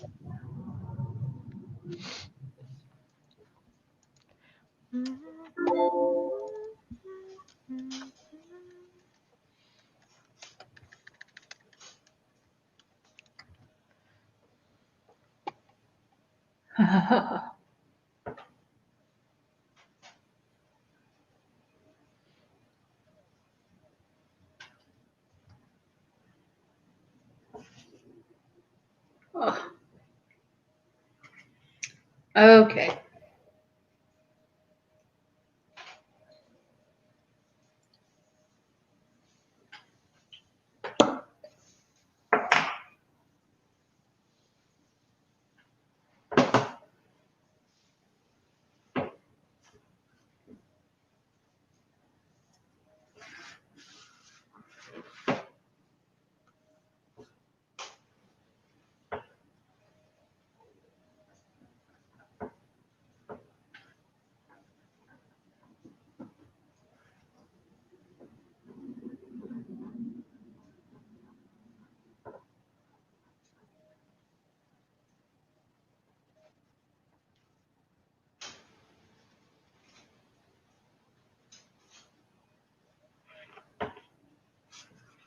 I feel like I write therapists really well.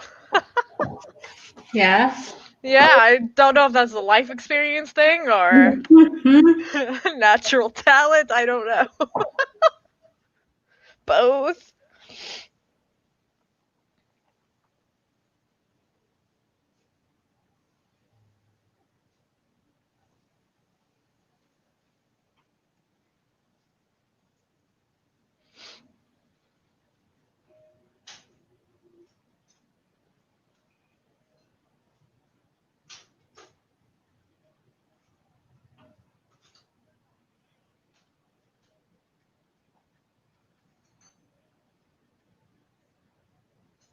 But you can still use your artist brain, Joe.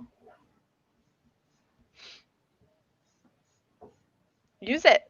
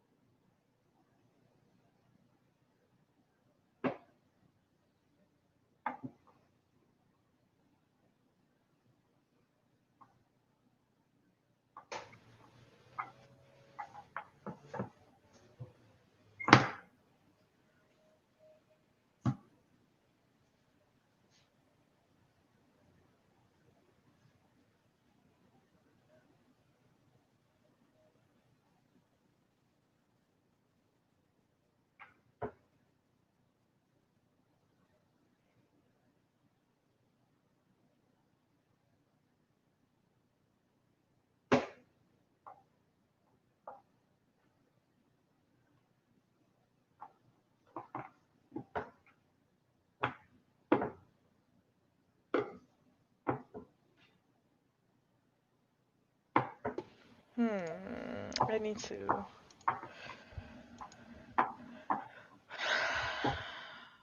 Let's see.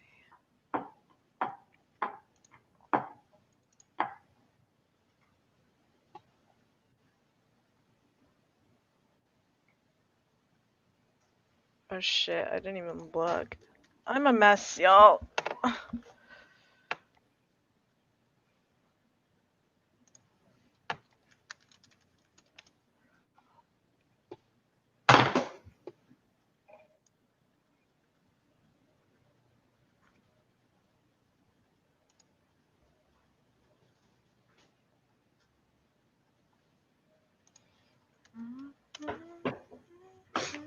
Okay.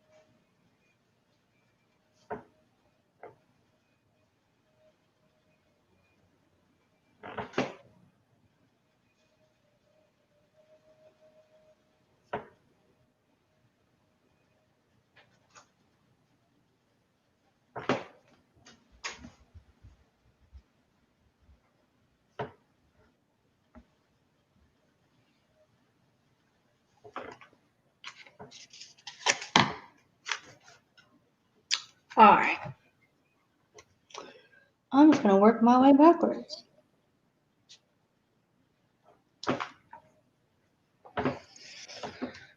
So,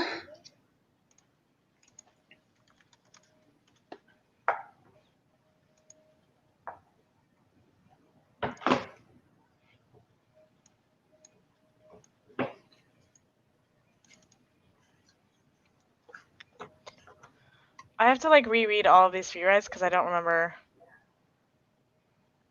what's in them. That's a problem.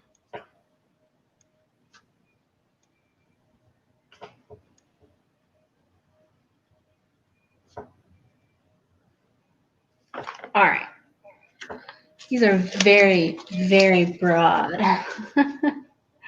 Very broad.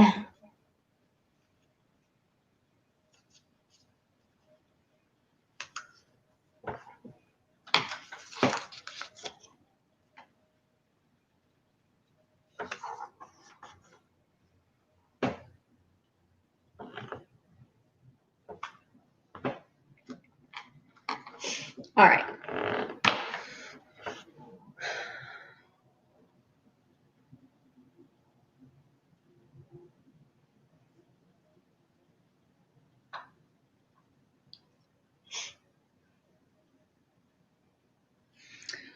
So I'm almost feeling like book 2 could be a Lost in Space sort of thing, where like he starts out sort of trapped, like someone or something is keeping him somewhere. And then like the inciting incident ends up being an opportunity for him to escape, kind of thing. And then the majority of the story is him trying to find his way through space via the aid of other people, aliens, etc., to get back to his alien lover and confess his feelings. And so the end of book 2 would be them being reunited and love confessions. And then book 3 will start out with like a little bit of a insight into their new daily routine, which is different than their original daily routine because now Earther Boy is willingly being a submissive to the alien dude. And then their inciting incident is basically going to be something that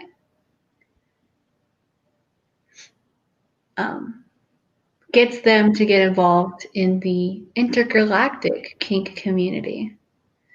And so then the majority of that book is them growing and evolving as a BDSM couple.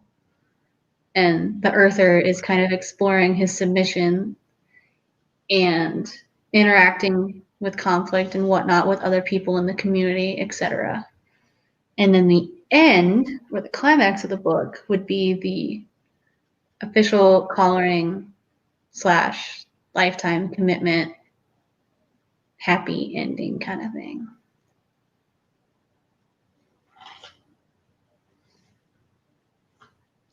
Nice. So you got 3 books worth all in one day, huh? This is just a generic overview. So book 1 needs to start out. I mean, I know the starting. It's the end of book 1 that I need to figure out. Because book 1 needs to end or come to an end in a place where the boy has either been kidnapped or stumbled upon something or another that makes him end up being trapped at the beginning of the second novel. So maybe it's someone in the alien's life that's working against them. Maybe it's a bitter ex-lover pretending to be a friend. One of the alien's bitter ex-lovers. But someone or something deceives the boy. And so at the end of the first book, he ends up being captured or taken or whatever.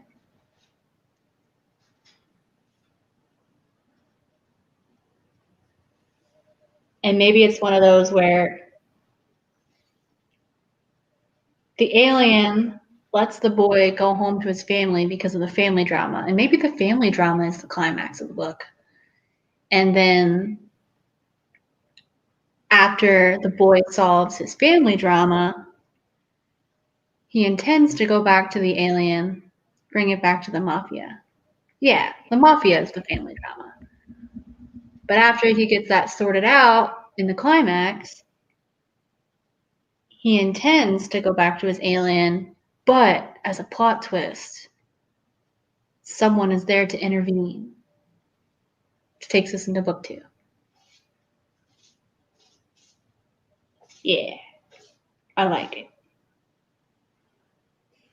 So, family drama is the name of the game for book 1, where the family drama is the main conflict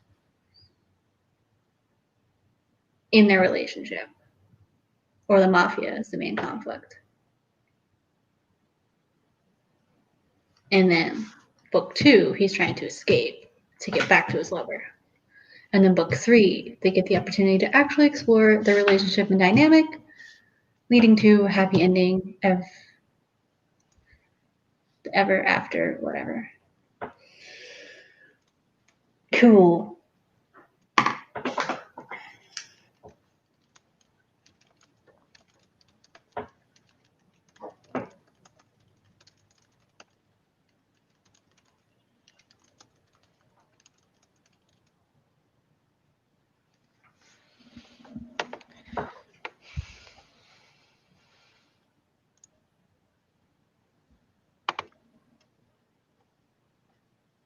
Oh my god.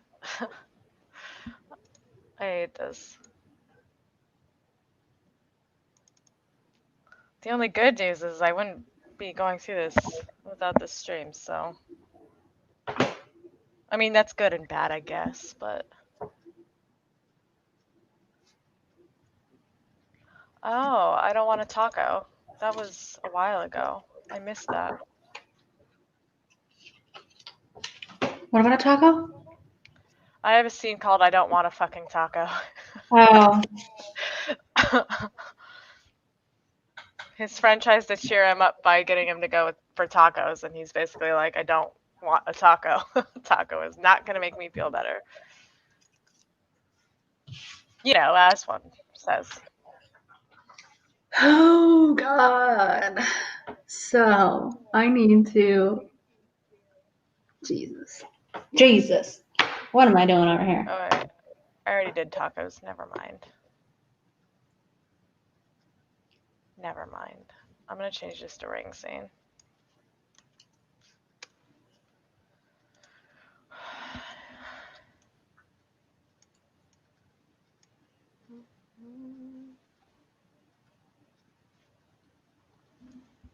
You know what? I haven't drank water all day. Ooh, my daisies! They're turning yellow in the middle. Hi, bud! I wish y'all could see my dog because he's so cute. He's such a cute guy. Yeah.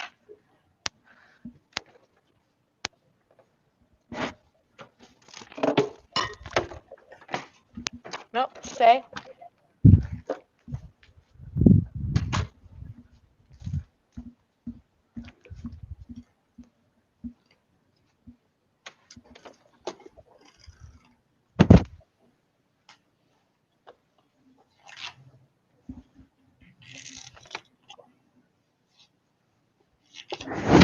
Oops, sorry, y'all.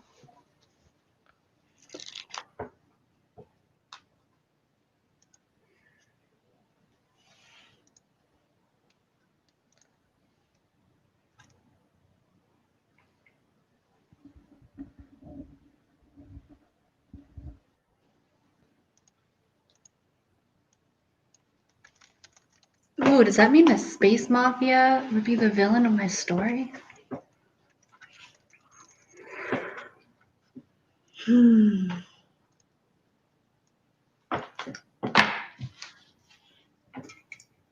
My brain hurts.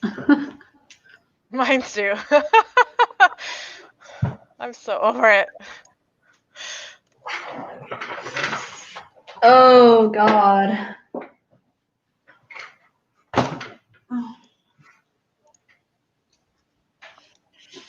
Do I even have enough plans to do 10K for this, though? Fuck.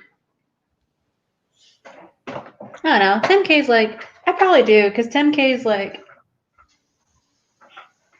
not even the first act, right?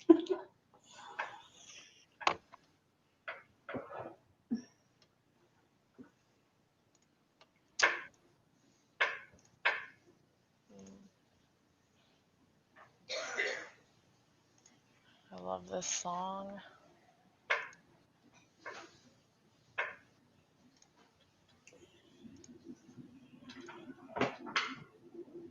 Oh, shit. All right.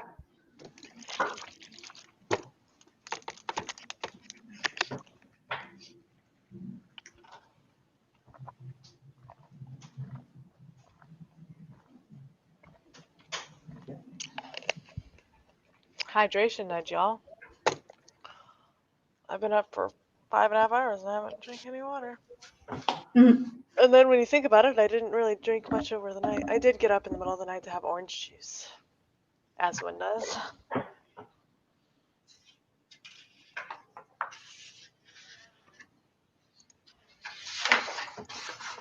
All right.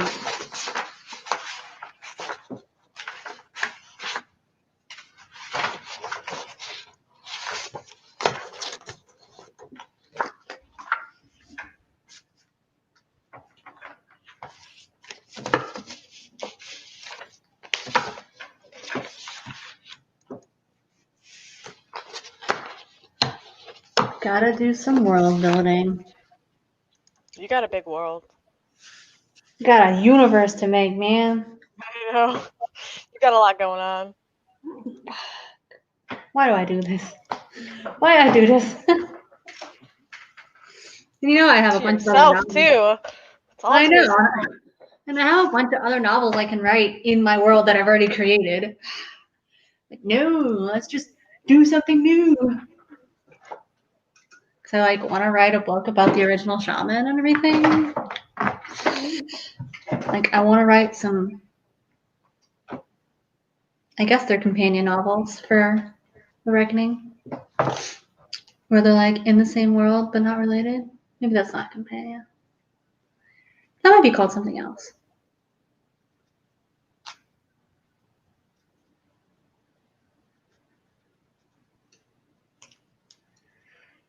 I don't know.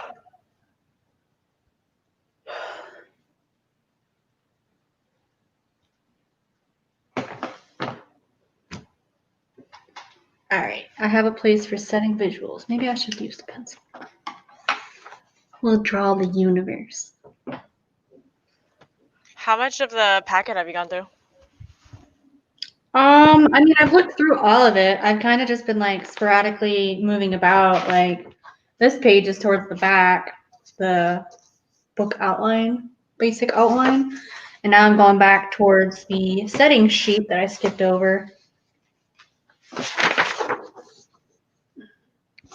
And there's like a little description page. It's so pretty. But like a lot of the, like I said, the beginning stuff I did, and that was a lot of it's for tracking too.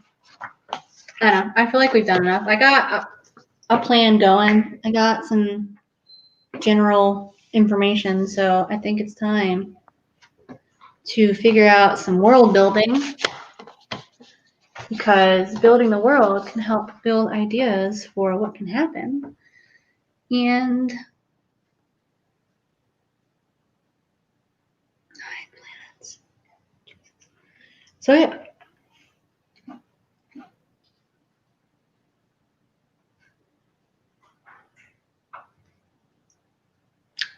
The true question.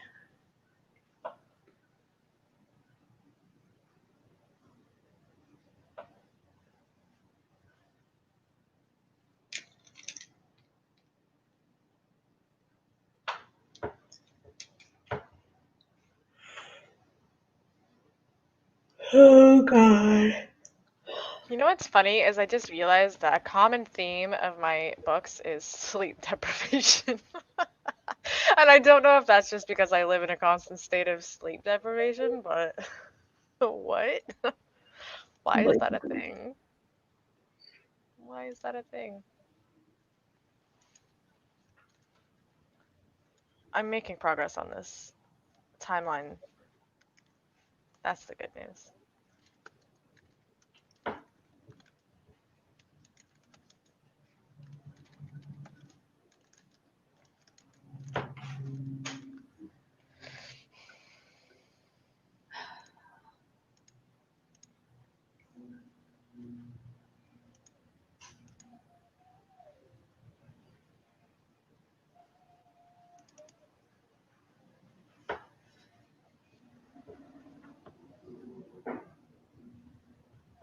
I mean, who even named the damn planets?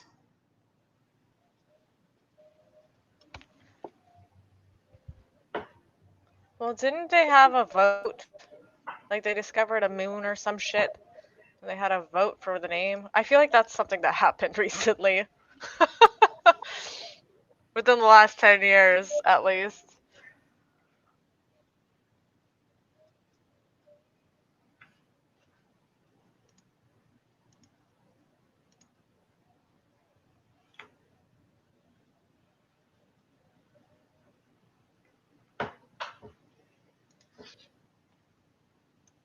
Sorry if y'all hear music in the background. My husband is playing.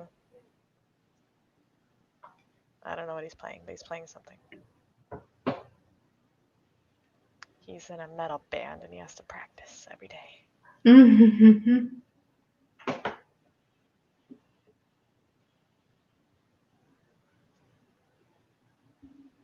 Sounds like a guitar to me. Oh.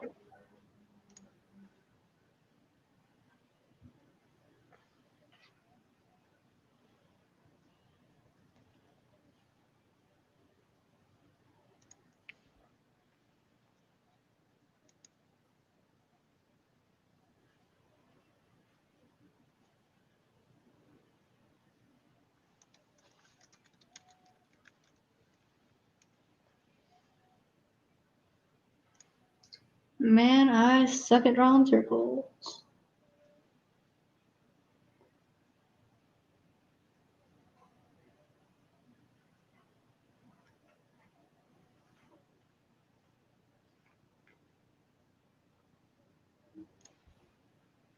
By the way, Joe, if you're listening, thank you for welcoming everybody. Much appreciated.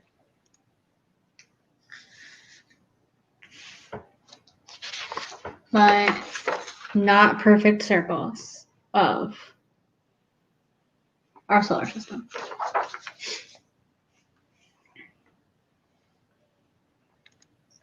It's the Milky Way, right? Jesus, it's such a terrible name. It is the Milky Way, yes. That is where we live. I studied astronomy in college. And it's funny because I liked the classes, but kind of like math, I don't remember like anything. But I at least know our galaxy's name, so that's good.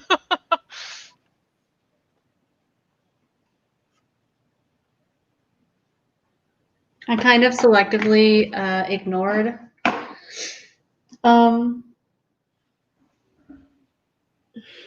astrology. Is that what it is?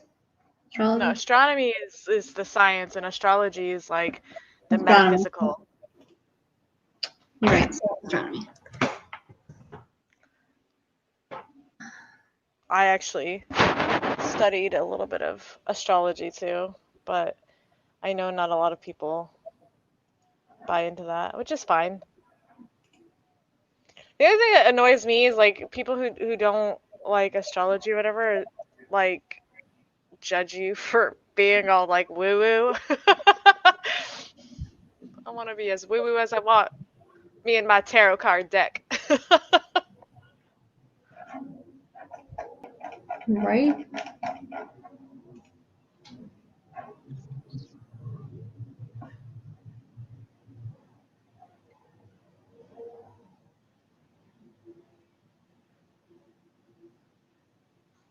Oh my god, I literally know nothing about space. What am I doing?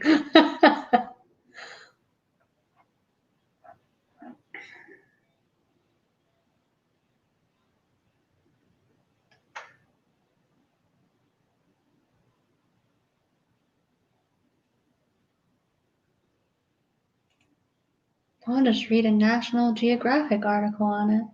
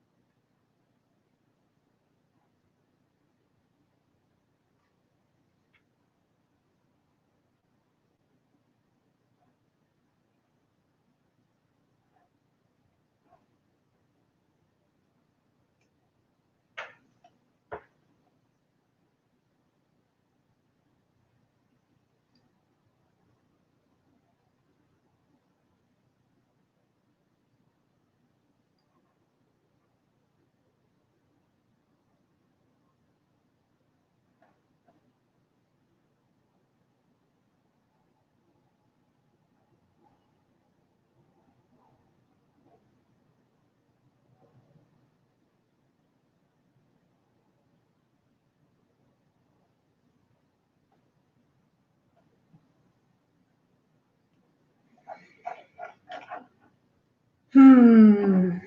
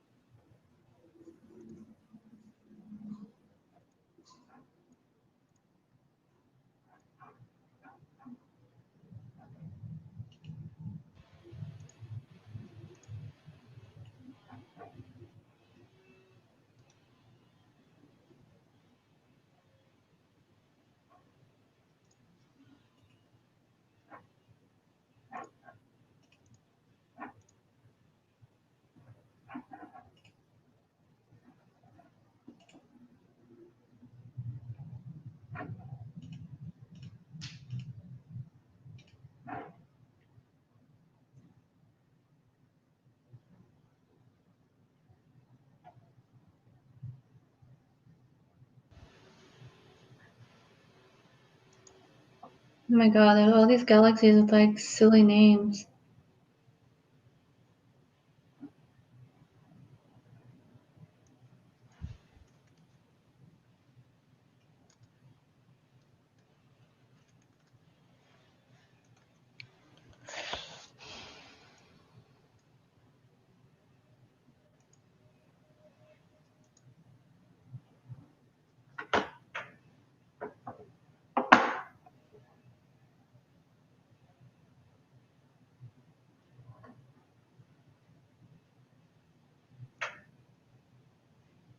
Question is, do I use existing galaxies or just make that shit up? It'd probably be easier to make it up, but then you gotta really keep track of what you're making up.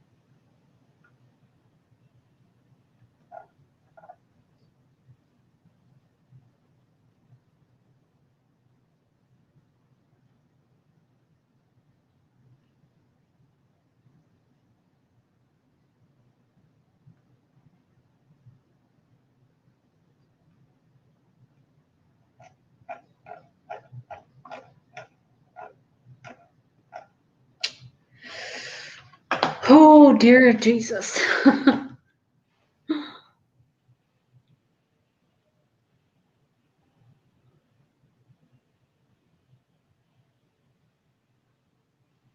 Okay.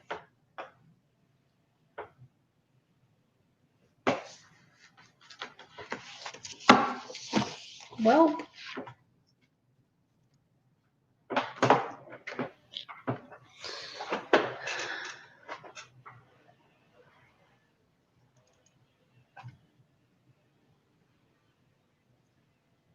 these galaxies have such random names, though. Like, one of them's called, like, Black Eye or something. And the other one's, like, Andromeda. Cartwheel. Black Eye sounds badass. Jesus.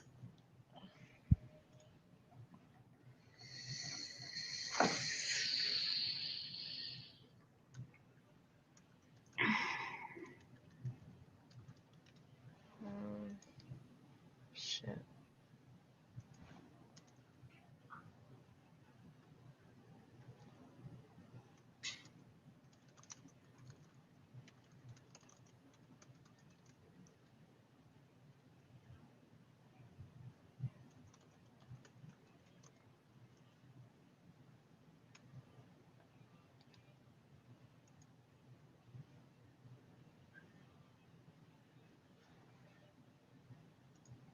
All right, I got it. Ugh. My brain hurts, but it's happening.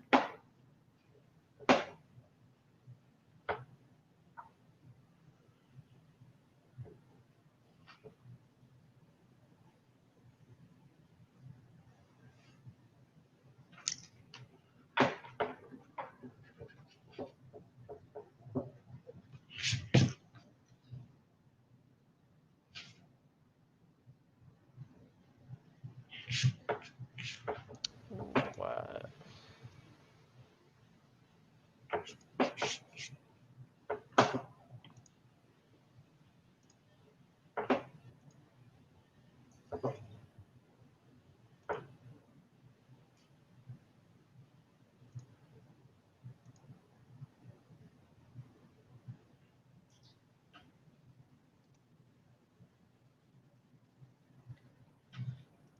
I'm getting stuff done.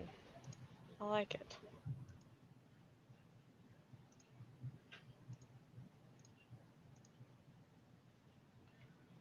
I still have to figure out.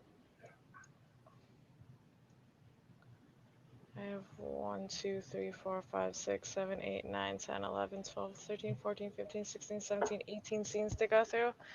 Which, considering how many there are in total, that's really a small percentage.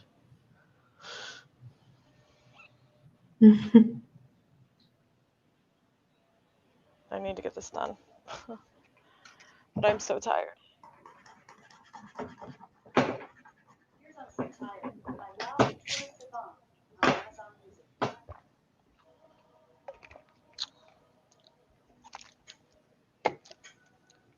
I will, however, be right back.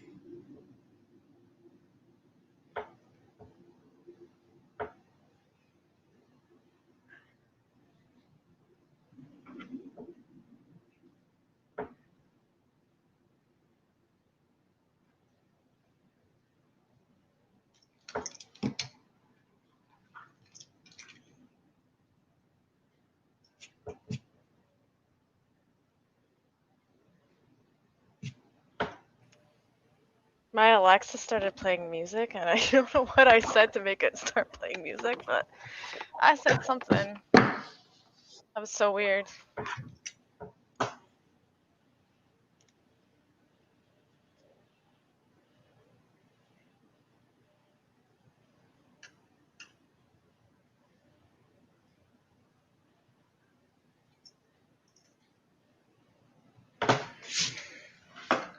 Oh my God. All right.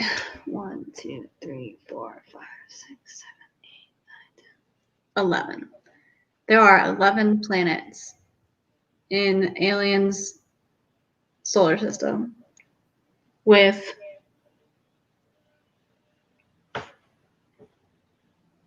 with 11 moons, and one of the moons has its own moon. Yep.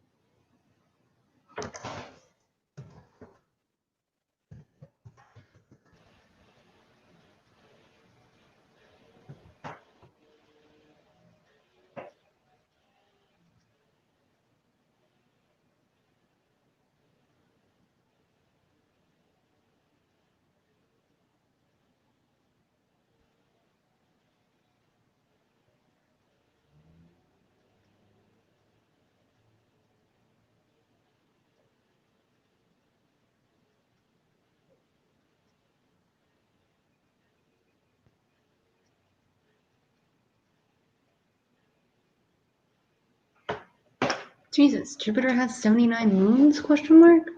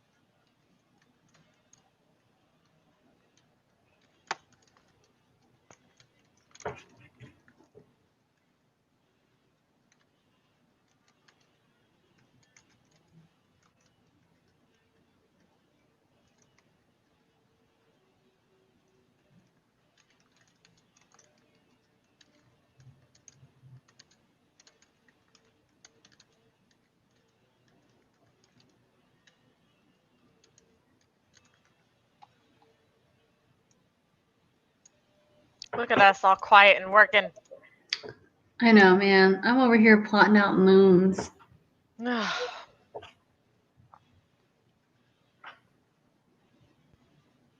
I'm still just Jesus. Just never mind. Never mind what I am. Honestly, if I could finish this today, that would be super dope.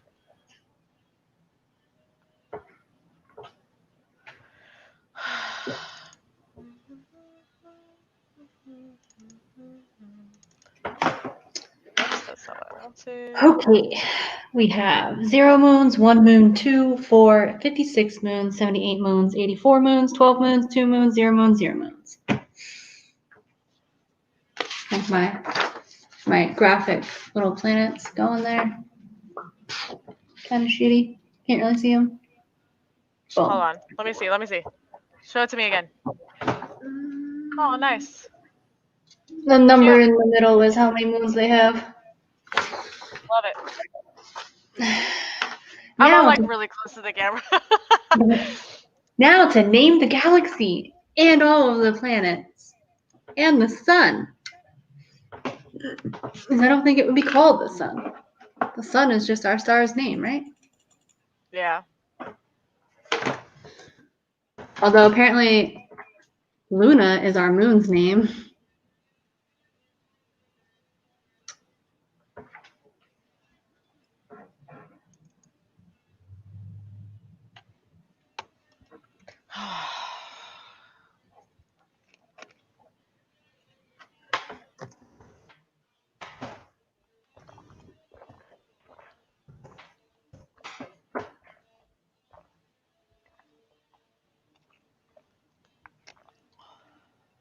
Yep. All right.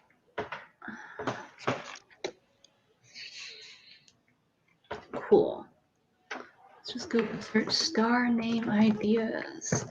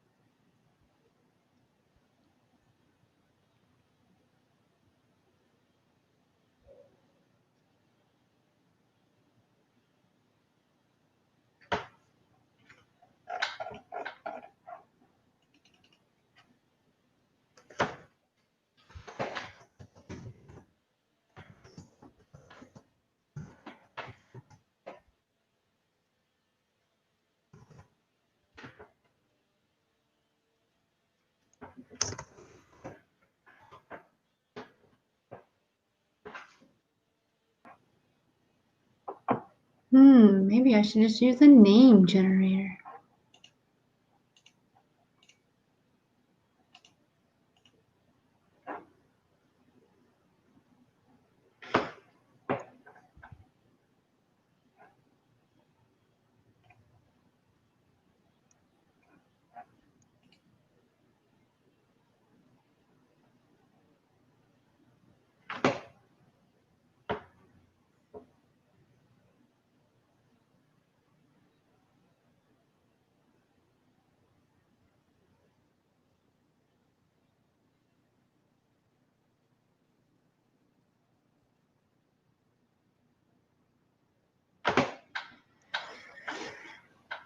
Oh man.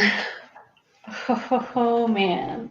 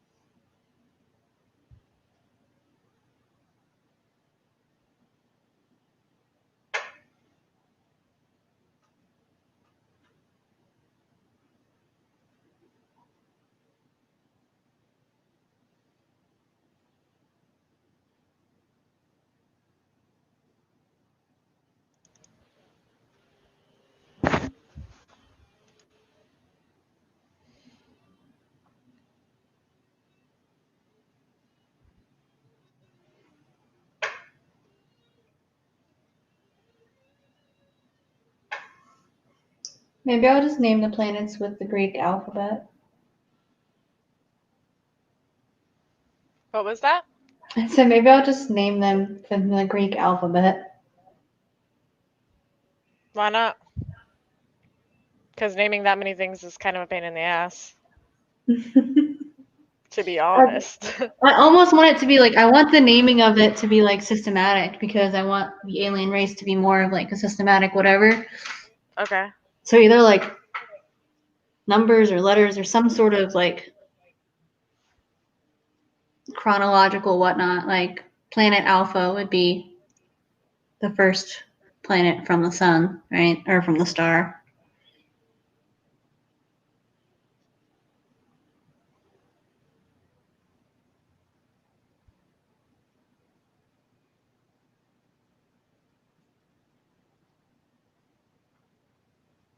Or maybe Alpha is the sun.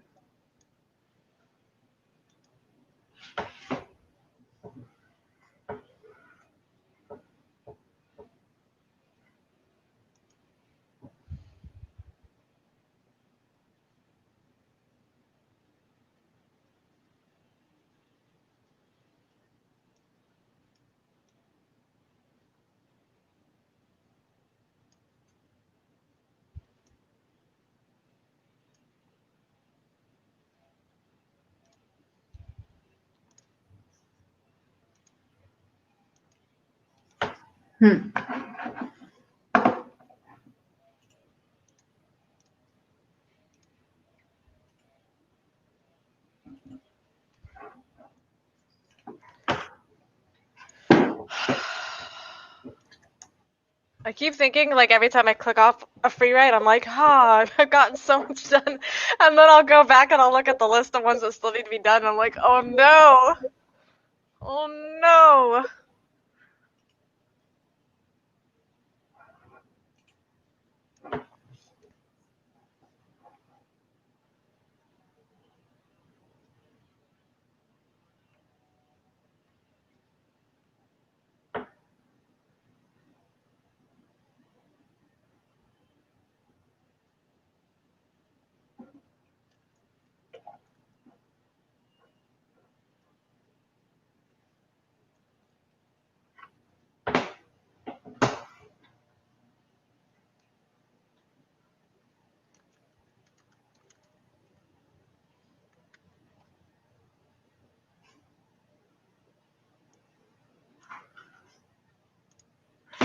Yep, that's what we're doing.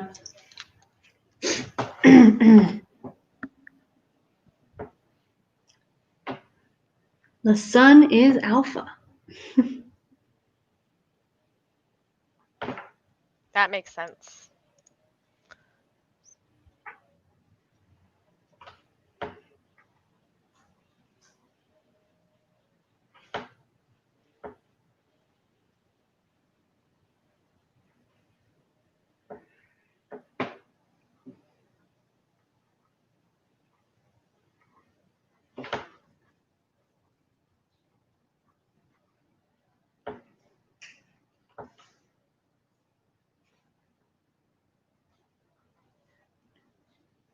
Oops.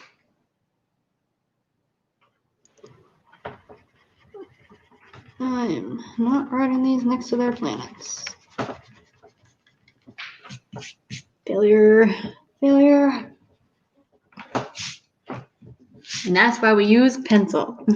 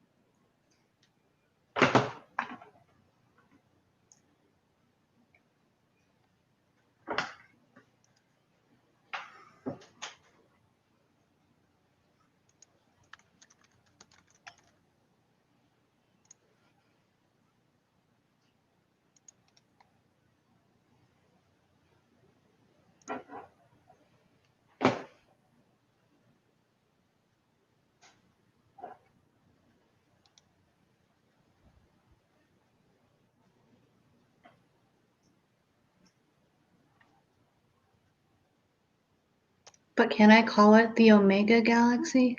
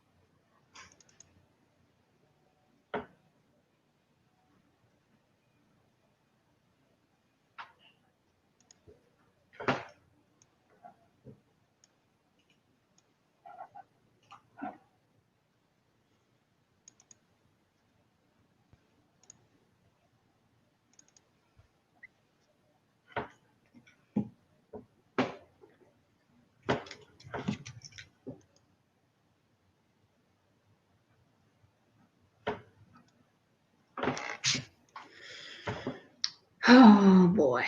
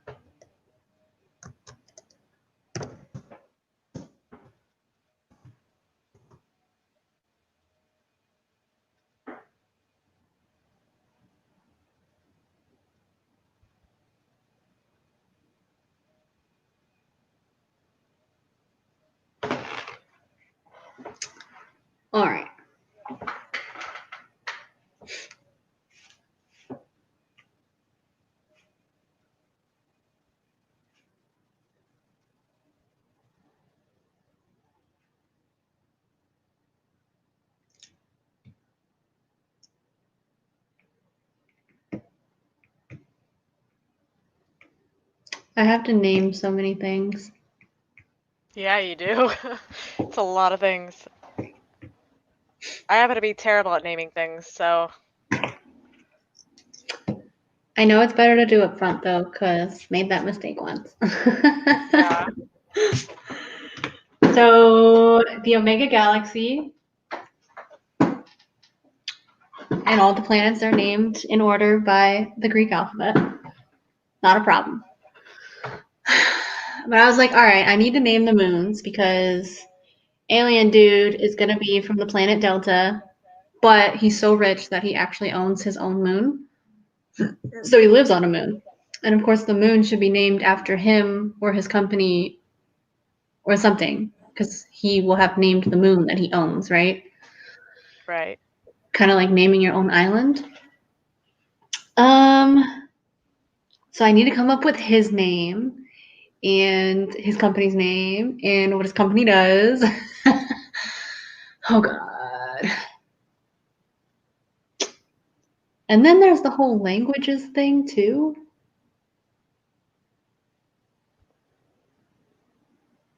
And if I want to have like specific dialect for them. So much world building. So much. So much world building. Ugh.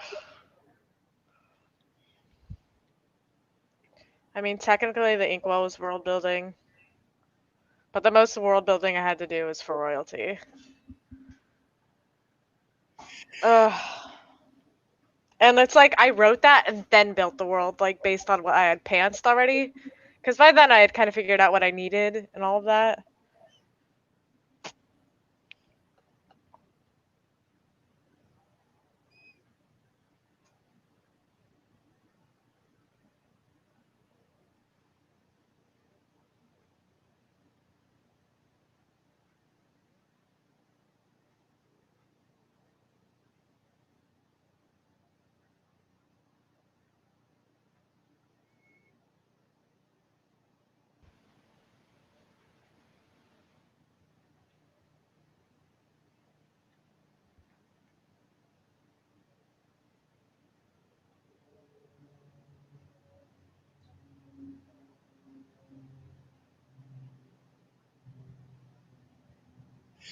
I think like a lot of these planets are actually going to be populated though. Like instead of our solar system where only Earth has people, like I think at least half of these are going to be inhabited planets. Oh, nice.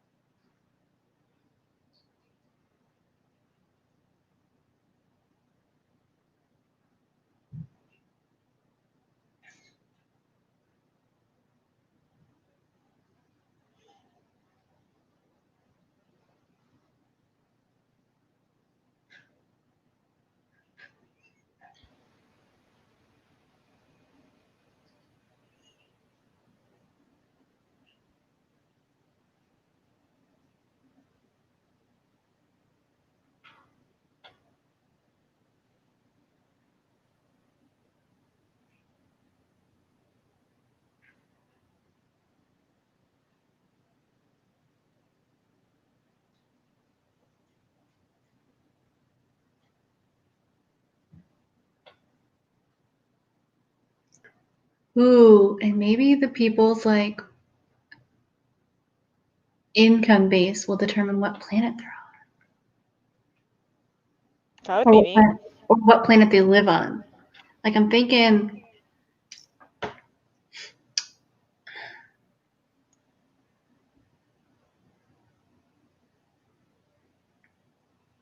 Zeta and Eta and Theta could be like where the majority of like the working class to low class people live.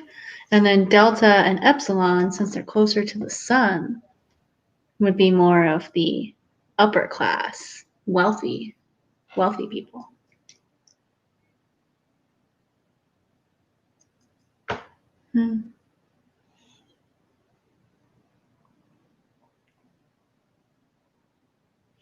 Or maybe each planet has its own things that it manufactures. Oh my God, there's so much.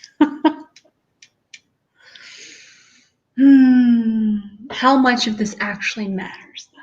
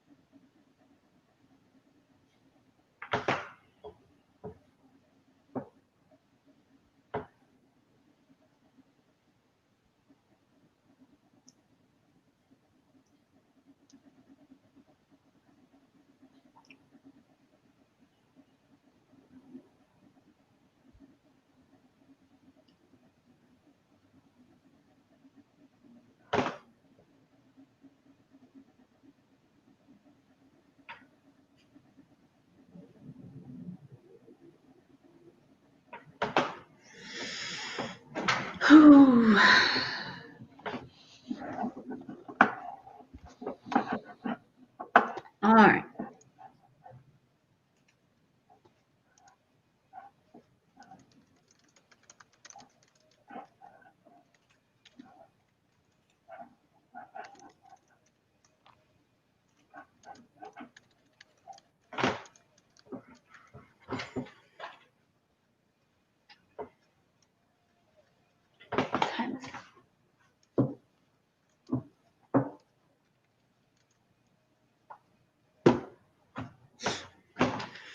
Okay.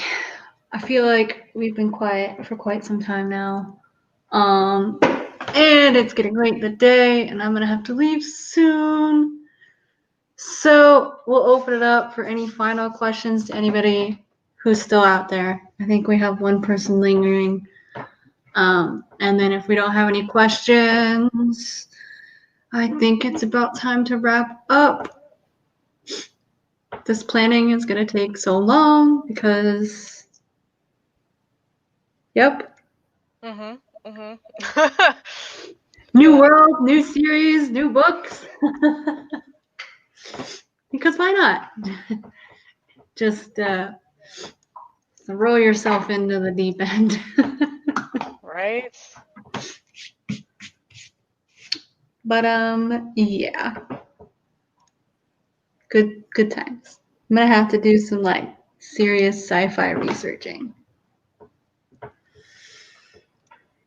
Yep. That's gonna be fun. Let's see. Let me see how many scenes I have left. 1, 2, 3, 4, 5, 6, 7, 8, 9, 10, 11, 12, 13.